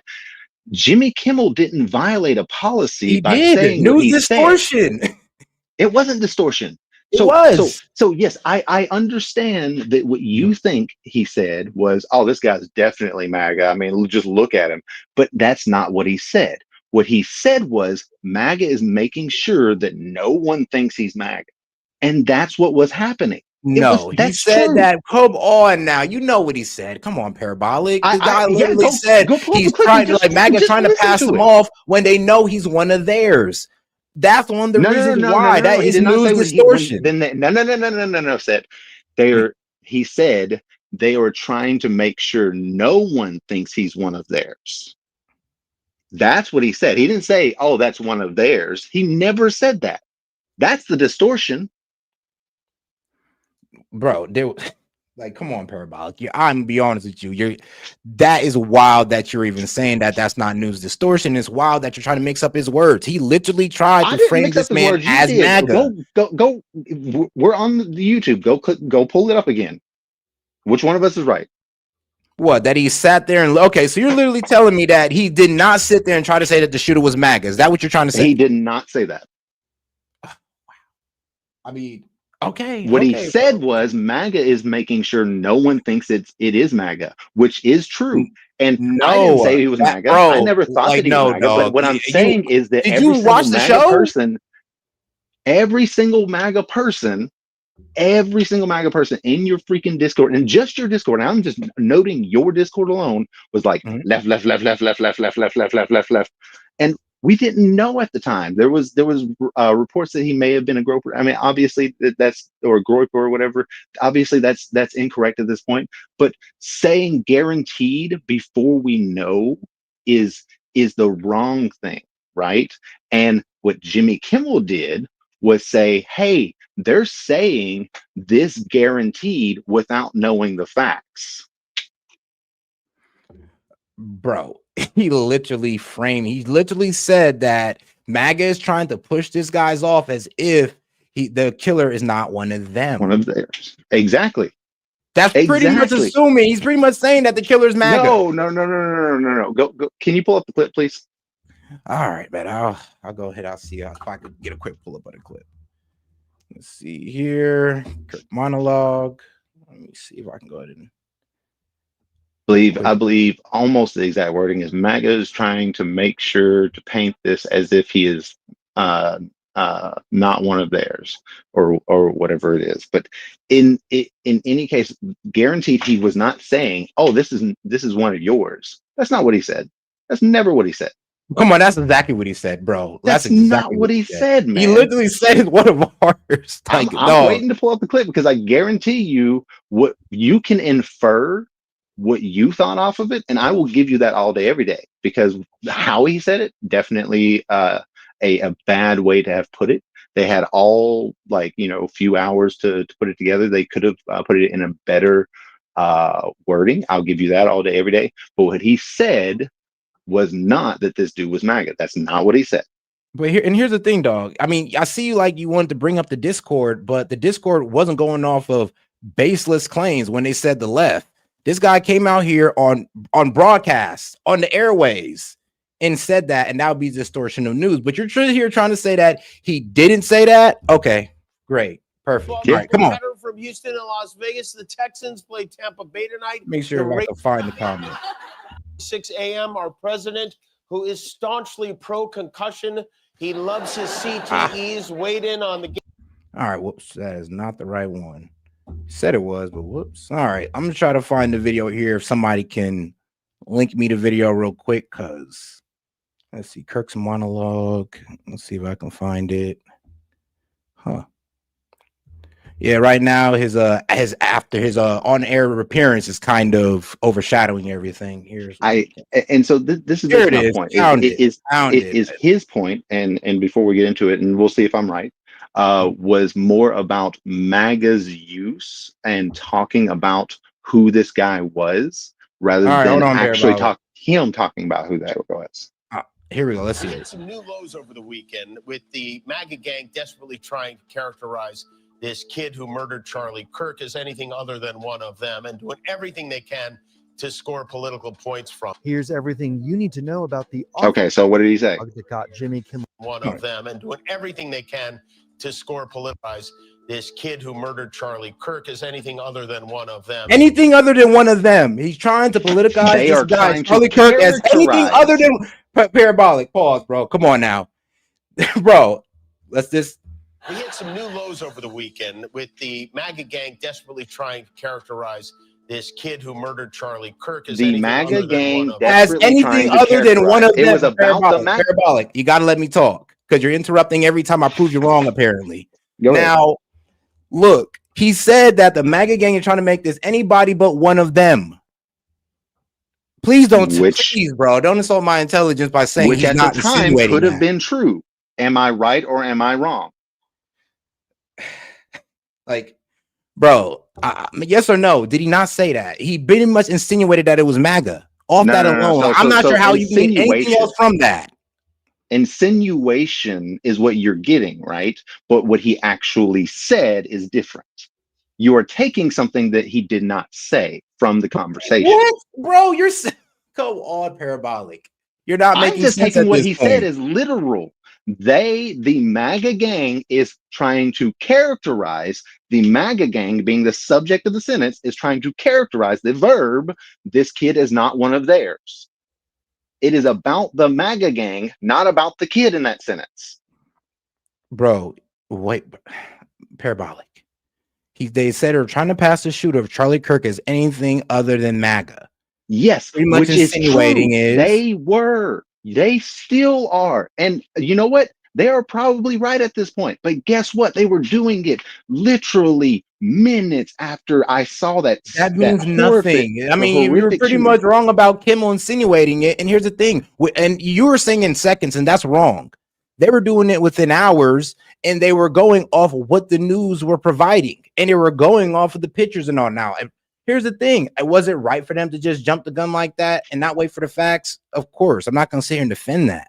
But what I will sit here and defend, but what I will sit here and defend is that I'm like, at least they went off the facts, though. At least that they're going off of, oh, well, the bullet said, "Hey, catch fascists." That's something that leftoids call us. I see how they make that connection.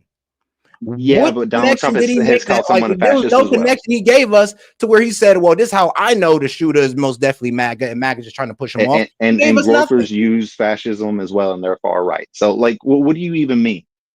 Bro, Gropers is not. Bro, what are you talking about? Gropers use fascists. Anyone, You even know what a Groper is? Listen, anybody who is quote unquote against government oversight is going to use the word fascism, because any excess of government, which they do not find to be within the parameters of what they find to be good government, they're going to call that fascism, because fascism is the government, right? The government coming in and taking over everything, telling you what you can do, what you can't do. But I do want to get back to the topic at hand. Like, you did say that he did not insinuate it when he did. No, I said he didn't say it. I said we can talk about what he insinuated, right? But I'm telling you right now, he didn't say that that kid was a freaking MAGA, right? What he said was MAGA is trying to make sure that the kid is not ever painted as MAGA, and that is 100% true. No, he said that, not bro. a false. No. Come on, Parabolic. Let's be real, bro. He said that MAGA is trying to frame it as if it's not one of them, which is true, bro. He's pretty much saying that the shooter is MAGA. Now you're insinuating that. No, that's exactly what he's saying. But we can agree to disagree on that one. Then I guess we can agree to disagree on that. Exactly what he said. He didn't say the shooter is a MAGA. That's not what he said. He definitely said that, not word for word, but he insinuated that for sure. And that's what everybody's getting mad about. It's news distortion. But hey, I guess we can disagree. I guess we can agree to disagree on that one, because apparently we're hearing two different things. All right. And then on the FCC thing, whenever Anna Gomez, one of the commissioners, so you're like, I was trying not to have to pay extra. I'm gonna be real with you.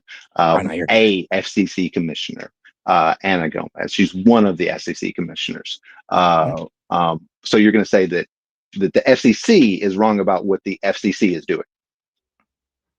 What, the FCC is wrong what they're doing by?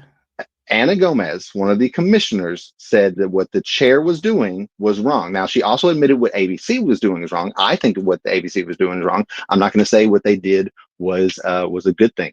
But honestly, what ABC did, they went with their terms of services that goes along with their FCC guidelines because they have to keep their license. Have done it if he wouldn't have gone on a freaking podcast and said they need to fucking do something about it. And that is my point. No, and they probably would have done it regardless. That's what you can insinuate that. You don't know that. Just like you could tell me I wouldn't have known that. So you don't know that. So the FCC commissioner Anna Gomez can't think that? The one who's a part of the FCC who does know this? It's just because of the FCC that they got taken off. Just like I can't say just because of the CDC if I get a strike. But the FCC can say it's because of the FCC because but the FCC is not. But did they say that?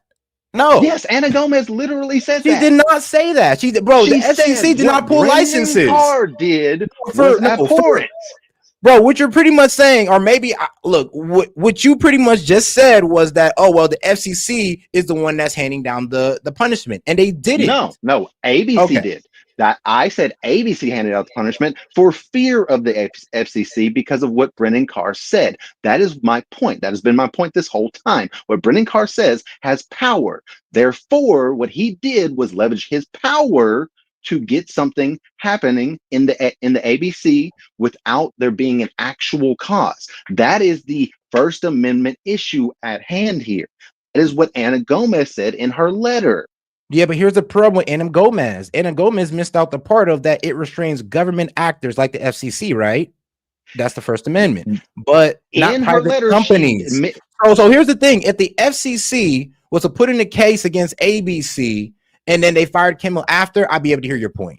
But you cannot sit there and prove that ABC wouldn't have done this without the FCC chair saying that. We can't prove that. I mean, for all you know, the FCC chair could have just shut his mouth and then ABC would have still suspended him. Hey, you can't prove that if that would have been the matter of the fact. You can't. So this isn't going to be directed at you. So to who I was talking to in the Discord the other day, I told you that was their argument. What, you can't prove that the FCC is on top of this one? Yeah, so basically what I told him, and this is what I had admitted to you at the very beginning of our conversation, is that we can argue that he didn't actually take actions, but my point was that his words do have power. I hear you on that one, but I still go to the terms of service part. Does the president's terms of service has to line up with the FCC because they want to keep their license. Power. Does it what? Does the governor's word have power? Does a judge's word have power? Does what's his in face? terms of Kimmel being taken off the air? Kennedy in terms of Kimmel being taken off the air, no. Actually, no, they don't. They don't have the power to take Kimmel off the air. No, they don't. No, the FCC chair does not have the power to take Kimmel off air. They have the power to remove their FCC license if ABC doesn't want to comply with the guidelines that their terms of service which would effectively do what? Take Kimmel off the air because Kimmel is but that would be a private company going off their terms of service off of what the FCC guidelines are because they have to have a license to maintain the FCC guidelines don't say anything about what Jimmy Kimmel said. Remember, me and you came to an argument about news distortion. I believe it's news distortion. You don't. I believe that he insinuated that the Trump reporter was MAGA. One of the FCC commissioners, and I'll look for another one. The agree to disagree part we're going to have to come to. Okay. So how many of the commissioners do I have to find the letter for? Saying the exact same thing. You have to find me proof that Jimmy Kimmel was fired by the or suspended by the FCC and not ABC affiliates. Yeah. So it's because he didn't actually take the actions. Yeah. So that's fine. I will say that in the I think it was like 23 case, the NRA,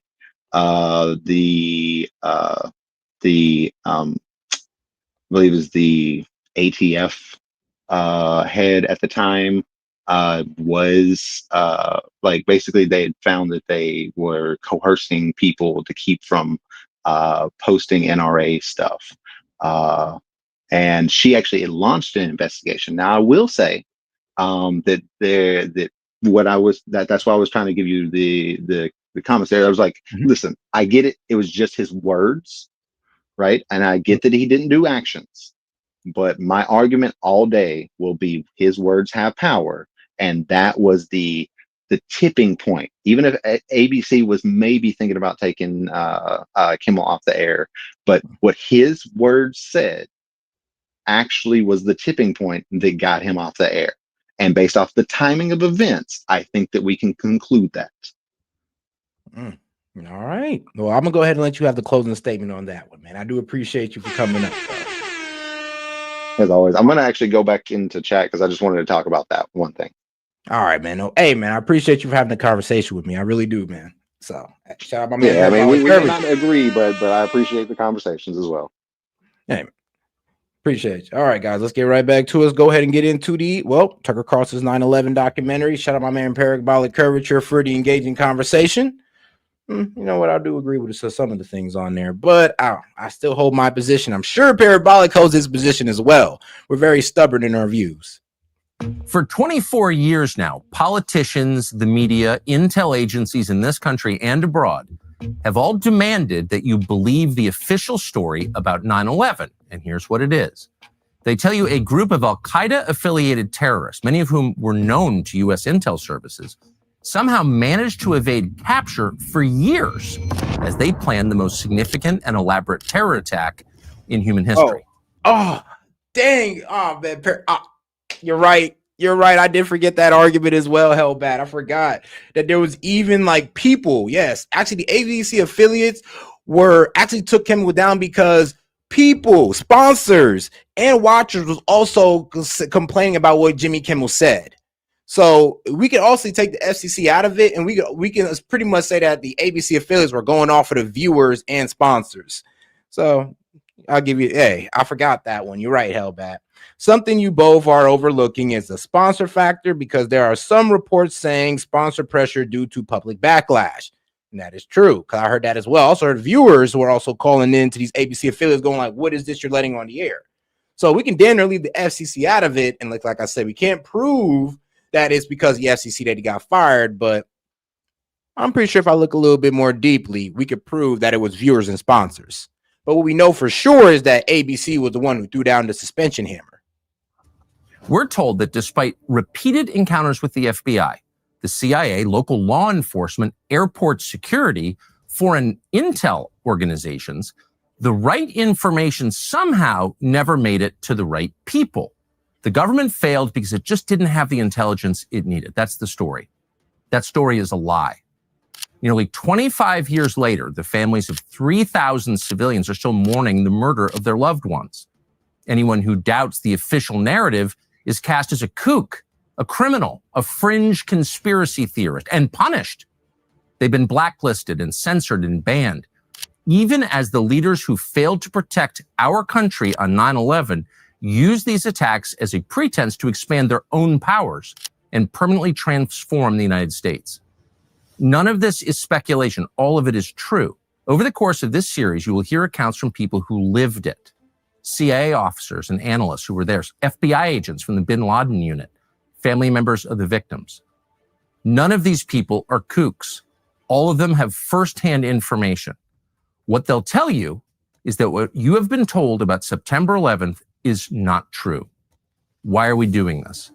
Our purpose is in part to make the strongest possible case for a real investigation into 9/11 25 years later, a new 9/11 commission, one that is honest, one that is not guided by partisan political interests, one that is not serving foreign powers.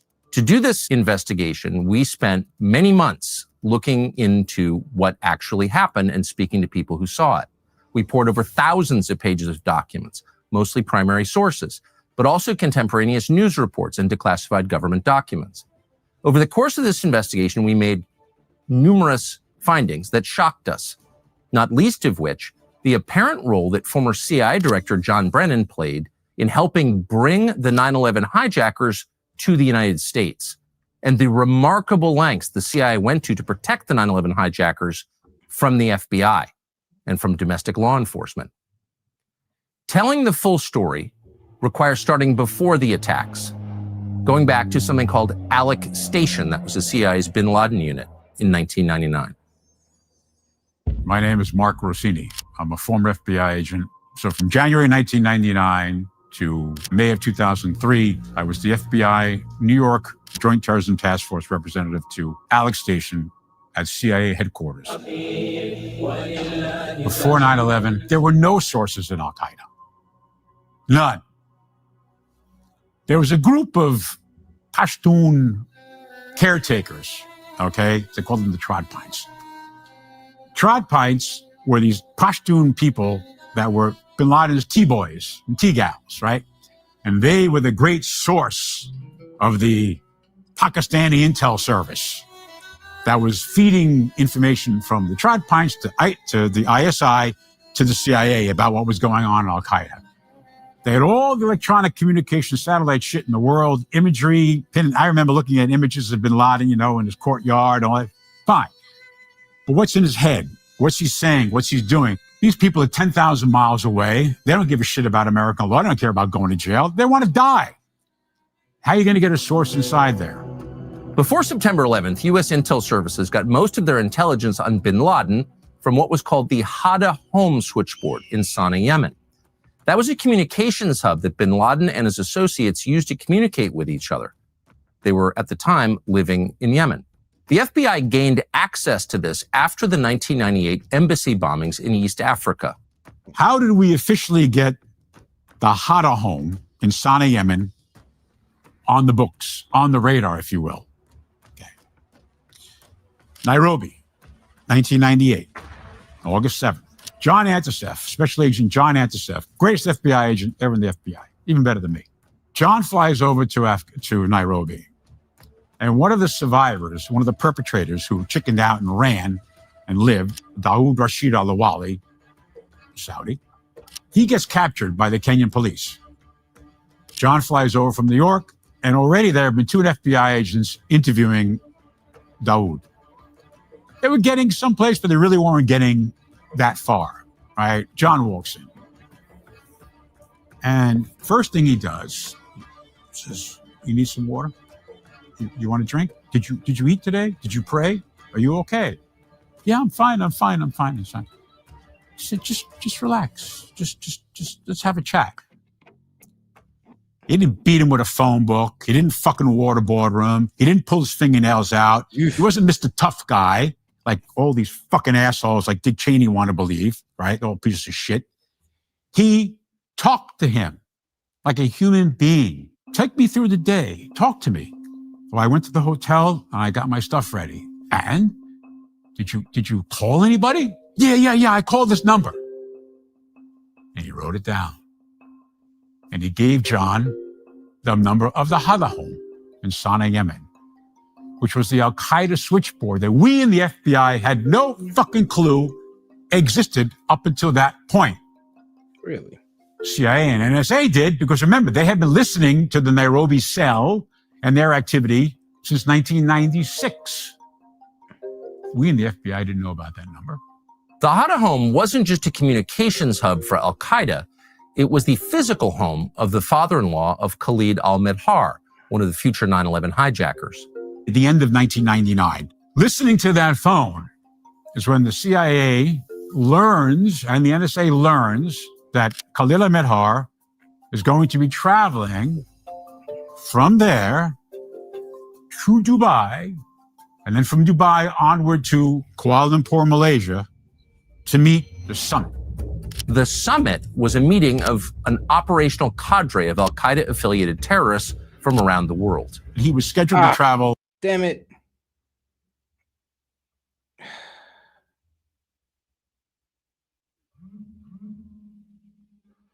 All right, whatever. I have to go to another one.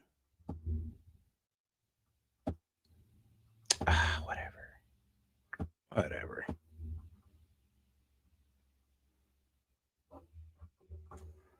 Be right back.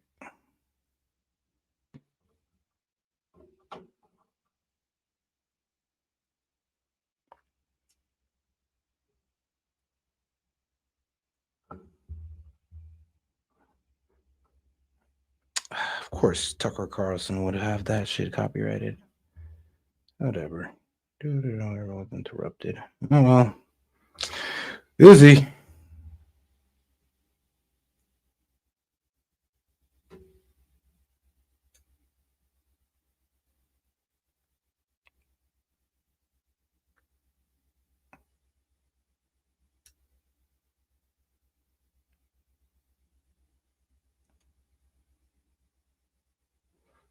That makes sense.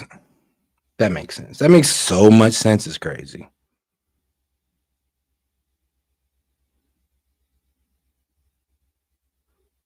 Oh, that's a good point. I mean, but my freedom of speech, so I can't talk about 9/11. I thought I had freedom of speech, guys. I thought, like, that's jawboning. The authorities.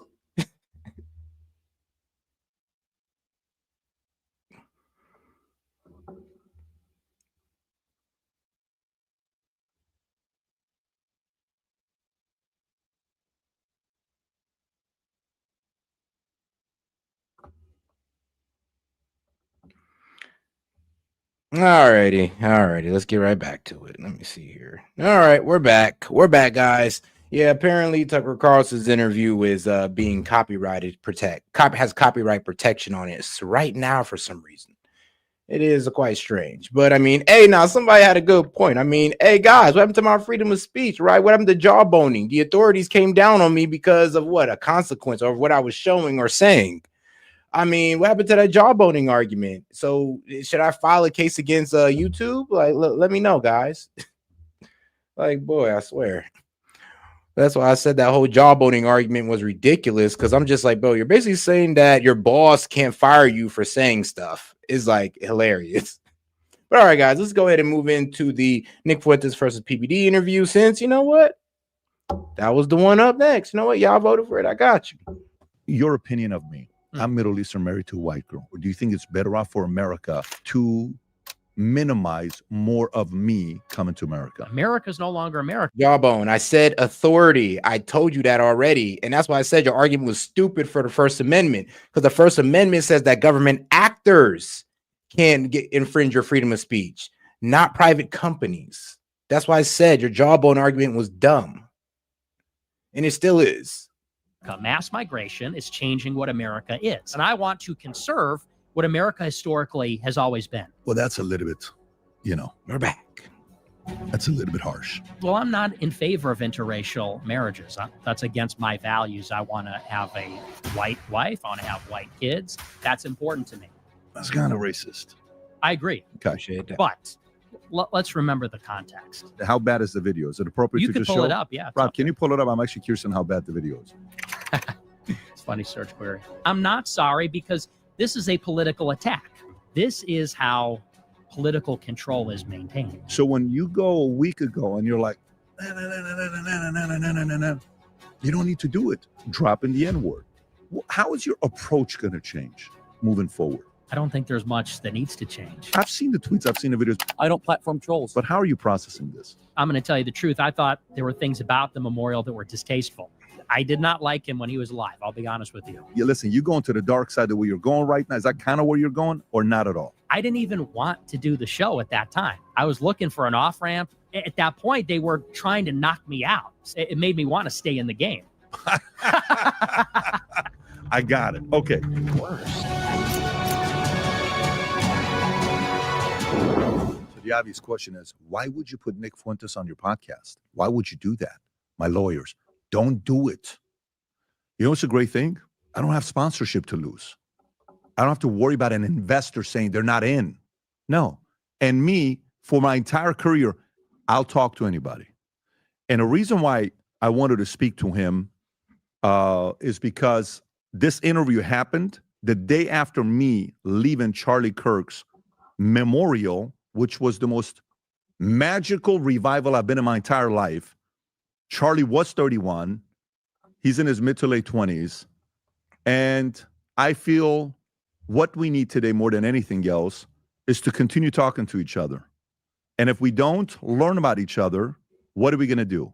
Hate, misinformed, agitate, divide, continue to call each other out and create this temperature to go higher and higher and higher? No, guess what? You know what podcast I did with this guy? I don't know if there's a podcast that you'll learn how he became who he became. What caused him to go from being a pro-Thomas Sowell guy, pro-PragerU, to a girl at Daily Wire who he was hanging out with. I think they even liked each other at one point, that became a Jew, converted, and then did certain things, and some retweets, some incidents with Ben, that the temperature elevated. One after another, and then in one video while he's at a university at this Leadership Institute, where the camera is kind of angled and this girl records him saying something about blacks, that goes viral. He gets blocked from all the conservative interviews, and at a young age, he goes from here to the entire whole different level. And I asked him a couple questions. Who are you more concerned about? Jews in America or Muslims? His answer is very interesting. I asked him, who's a bigger net positive, Jews or Muslims? You're going to be surprised by the answer. It's a technical answer, but we had a very good conversation in that exchange. And then a lot of the stuff of where he's at right now, Charlie Kirk. How did Charlie Kirk inspire you? All right, let's go ahead and skip ahead, because I do want to see if I could skip ahead past his life story, because I've heard his life story a little bit too much. And let's see if we can get down to the arguments. We're going to do it. Have him on. You shouldn't have him on, lawyers. Never have him on. This is not good. You're going to be tied in a group. You're in a good place. So that makes me want to talk to the guy. But let me tell you, yesterday I'm at Charlie Kirk's memorial. Obviously, the late, great Charlie Kirk. I'm there. A couple comes up to me, okay? And I'm standing next to Adam, and Vinny's there, and my two boys, Dylan and Tico, are there. This couple comes, can I take a picture with you? Yes, of course. We take a picture. And then the guy gets a little too close to me, a little bit uncomfortable, but he didn't seem like a weird guy. Mm-hmm. Hey, I don't know if you paid attention. He has stopped saying the N-word. Please have him on. I said, who are you talking about? He says, Nick has stopped saying the N-word. I said, no, he said it a lot a week ago. I said, no, he slowed down. He actually reacted. I said, well, we're going to have a conversation. I said, you're probably the first to know that we're having a conversation. And then obviously you're here. Appreciate you for coming out and making the time. Yeah, absolutely. So, Nick, I don't know much about you except for the clips I've seen, respectfully. To me, the way I've made my money over the last, 25 years in insurance and finance was watching who has talent. And I would watch somebody, I would say, this guy's got what it takes, right? First time I had Charlie Kirk on at 23 years old, I said, there's something very special about this guy. At 23, I came to my insurance company. I said, this guy's going to be the president one day. Watch this guy closely. First time I watched Tucker, unbelievable talent. When you watch him, humor, sarcasm, intelligence, pushing back, subtle. He's making fun of you. You don't know it. The audience knows it. He knows the art. Candace, talent. Dave Smith, talent. We used to have a comedian working here called Marcelo Hernandez, who is now on SNL. I don't know if you know who he is or not. Incredible. Yeah. He used to produce Adam's show. And I said, this guy's going to do something special. Now he's on SNL. Vinny, talent. I see you, the way you communicated. Very, very talented. Very capable, very talented. And I've expressed this before on the show before. But I want to know a little bit more about how you became who you are today. And then we'll cover a lot of different topics. So go to high school. 14 years old. Who is Nick Fuentes? Well, at 14 years old, I was already very political. I've been political since really I was 12 years old. Why is that? Well, I just started to develop an interest in politics. There were a lot of political conversations happening due to the rise of Obama, actually, in 2008, 2012.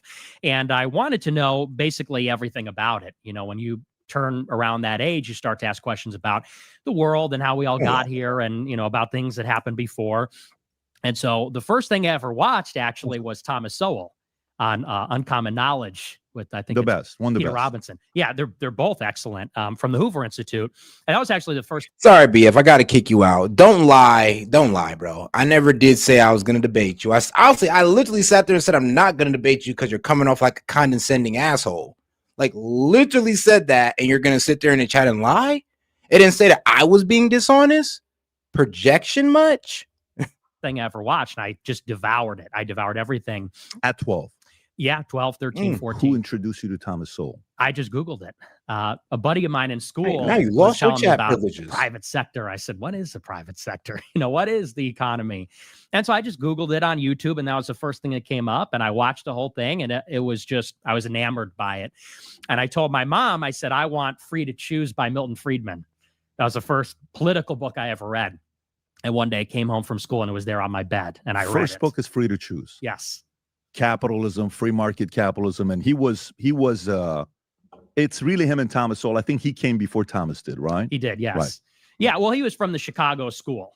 So it was Friedman, Sowell, and all the others. And so I read all that stuff in middle school and high school. And at that time, I was really a libertarian because that's just what was out there. All right, now, hold on, man. Let's get this a little bit fast forwarded here. It made me lean into the issue because I said, clearly, something is here. Like, it's being treated differently than other issues. Is that, would you say, at that time, you're how old? 19 years old-ish? I was 18. 18 years old. Okay. Up until that time, have you ever been offended the way you were offended by Cassie? All right, so Nick Fuentes tells a story about some girl that he met that pretty much put him on with the conservative movement in his early, I think he was like 18, 19. Girl goes all pro-Israel on him. He starts asking questions about funding to Israel. Things get a bit heated. I mean, old girl was also trying to get him pushed over to Ben Shapiro, saying that Ben Shapiro should take Nick Fuentes under his wing. This was before Nick Fuentes started asking questions about Israel. But once he started to do that, I mean, even Nick Fuentes was on his ass. So, yeah, it is what it is. But yeah, that's pretty much Nick Fuentes just summing up his history in the conservative movement, which he has an extensive one. I will give him that one. So it's conservative day one, radical ideology and all. I mean, he even has some of the values he hold now, even back then. So, I mean, he stayed consistent. 20, when she said, I'm blocking you, and a couple of the people at the Daily Wire did. Then you go to 20 to 50, when you find out about the Media Matters and the messages being sent out to other places to censor you. Claims, but the other guy at RSPN called you saying, this girl keeps calling me, telling me what you said to cancel your last 2 weeks. That for a fact. Then this happens here with Leadership Institute. Then the Amy Faulkner situation video going to Reagan Battalion.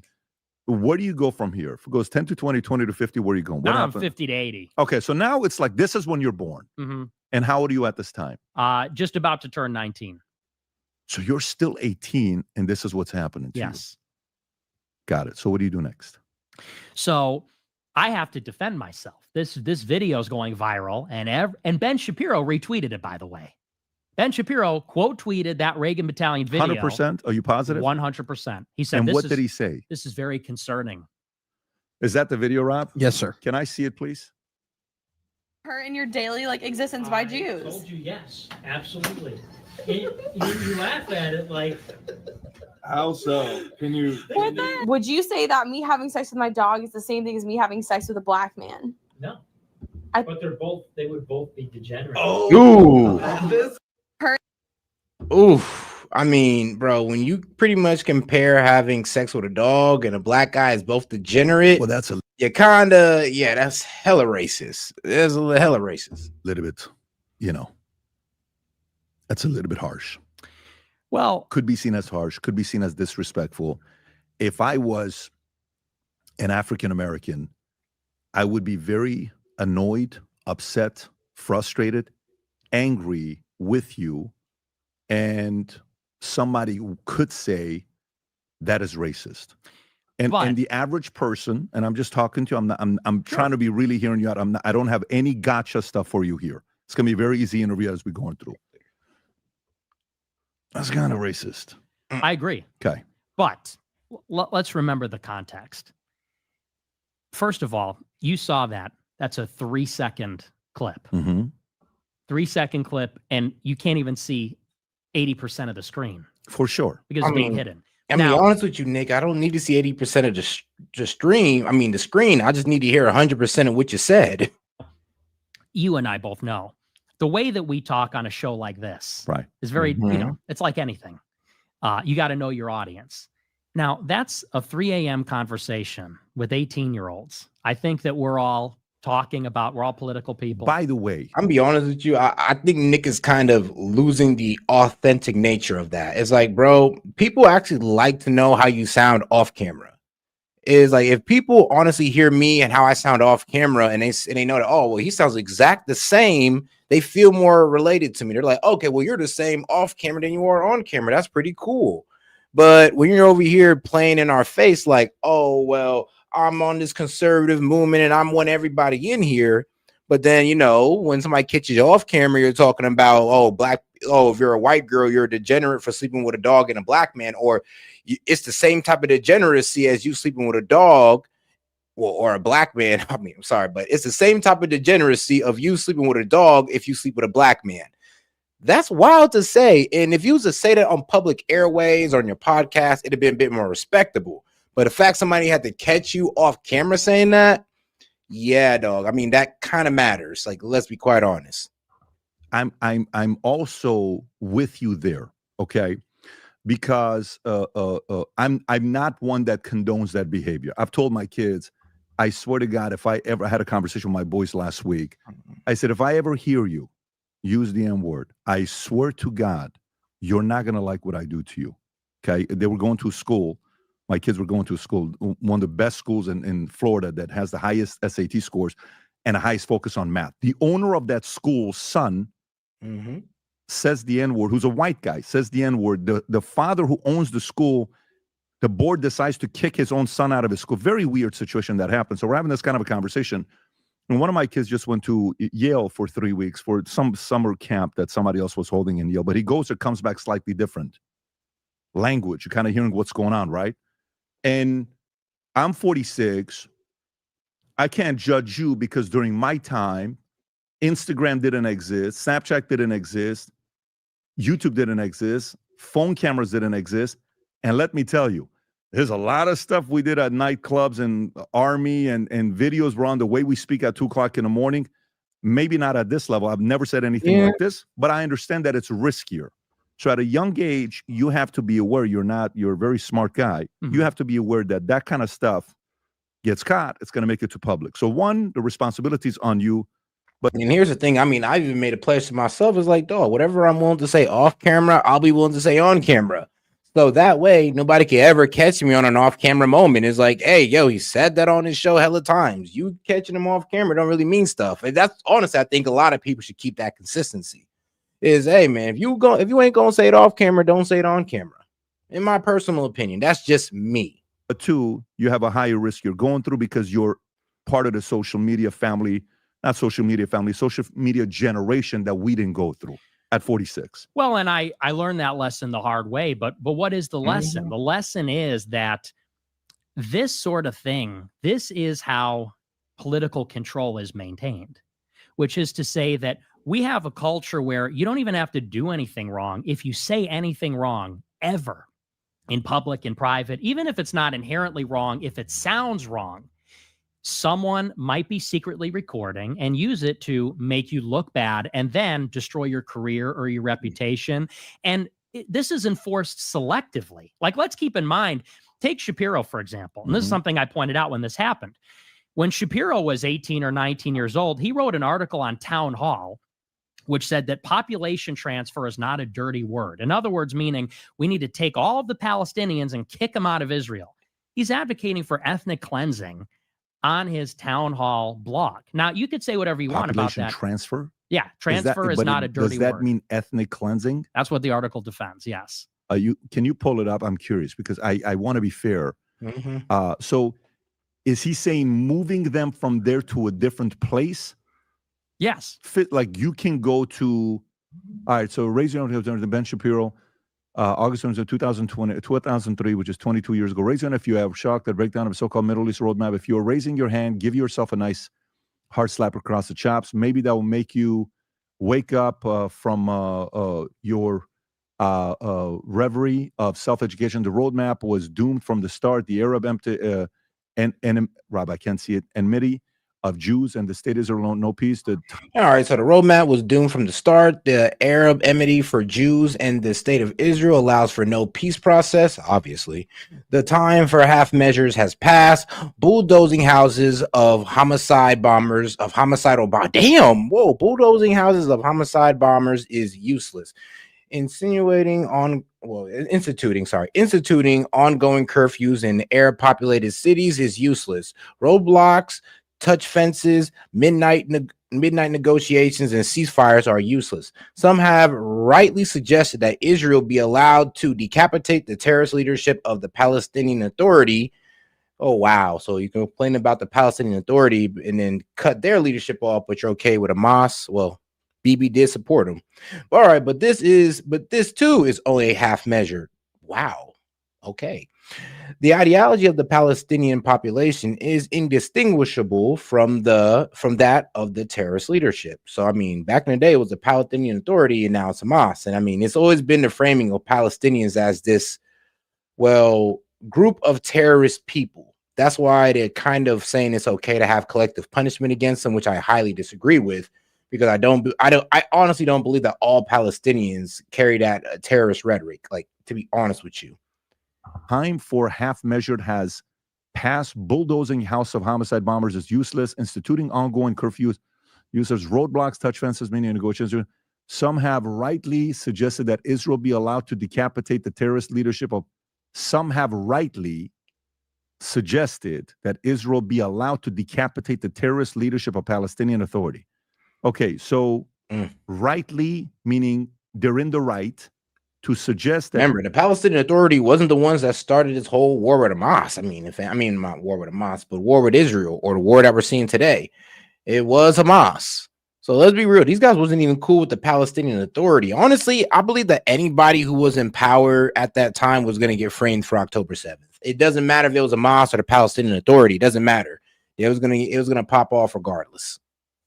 Israel should be allowed to decapitate. Decapitate is what? I mean, killing is the easiest way to put it, but decapitate, doesn't that mean to what is the actual definition of decapitate? They mean kill the leadership. Kill the leadership. But if you scroll down, cut the head off. The basis of the article is when he says transfer, he's saying population transfer. In other words, saying this should not be stigmatized. Where do you see population transfer? That's the title of the article. Is transfer is not a dirty word. If you read the whole article, that's the whole. I want to read the sentence, Rob. Go lower.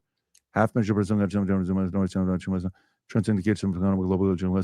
Here's the bottom line. If you believe that Jewish state has the right to exist, then you must allow Israel to transfer the Palestinian and the Israel Arabs from Judea, Samaria, Gaza, and Israel proper. Hey, yo. Okay, so Ben Shapiro did say it. He says, here's the bottom line. If you believe that the Jewish state has a right to exist, then you must allow Israel to transfer the Palestinians and the Israeli Arabs from Judah, Samaria, Gaza, and Israel proper. Basically, that is ethnic cleansing. He's pretty much just saying you want to take all these ethnicities and get them out of Israel. That is, by definition, ethnic cleansing without saying the word. It's an ugly solution, but it's the only solution, and it's far less ugly than the prospect of bloody conflict ad infinitum. The two populations. So, okay, can you go to ChatGPT and type in what does... Give me the word. What does the right to transfer? What was the word? Well, that's what the article says. He says remove the Palestinian Arab population from Judea, Samaria, Gaza. How do you interpret what he's saying here? You're thinking he's saying to kill them? He's saying to displace them, to take them and deport them somewhere else. Deport them Muslim somewhere country. else. Okay. Yep, to round them up and send them somewhere else. It just can't be in Israel. And so to you, would you define that as ethnic cleansing? By definition, yes. Yes, but it's not ethnic cleansing, like just wipe them off the face of the earth. It's not genocide. No, ethnic cleansing can be also seen as, as a way of displacing people, of transferring them somewhere else outside of their perceived homeland. So no, that is ethnic cleansing. I mean, you don't got to kill all of them, because then that would be, a genocide at that point. At that point, it's a genocide. Genocide. By definition, okay, cleansing. Got it. Here's the point I'm trying to make is that is an extremely controversial statement. I mean, could you imagine if someone said whites and blacks can never live together in America? It's an ugly solution. We got to take all the black people and send them back to Africa. Right. That's racist. Wild. It's racist to say Arabs can't live in Israel. Yeah, and that'll be the ethnic cleansing of black people. If they just rounded us all up and said, all right, bro, about to put you on planes and send you back to Africa. You just can't be in America. Yep, they'd ethnically cleansed America of black people, which would be extremely racist. But hey, that would be the best example of ethnic cleansing. Israel, we should remove them all. He wrote that under his name on a blog, but he never got canceled for saying that. But I got secretly recorded when I was 18 in a private conversation, and people say, and he himself quote tweets it and says, this is concerning, to amplify it to everybody in the conservative movement. That's what I say. It is selectively enforced. Yeah, but if he would have written this the other way around, let's say he's not a Jew, and he writes it about getting rid of Israel or making a comment about Jews, that would be the equivalent of saying having sex with a dog is the same as degenerate, the way you put it down. To me, that would be the equivalent, not this. And the reason why I say that is because in 2003, who's the president in 2003? It's not Obama. Is it Clinton? Is it Bush? It's Bush. Okay. So in 2003, how pro-Israel were we in 2003 in America? Very pro. Okay, so this is a probably a 80% agreed message in 2003. You know what I'm saying? Yeah. So I'm just trying to time the temperature of when it was written. Like if he wrote this today, I am sure it's not going to be 80% support that he's going to get. So 03, climate's different, fair. Continue, please, with after what happened with that school situation. Sure. So I'm at this job training. They leak this out to Reagan Battalion. This goes everywhere. And it was in that moment I defended myself very strongly because they tried to use this clip. And by they, I'm talking about Ben Shapiro, Cassie Dillon, Cabot Phillips. They think they've got it. And now I'm canceled from the movement. So I took that and, of course, they're expecting you to go out and apologize. They're expecting you to go out and say, I'm sorry. I shouldn't have said that. But I said, you know what? I'm not sorry because this is a political attack. This is not some kind of good faith, because you said the comment is racist. And would I phrase it that way if I was saying it in an official public capacity? No. But we tend not to do those things when we think we're in private, in confidence. You kind of understand that there's some discretion there. And that's not to say that I'm, thought I could get away with it, but we don't speak in a lawyerly way when we're among friends. Do you believe that? You don't believe that, though. What? That it's degenerate? Yeah. I wouldn't say it's immoral. I don't know that I would say degenerate, but I would say it's contrary to my values. How much are you saying that in that moment because you're trying to be a shock jock and you're trying to get attention? I wasn't trying to be shock jock. Think about the question that was posed. Let's just back. I want to know what you think about this. We're in a private conversation. A girl takes her phone out, starts secretly recording and says, is having sex with a black man the same as having sex with a dog? Did you know she was doing that or no? I didn't know she was. Oh, okay. Yeah. Man. Well, listen. Yeah, you got to get caught up. That's a setup. Nick, I'm talking to you. Yeah, maybe it's set up, but it's a setup that you fell for that you gave your honest opinion to. That's the problem. I mean, I get that it was a setup, but that was your honest opinion. And you weren't going to share that opinion on air, but you definitely shared it off air. And here's the thing, it doesn't really defend you that much because all that says is, well, we know how you really feel. We know how you really feel now. In a way, as if you're my nephew or my son. And that is one of the things that is a great argument. I mean, they just want nothing but, all right, white kids. I want my kids to look white. No, I mean, it's damn near like a KK, like damn like the KKK. It's like, no race mixing, all white, no race mixing. It is what it is, but they're not like a branch of the KKK or anything. They just share some of their beliefs, which of being all white and procreating and they procreate to be all white. And of course have a Christian background, just like the KKK. And well, actually it's damn, huh? Oh, ain't that crazy? But yeah, and they also have the hatred for race mixing. I mean, they'll even go out there and say that, they'll go out there and say to white people all the time that, oh, if you sleep with a black guy or Hispanic, you done destroyed your entire bloodline and all this wild stuff. But then they won't use that argument for Nick Fuentes, who is a quarter Mexican. I mean, did he destroy his bloodline? Don't take it as I'm this to you. I'm not doing that at all. I'm just talking to you as I'm new to this game. I'm a business guy. So I haven't been, when I hear the histories, I don't know everyone's histories. When you don't know what you're talking about, you're right. We don't know the history of everybody, but we're willing to learn. We'll talk to everybody. The way I see it, Nick, is one of my kids is very political, more than I'm political, but he's in the climate. So he's always, yesterday he's at the Charlie's memorial, and this was one of the most difficult days of his life, witnessing Charlie pass away. I've never seen him. This is a very strong kid. 30 minutes on my shoulders going because of what happened with Charlie. He's sitting right there at the event, listening to everything for 5 hours, and he's loving it. It's not like, oh my God, I want to go home. I'm tired. Can we eat? Can we do this? He's all in it. The way I look at you and the way I look at Charlie is one of my kids is probably going to pursue this route, and he's going to go into politics. And I think you have an opportunity to mentor them to learn from the mistakes you made. Because whether you know it or not, you got a lot of kids that follow you. Yeah. Okay.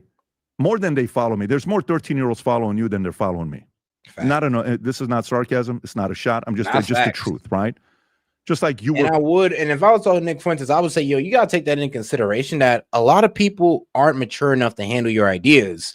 Like when you go out there and tell young men that, oh, you should only be with white women and race mixing is bad, or you should look down upon it, you should condemn it, it's degenerate behavior. Yeah, that inspires these young men to go out there to walk up to white girls with black boyfriends and say, oh, you just destroyed your entire bloodline. Yeah, bro, that only gets their ass beat, and it only makes you look bad. I mean, you got to watch your message with that one. Or just not have the message at all, or just change your stances on interracial marriage, because it is a bit petty to care about what only 2% of the population is doing, and then to sit there and fear mongering as if it's destroying the white races. Well, you know what? There might be some validity to it, but it is crazy to fear monger about honestly about a group of people. And what I guess the best way to say this is their genetic insecurity. Following maybe somebody and looking up at them. I think you got to be careful, but I also think it comes with the territory. Like when I was growing up, I was hanging out with gangsters in LA. And I remember one day I'm in Vegas, 2-3 o'clock in the morning. I'm in the street with a 15-year-old kid that's driving a car, and he's got a gun that I don't know he's got a gun. Guys pull up here to our left, handful of African-American guys. Where are you from, homie? Where are you from? He pulls out the gun. From New York. Boom, boom. I'm 15 years old. We're out there running in the streets of Vegas. Guess what? You got to be careful who you get in the car with. That could have been the last day of my life. Mm-hmm. Somehow I made it. I go upstairs. My dad see me. My heart's like shaking. That was the risk then. I don't know if so much of that is the risk today. The risk is what you just did. You got to be careful what you're saying. Yeah. Well, and that comes with certain, backlash and responsibility. But I also think, and this is going to give me some in trouble, I also think we should be forgiving.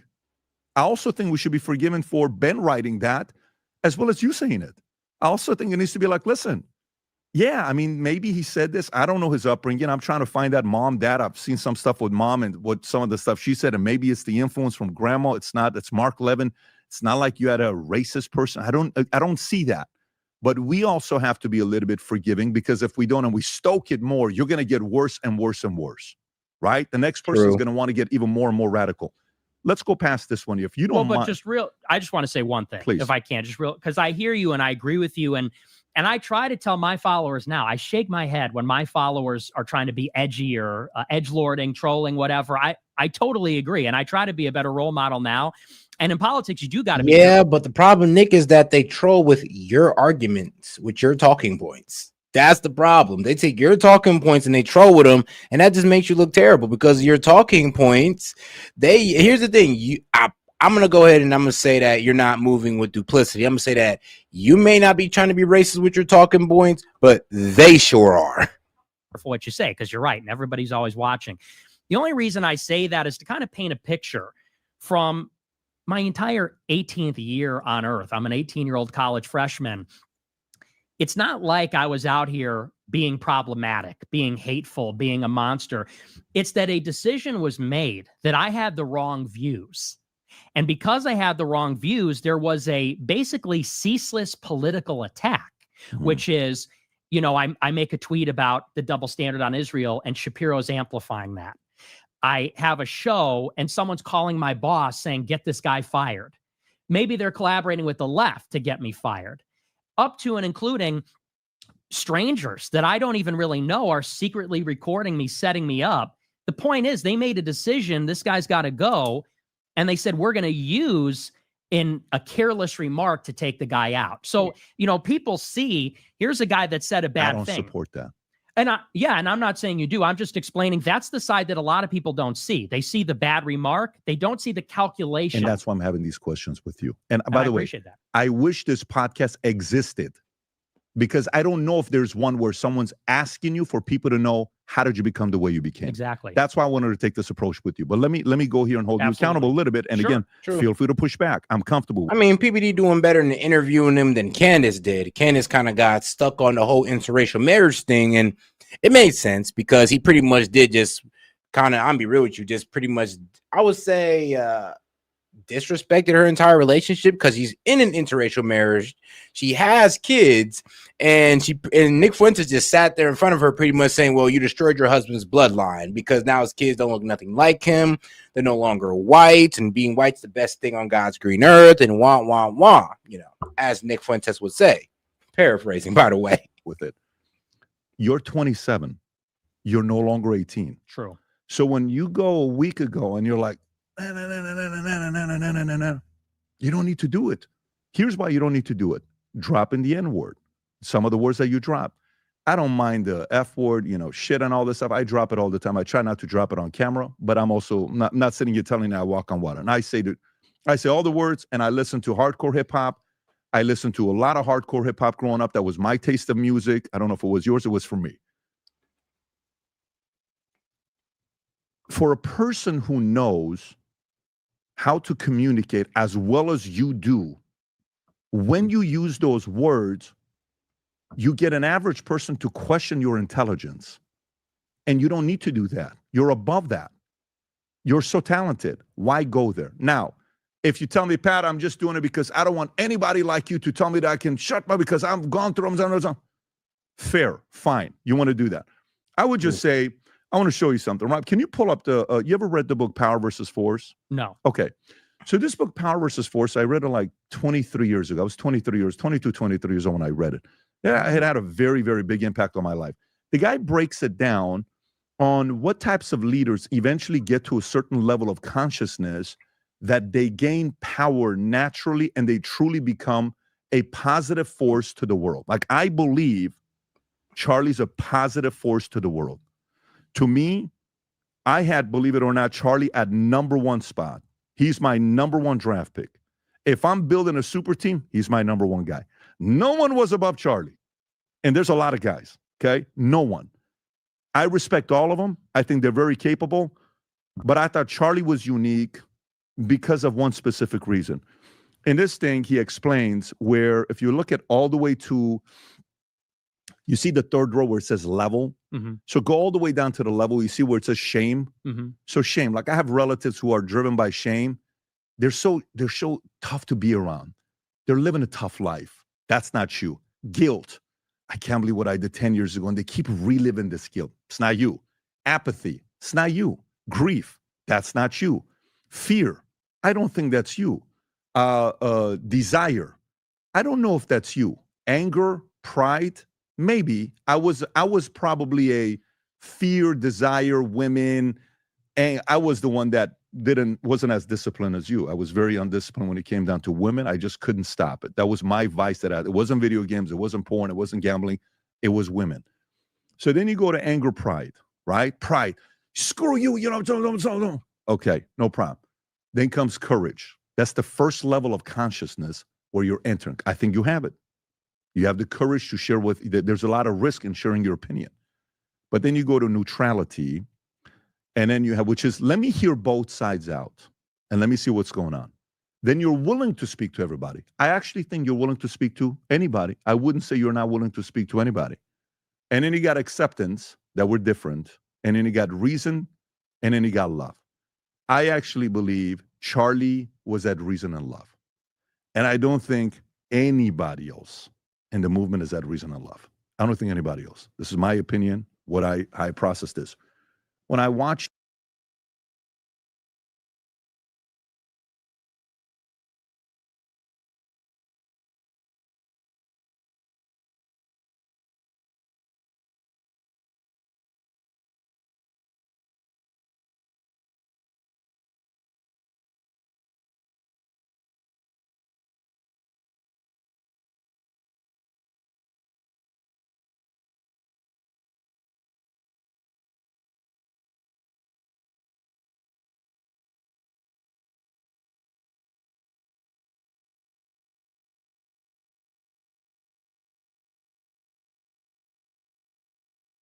you and I see what direction you're going and what your upside is.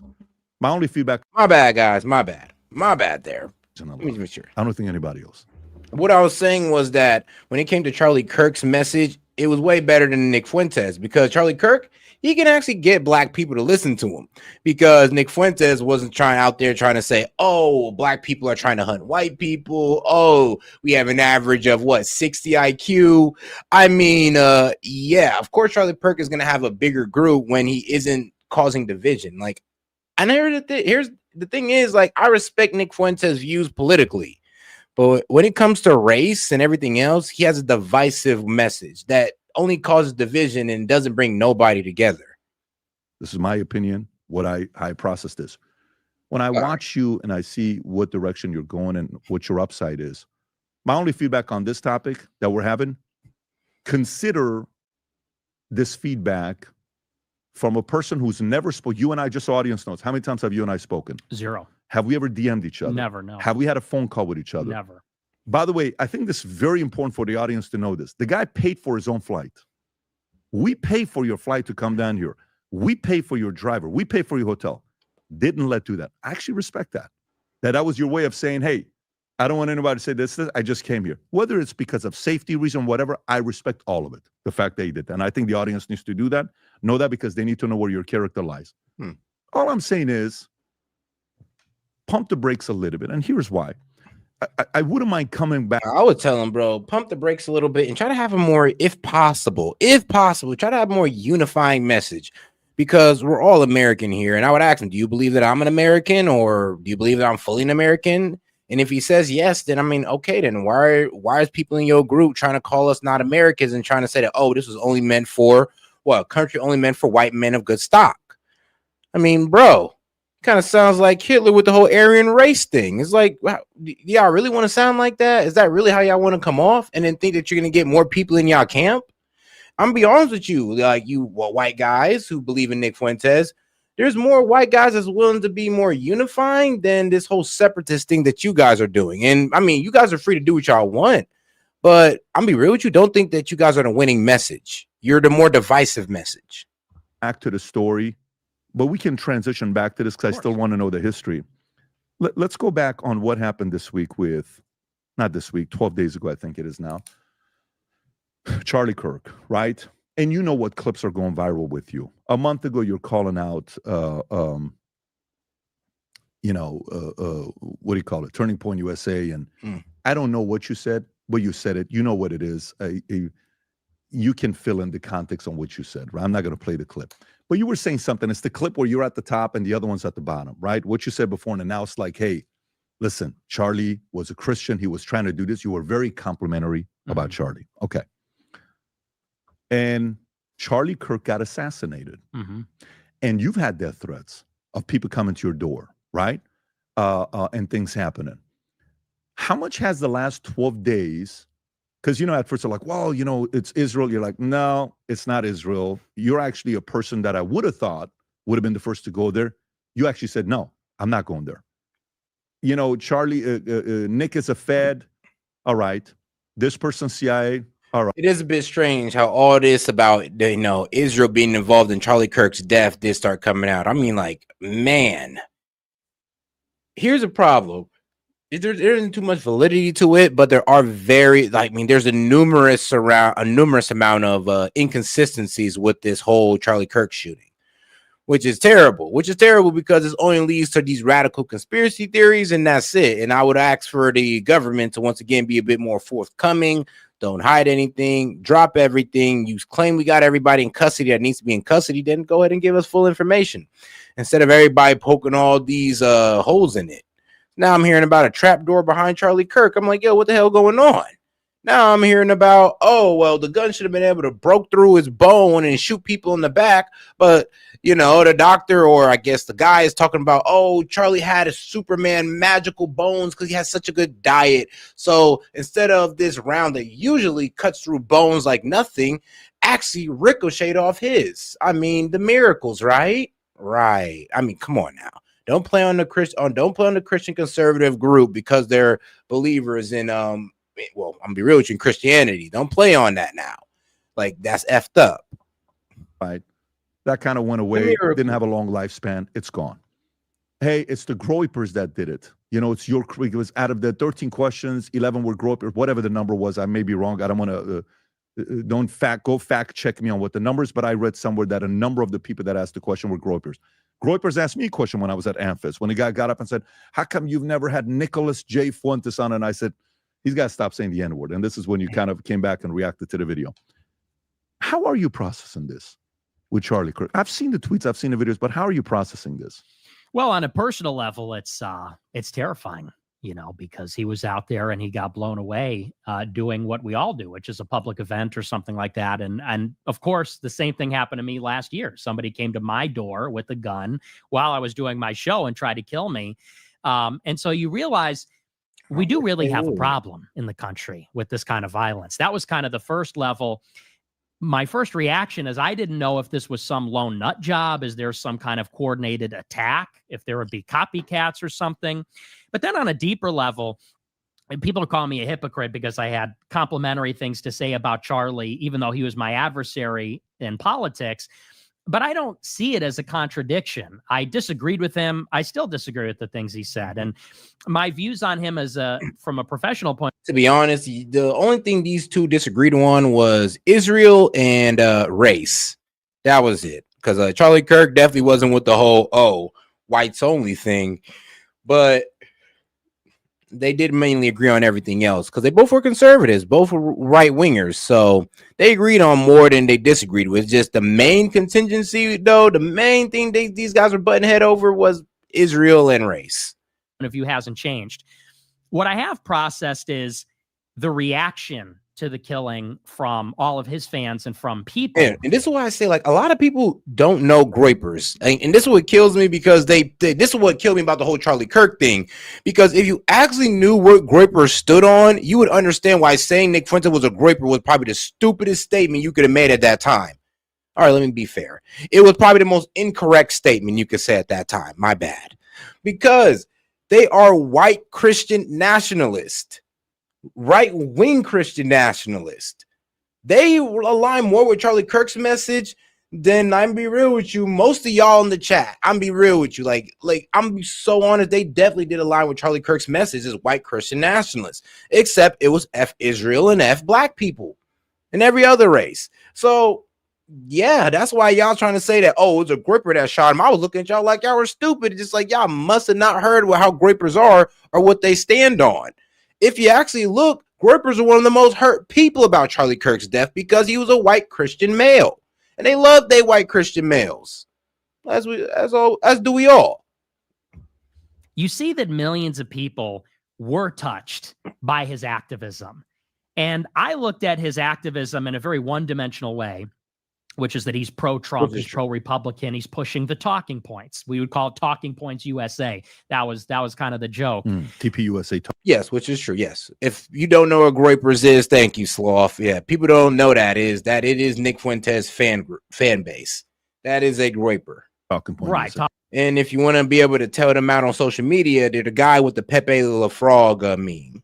Talking points, but his job is to go out there and sell, the party. But seeing the outpouring of support, I mean, I saw a lot of young people that were emotional, young men, young women going to the vigils and actually distraught. And I think they were distraught, one, because it was so evil what was done to him. To see that kind of violence was really upsetting. But also I think people were touched because Charlie Kirk, it does put things in perspective when a person dies. I don't believe he was a bad man. I disagreed with him. I didn't like his politics. But what I have come to respect about him is that he was a very hard worker. He was kind. You noticed that when he talked to people he didn't like or disagreed with. He was open to other people. He changed his mind, even when he dealt with me. And he was never particularly nice to me, let's just say. But he was to a lot of people. And maybe more than anything, the thing that touched people the most was his testimony of his faith, that he believed in God. And, I didn't like what he advocated for politics, but what he advocated for Christianity. That's the part that people are going to remember him for. That's the part that people, when they think Charlie Kirk, they don't think of the Republican debate bro. They think do we think of him as both a Republican debate bro and a strong advocate for Christianity and all of his values? I mean, bro was preaching Jesus Christ since day one. Okay. So we're gonna see him as that debate, bro, just like how South Park seen him, and an advocate for Christianity, one of the strongest ones for the youth. So we're gonna go ahead and give bro that one. I'm sorry, Nick, but we got to give them both. Like, don't minimize my man Kirk. About a guy that was preaching marriage, values, decent Christian values, Christ himself and his sacrifice on the cross. He was Protestant. I'm Catholic. And when they held the memorial yesterday, I'm going to tell you the truth. I thought there were things about the memorial that were distasteful. But one thing that was exceptional about it is the way that the name of Christ was proclaimed to everybody. And I think that, when you see someone die like that, the reason it's jarring for people is because we realize that we're all going to die suddenly, unexpectedly. And like him, he's 31 years old. Nobody expects that a 31-year-old with that kind of money and influence is going to die all of a sudden. He had plans. He was going to get on his private jet and fly to do another event some other time. Nobody expects that you're going to die, someone like that at that age. And when you see someone like that cut down so viciously, you realize how life is so fragile and it's so temporary and it's so short. Any day we could all die. And what that then naturally makes us think about is, well, what does it all really mean then? If you could get stopped in your tracks at any time like that, what actually really matters in life? And what mattered about Charlie, when you see in the end, is it's not actually the times when he was maybe taking the piss and saying, what is a woman? It's the times when he was sincerely professing his faith, talking about moral virtues and the moral virtues that he lived in his deeds. And so to me, I guess it was a change in perspective, kind of realizing everybody asks the same question: how will I be remembered? When we get unexpectedly killed, or when we die, or when bad things happen. And it's a challenge to kind of live every day thinking, could today be the day? And what did I do on my final day? How did I act? Did I tell the truth? Was I courageous? Was I kind? Not just to my friends and my family, but also to my enemies. So I think it brought people to the center a little bit, centered in a spiritual sense. Did you at all watch it yesterday where you had moments of sitting there saying, shit, this was a good guy, man. Shit, I wish I would have changed the approach with our relationship. Did you at all have that moment? I don't know that I would have changed my approach, because politics is vicious, and that's just the game. He was vicious to us. We were vicious to him. But I do think that I harshly judged him. I think when anybody dies, you feel that way. And I think especially since he died, you look at him and you realize this guy was not actually the worst guy in the world. He was kind of my nemesis in a way. And maybe I was his. I mean, to be real though, like let the story play all the way out. That man would have been our 2032 candidate on the right wing. But I realized that we had so much more in common than we disagreed with, actually. So do you think when you hear the statement, let's find a way to lower the temperatures, do you in your mind say, shut up with this lowering the temperature bullshit? Stop it. Lower the temperature. Do you know what's going to, do you hear that message now and say, maybe we got to lower the temperature? Like, stop the cap. Maybe if I got all these young guys that are following me, how Christ-like am I being? What am I? This whole WWJD. I had a call with somebody 2 days ago. I won't mention the name, but also very talented and capable. Very person I believe in tremendously as well. And we also, have had a challenge. But I said, listen, every time as I'm going through this, and I'm out there, I took my kids. Everyone's like, don't take your kids to, what do you call it? The Charlie's and I said, no. I'm taking my kids. I believe in God. I have faith. And if I move forward with fear, what a coward. I'm a leader. I'm a leader amongst leaders. We're going to go there. They sit there proud. We're good. Of course, we make the investment for security and all that stuff, but we got to go. We can't change our life dramatically where we're seen as being cowards, right? We're never going to do that. This is America. It's the greatest country in the world. I do recommend, if you're going to be doing speaking engagements like Kirk is, that you might want to put up with a presidential blast shield. I'm going to do my part. My life has changed because of God, Jesus, America. I am the luckiest human being alive. That is my feeling, the vibe that I have, right? But when you hear the words, we got to lower the temperature, what's the first thing you think about? I think it's kind of just a wrong perspective on it, because I'm an intense person, and I think that this is a decisive moment for America. And, what what really made me beside myself is not necessarily that someone killed Kirk, because there's a lot of crazy people out here that unfortunately do carry out acts of violence. It was that there were like 100,000 liberals who are in their right mind that were celebrating, that were glib about it, that crashed vigils, that danced, that laughed, that mocked it, that said it was a good thing, he deserved it. And you realize that it is a battle between good and evil. And I don't believe that when you're fighting evil, you lower the intensity. I think that we must very intensely fight evil because we have to win. If we lose, and by we, I mean decent people, they're going to hurt us and they're going to destroy the things that we care about. So for me, it's not necessarily about intensity. Temperature, I would say intensity. I think we should all fight for what we believe in intensely every day. I would change it and say it's really a question of love and hate. It was a hateful action to kill Charlie Kirk. It's a hateful action to celebrate. I think that we should be intense, but we should also move in love. And what that means is, I said this on my show, people kill each other with bullets and literally murder each other and take their lives. We also kill each other by destroying each other's reputations. When we lie about somebody, when we gossip about somebody, when you go and actually do the examen of conscience at confession at a Catholic church, and you go through all the different sins and you say, because you have to contemplate, you have to confess everything, every mortal sin, you have to confess all of it. So first you examine it systematically. Have I done this? Have I done that? And one of the violations of the commandment, thou shalt not kill, is gossip, detraction.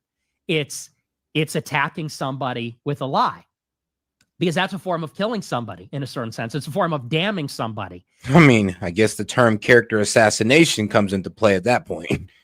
And so I wouldn't say we need to lower the intensity, but we should always move in love. And by that, I don't mean some kind of like new age and move in love, very vague and non-specific. Totally But I mean, we should want what's good for everybody. We should will the good for us and also even for our enemies too, and for the whole country. And so that's why I said my first reaction when I did my show, a lot of people said, well, we now got to go and kill two of theirs.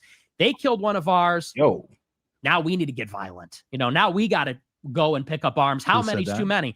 I think there were, not anybody notable, but I think there were a lot of people that were thinking that. On the conservative side. I think so.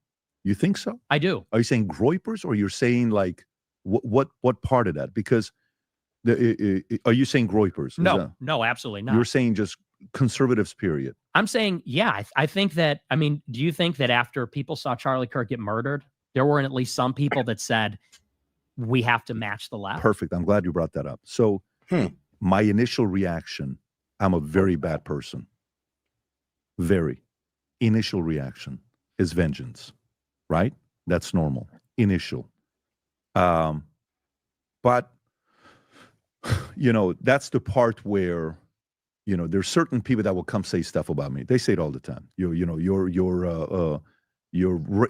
got money from Assad. We don't do sponsorship money here.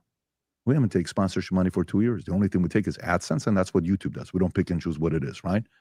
But they'll say stuff like that. Doesn't bother me, because it's like, if you fight it, they're going to do more of it. So what are you going to do? Yeah, that's true. what bothers them. Let me keep. No, that's true. If you try to fight though, like during the election, try to keep saying that, S.E.T, your whole show is Russian supported. Everybody who super chats and they're actually Russian agents. I'm like, I know what? I'm not even gonna argue that with you, because you probably start looking through people's profiles and all that, trying to link them to some type of Russian account or somebody in Russia, and I ain't doing that, and I ain't gonna put you through it.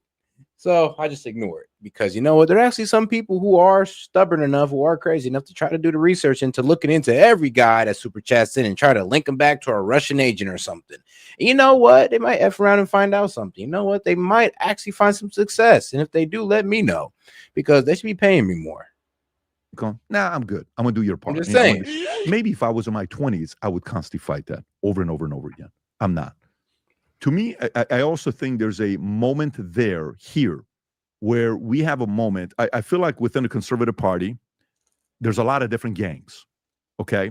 In a mob. Oh, and to speak on that whole, conservatives trying to go tit for tat with the Dems. Nah, I don't know. Not many guys on my side. We were pretty upset. Like, we were pretty upset, but we weren't going like, oh, we need to go take out one of theirs. No, even I was saying, what I was even saying was that I don't even think the left could honestly relate to us, who on their side has been shot? Who on their side has been assassinated? like name the best guy on the left wing that y'all got. Name your favorite political pundit. Have they been shot at?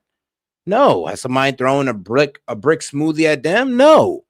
Like, so you guys are over here having all the rhetoric in the world safely, by the way. Y'all can say all this safely, but we say it and there's agitators that are against us. Like, yeah, I mean, you guys even trying to relate to the conservatives on this whole situation. Well, you can't, because nobody on y'all side who's super popular has been taken out. And God forbid that ever happens. Like, I'm happy that it hasn't happened on the left. I hope nobody on the left gets hurt. So I'm not really hearing Nick Fuentes when he says, oh, well, people on the right were like, don't you think we need to go tit for tat with them? Well, here's the thing. I would look at those guys and say, well, who on their side is even worth taking out? No offense. And I really hope like that nothing ever happens to no political pundit on the left. But I'm just saying, like, who's even worth that? Who they have is moving people like that? They're losing people. And they might lose more people due to their hateful attitude on the Kirk assassination. They're being gutted, literally. So honestly, I didn't really even see a point to. I don't see anybody even having a point to say, "Oh, we need to go tit for tat for them." No, let's let them continue to hang themselves. If you go study the history of the mob with Lucky Luciano when they created the commission, all these different families came together, right? It doesn't mean. And I do hear you. People say the Democratic politicians that were murdered. No, I'm sorry. You can't compare that to Kirk, because we didn't know about those guys until they died. Everybody knew who Kirk was before he died. So tell me a left-wing political pundit that we all know that has been shot at, assassinated. Like, come on, name one. You can't. I mean, you want to bring up Melissa Hortman, but you didn't even know who Melissa Hortman was until she died. Like, to be quite honest, we're buddy. Hey, how you doing? You know, everything's good. That's not what that means. It just means, listen, at the end of the day, maybe the enemy isn't who we think the enemy is. Oh, nah, bro. Okay. Maybe you and Charlie, 90%, I don't know, 80, 90%, you were on the same page. Is it worth us getting this nasty over the 10%? I don't know. I don't know. I feel we're at an era right now that I think all the voices matter. And I think, like, I don't know what your aspirations are long-term. Do you have any aspirations to run for office one day? Potentially. Okay. But actually, Slaw, I wanted to ask you a question, though. Wasn't she the one that was about to, like, kind of go against, pretty much go against the Democrats on immigration? Like, I did hear she was pretty much in fear of her life over that. I just want to know if that's true or not. But, yeah, unless you were in Minnesota or in Minneapolis, you didn't know who she was. Like, let's be quite honest. So if you weren't in that state or that city, you did not know who Melissa Hortman was until she died.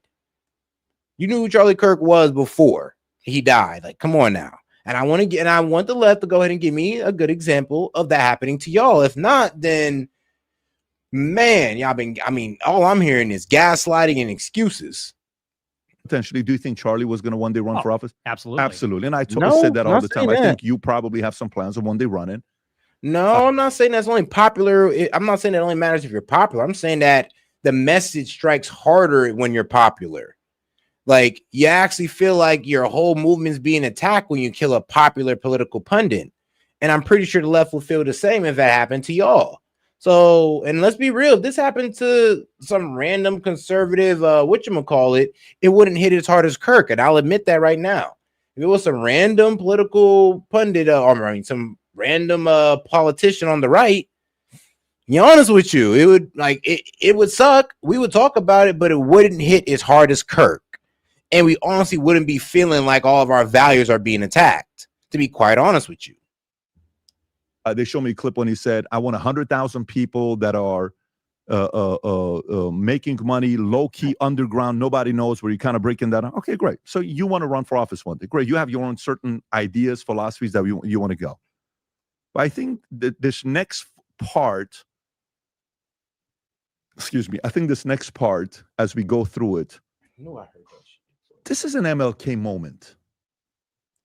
This was the MLK of Republicans and conservatives, even though Martin Luther King was a Republican. Which kills me why they try to call Kirk a racist, because he really was like, I ain't gonna lie, people hate when I say it.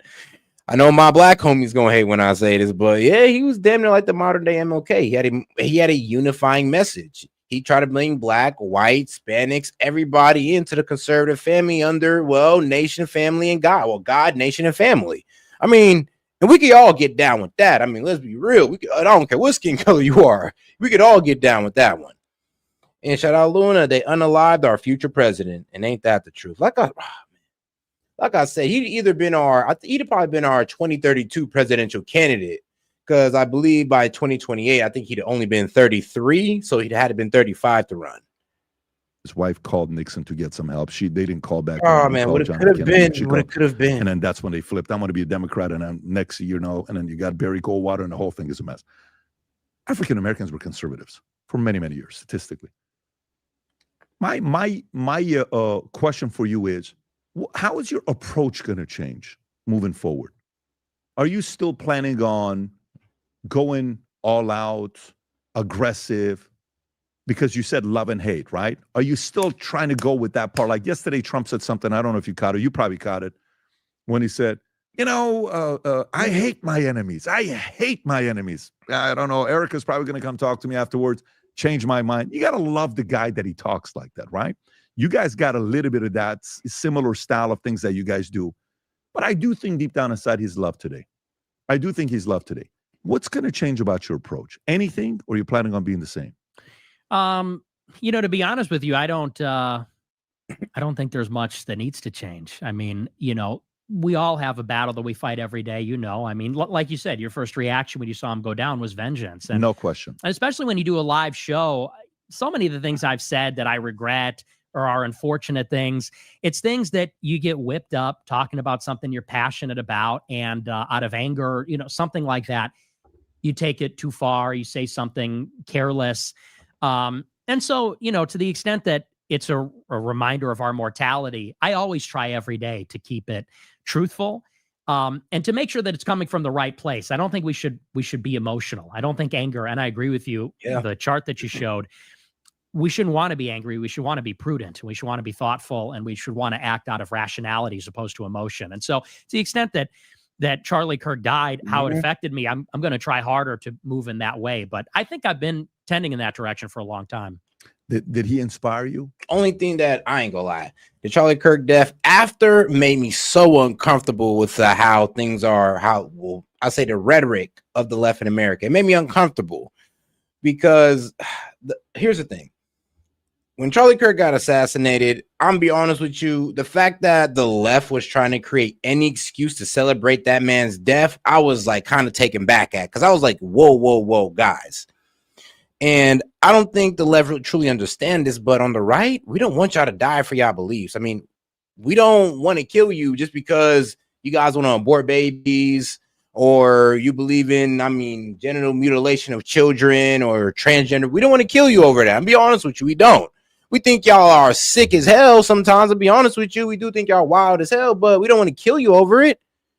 Y'all actually want to kill us over our beliefs. Not kill us, not you, but you actually think that it's okay to commit political violence against people who disagree with you. Y'all actually was sitting there praising this man's death and then trying to come up with any excuse to justify it. Like, be honest with you, I don't care if the man was a racist. You don't sit there and champion somebody's death. I don't care what he believed in. If Nick Fuentes died today, y'all can sit there and say he was a racist, and I would agree, but I'm not going to sit there and champion the man's death and say, ha, like, what the hell? The guy got a mom and a dad that obviously is going to be crying over it. Charlie Kirk's got a wife and kids that's obviously going to be crying over it. Why would you think that's okay to do? Like, y'all dehumanized a certain party at that point. You've dehumanized anybody who's MAGA if you honestly think that's okay. Just like y'all dehumanize a fetus. Like, y'all doing a whole lot of dehumanizing, and we're supposed to be the fascists, and we're supposed to be the monsters out here in the political sphere. But y'all are the dehumanizers. Was there anything about him that inspired you? Yes. The one thing that he inspired me about, because I did not like him when he was alive, I'll be honest with you. The one thing that inspired me is this guy was a workhorse. And I respect that, because I have a hard time with discipline. I'm not the most disciplined person when it comes to hard work. And this guy was a beast. I mean, the stuff that he did, working morning to night, you got to think he did a 3-hour show every day, wrote books. Then he went home and managed Turning Point. Then he went and flew out and did 100 campus events. That's just like him and Trump. They have that Protestant work ethic. And I know you're a capitalist, you're a businessman. There's nothing I respect more than people that build, people that work hard. That's noble. That's good. That's a virtue. So that was very inspirational to me. I want 3 more hours with you because I got so many questions. I'm getting so. What do you think about Thomas Russo? Is there any thoughts you have Thomas Russo? Yeah, I actually watched your show. What'd you think about him? I think he's very disciplined also, very composed, very disciplined. But I just don't like that type of activism. I don't know how productive that is. What did you disagree with him on? He is a ideological racialist, and I believe that goes too far. I'm a Catholic. I don't know what his religious views are. I think there's a tendency from some white nationalists to idolize race. They believe that race is the highest. Thomas Russo is also one of those white first guys, but it's kind of funny how Nick Fuentes is kind of trying to separate himself from Thomas Russo. And I'm like, come on, bro. You and him definitely agree a lot when it comes to race. Like, let's be honest. Some white nationalists to idolize race. They believe that race is the highest virtue. As a Catholic, I do believe there's a universal community of human beings, that we are all human in a fundamental way. And although I do believe that race is real, I also think we're all humans also. So I would say he's more racialist than me. And I also think that from an ideological point of view, from a professional point of view, I just do not support that type of activism, these provocative marches where they're not getting in people's faces, but it is intended to provoke. It is intended to be transgressive. And I don't know how much I like that. He was also interesting to get to know, and he was very good in the way he communicated. His style is very different than yours. He's very, the way he speaks is more here. You're more animated. You have a very smooth style of delivering your message, but I actually wanted to know this guy to see what drove him.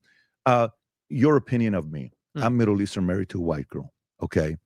I'm from Iran. Christian guy. Mom's a Christian. Dad's a Christian. Mom was a communist. Dad was an imperialist. Went to Germany, refugee camp, came to the States. Do you think there should be more opportunities of guys like me to end up here? Or do you think it's better off for America, purely based on odds, to minimize more of me coming to America? Well, I think that the most important thing to consider about immigration is it's just the volume. It's the numbers. I don't have a problem in principle with immigration at all. If we brought in 1 million, or maybe not 1 million, but if we brought in, let's say, 300,000 people every year that are like you, that are intelligent, that are productive, that are going to be generative, I don't necessarily have a problem with that in and of itself. The problem is that for 30 years, we bring in 2 or 3 million people per year. The foreign-born population has doubled. We brought in 50 to 60 million people since 1990. That's just too many people. And how I would distinguish it is that we're bringing in so many people that it's fundamentally altering what America is. You go to like Miami. Miami's like a Caribbean country. Like, it doesn't even feel like America. It feels more like Costa Rica or something. You go to New York, LA. It doesn't feel like what America used to be, what America is distinctly. And that's what I have a problem with, that pretty soon everywhere it's going to be so diverse, linguistically, ethnically, religiously, that you can't even say America is anything. Like the mayor of Minneapolis, he's doing advertisements in Somalian. What is that? Yeah, they had a cop. The cop badge is now in Arabic. I don't know if you saw that or yes. not. Yeah. How do you feel about that? I think that's horrible. What do you think about between the two communities, Muslim and Jews? Which one concerns you more? Jews, for sure. Tell me why. More powerful. Yeah. They're more powerful. So more powerful in a way, you're talking the fact that they have money. Doing the modern day spirit is kind of crazy, because back in the day, if you asked that to my parents, not my parents, but if you asked that to your common American, they would have probably told you, you know what, it's the Muslims. But if you now talk today, I'm gonna be real with you, it's probably most likely still going to be the Muslims, but there's going to be a larger group of people that's going to say Israel now. Back in the day, it was almost unheard of to anybody to say, oh, Israel is probably a bigger threat than the Muslims. But today, yeah, people are starting to see things a little differently. Well, are starting to see Israel a little bit differently. And I guess we're tired of being, fear-mongered about Muslims into every war. Let's be real. It can only work so much before just like, all right, man, You just can't like just say, oh, it's the Muslims every single time. We're just supposed to go head first into a war. Like that's not going to work forever now, but it's somewhat working now. You finance Hollywood. Is that what you're? Yeah, they have more position in American society. And how do you think they got that? I think they got it because they are extremely connected. They're a transnational entity. You know, this is how the Rothschilds got started. Their superpower is that they live everywhere, and they have their Jewish identity supersedes their local identity. So a Jewish person in America or in Germany or in France or in the UK, they can all talk to each other and work together. Do you and think that's a bad thing? Not in and of itself. It is detrimental for America, though. Is it detrimental though? Because I'm a Syrian, right? Mm-hmm. And I wish Assyrians were more like this. I would say this. What's detrimental is that we do have politicians that seem to be a little bit more loyal to Israel, that seem to be Israel first instead of America first. And that's a problem. That is a problem. It's like the fact that there is a politician who's literally say, I believe I was meant to serve America for Israel. I believe that I was called to be a politician to, serve Israel. That's a problem. I mean, the fact that you're putting some other nation that you weren't born in over your own, it's crazy to me. So yeah, that is a problem. How we do have what's they're called Zionism. Yeah, the whole Zionism thing, that is a problem in my eyes. Like that's not America first. And then here's a problem: those people try to hide under America first, like Laura Loomer, who tries to say, "Well, if you're not Israel first, you're not America first." I'm like, what the hell are you trying to say, sis? Like that don't even make sense on his face. Like, what do you like? Shut up. Just be quiet and sit down with your Islamophobic ass. Sit in the corner because people like her don't need to be listened to be quite honest. And you know what? You can sit there and hate Muslims all you want. I ain't even mad about that. I'm just mad about how people are using, these Zionists are always passing things off on Muslims and then getting us to get into conflicts in the Middle East. Like, that's what I don't like. Like, I'm not going to sit here and say that the Somalis in Minnesota ain't a problem or the Muslims in Texas and them trying to have their own little sea. I'm not trying to say that's not a problem. I'm just tired of that group of people being used as a leadway into a conflict. Mm-hmm. And let me tell you why I relate to them. We don't have a country. Assyrians used to have a country. We used to be the first warriors. We were written about in the Bible. You read it all over the place. The history we had, the things we invented. And then we became a little cocky. And God came in and was like, listen, man, relax, Assyrians. You ain't going to come and be the king of the jungle. It's me. And you hear the stories about that they built the tower to go all the way to the top because we are Assyrians and, and then we failed. Competent people? He's like, no, look at you now. No one knows who Assyrians are. You don't even have a country, right? We know the land in Iraq or wherever you are. You don't have it anymore. I think when a community becomes too cocky, the man upstairs is going to handle that himself, right? But in a sense, I'm sorry, but that one comment right here was like, he said Kirk was a dude who went to colleges to debate kids because his viewpoints couldn't be defended against competent people. I'm like, damn. So everybody in every college, is not competent, even though there's probably people who are older than Kirk in college. He also did debate college professors as well. Like they weren't competent as well. Like, that whole argument of, he was just debating college students. Yeah, he's debating a campus full of mainly grown-ass adults. We're talking about people that's past 18. Like, majority of the students in college are over 18. These are grown-ass adults. So you're telling me that they can't defend their positions against a 30-year-old who went to, community college, I believe? Like, are you serious?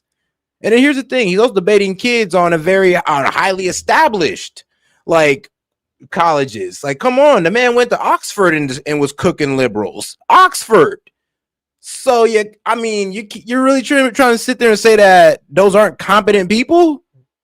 Okay. I think that's highly disingenuous, but okay. Shoot, I hope you ain't sending your kids to college then, because apparently you're sending them there not to be competent people in your own words. When you see they went from a small community college is a to have scam. this much influence. Damn near did just say, should I help out? You damn near did just prove Kirk's point. You damn near saying college is a scam, not filled with competent people. These not filled with competent people because they can't debate Charlie Kirk. They can't cook Charlie Kirk. So they're no longer competent people, but they're in college though. I mean, some of them are paying their own rent, got a job, car, and all that good stuff, but, you know, not competent people because they can't debate Charlie Kirk. Okay, that makes perfect sense. Isn't that almost impossible for them to pull off? Like, isn't that? So it either produces one of two things. I'm not intimidated. I'm not a guy that is envious or jealous or, oh my God, that guy's richer than me. That guy's this guy's. I'm not. I want to see what they did and what worked for them. For example, to me, when I think about Jews, I think about Mormons, I think about Scientologists. I used to have an office where half the office was all Scientology, and I learned all these phrases, assist, or, I went to their church and so Dianetics and L. Ron Hubbard and what he would say when you get a headache, you do this and all these weird extras. I'm like, oh, interesting. How much money did we give? $200,000. Why'd you give that? But let me tell you, those guys that were in, they had each other's back. It was a fraternity that you wish family members were like this, right? I think Scientologists have it maybe more than Jews. So I think Jews will bite each other a little bit, not as much. And then Mormons have each other's back. Of course, there's a falling out as well where people come out and they'll talk about God makers or, what Gordon B. Hinckley, and I've read all of that stuff from over the years. But what's wrong with them winning at the highest level? Well, I agree with you that it is remarkable, and it is actually ominous how much they've achieved. And shout out Toad. She says that is literally the point of college. Challenging your way of thinking, exploring new ideas, and all that. Is like, I don't know why people actually make that argument, go, oh, he was just debating college kids. I'm like, yeah, honestly, that's the best people to debate. Like, they're going to be the ones that's going to be your new politicians, like out into the workforce, doctors, scientists. Like, this is the next generation of voters. Why wouldn't you want to talk to them? And then here's the thing. These guys are probably writing essays and all this wild stuff. I mean, they defend their ideas in them. So why can't they defend their ideas on the mic? But they're not competent because what? They can't beat Charlie Kirk's point. I mean, doesn't that just mean that Charlie Kirk may have just had a really good point? Here's the problem, though. America's an open society. The premise of this country is it's self-government. Of, by, for the people. There's a egalitarian idea that we are all citizens, and our government is going to be comprised of the citizenry of America. That's deeply embedded in who we are and in our government and our whole system. And take me, for example, I'm Italian, Mexican, and Irish. The Italians were very much like this when they immigrated to America. They had in Chicago what they called the outfit, which was the mafia, and they looked out for each other. And when my grandfather died on my mom's side, I believe my grandmother got a loan from the outfit. And they would come by every month or whatever, and they'd bring a fruit basket, and they'd look after her, and they provided financially. Was it Spilatra's group? Do you know the history of it, or was it Tony Spilatra? I don't know who it was specifically. Okay, got it. But so these are some of the stories I would hear growing up from my mom and my grandmother. So think about at that time, how many people were against Italians? At that time, how many people didn't like Italians in New York? Because, Bank of America was first called Bank of Italy. Did you know that? No, I didn't. So can you pull up, Rob, was Bank of America first Bank of Italy? If I'm wrong, it is what it is. I think Bank of America was originally Bank of Italy. And everybody used to, the Bank of America was originally founded in Bank of Italy in 1904. What? To an Italian-American in San Francisco, and financial needs of Italian immigrants and other underserved people. The bank eventually merged with another institution to form Bank of America and change his name to Bank of America, right? The tellers were... And shout out to my man Hellbat. He said he didn't debate students, he debated voters. Man, I'm God, though. Stop patronizing the college folk, like, honestly.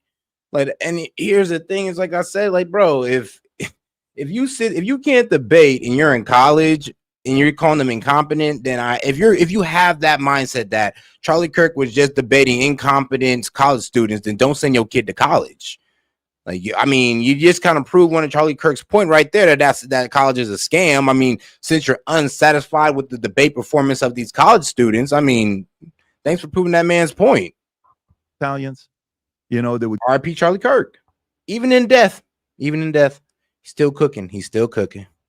It's like, it's probably perfect time for this video right here. Like, Again! I can see what they're doing, what he's doing. I can see it. I feel it.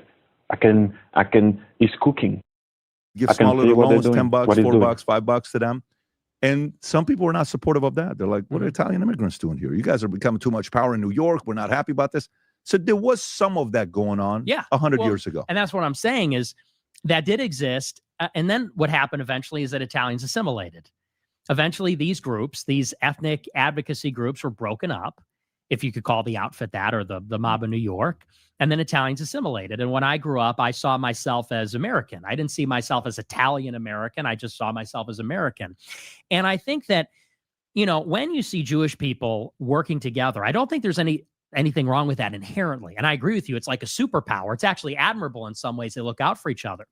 But if society becomes, American society in particular, a place where every group is ganging up, well, we're the whites, we're the blacks, we're the Jews, we're the then I think what America is starts to come apart, and it turns into kind of like a bit of a politicized race war.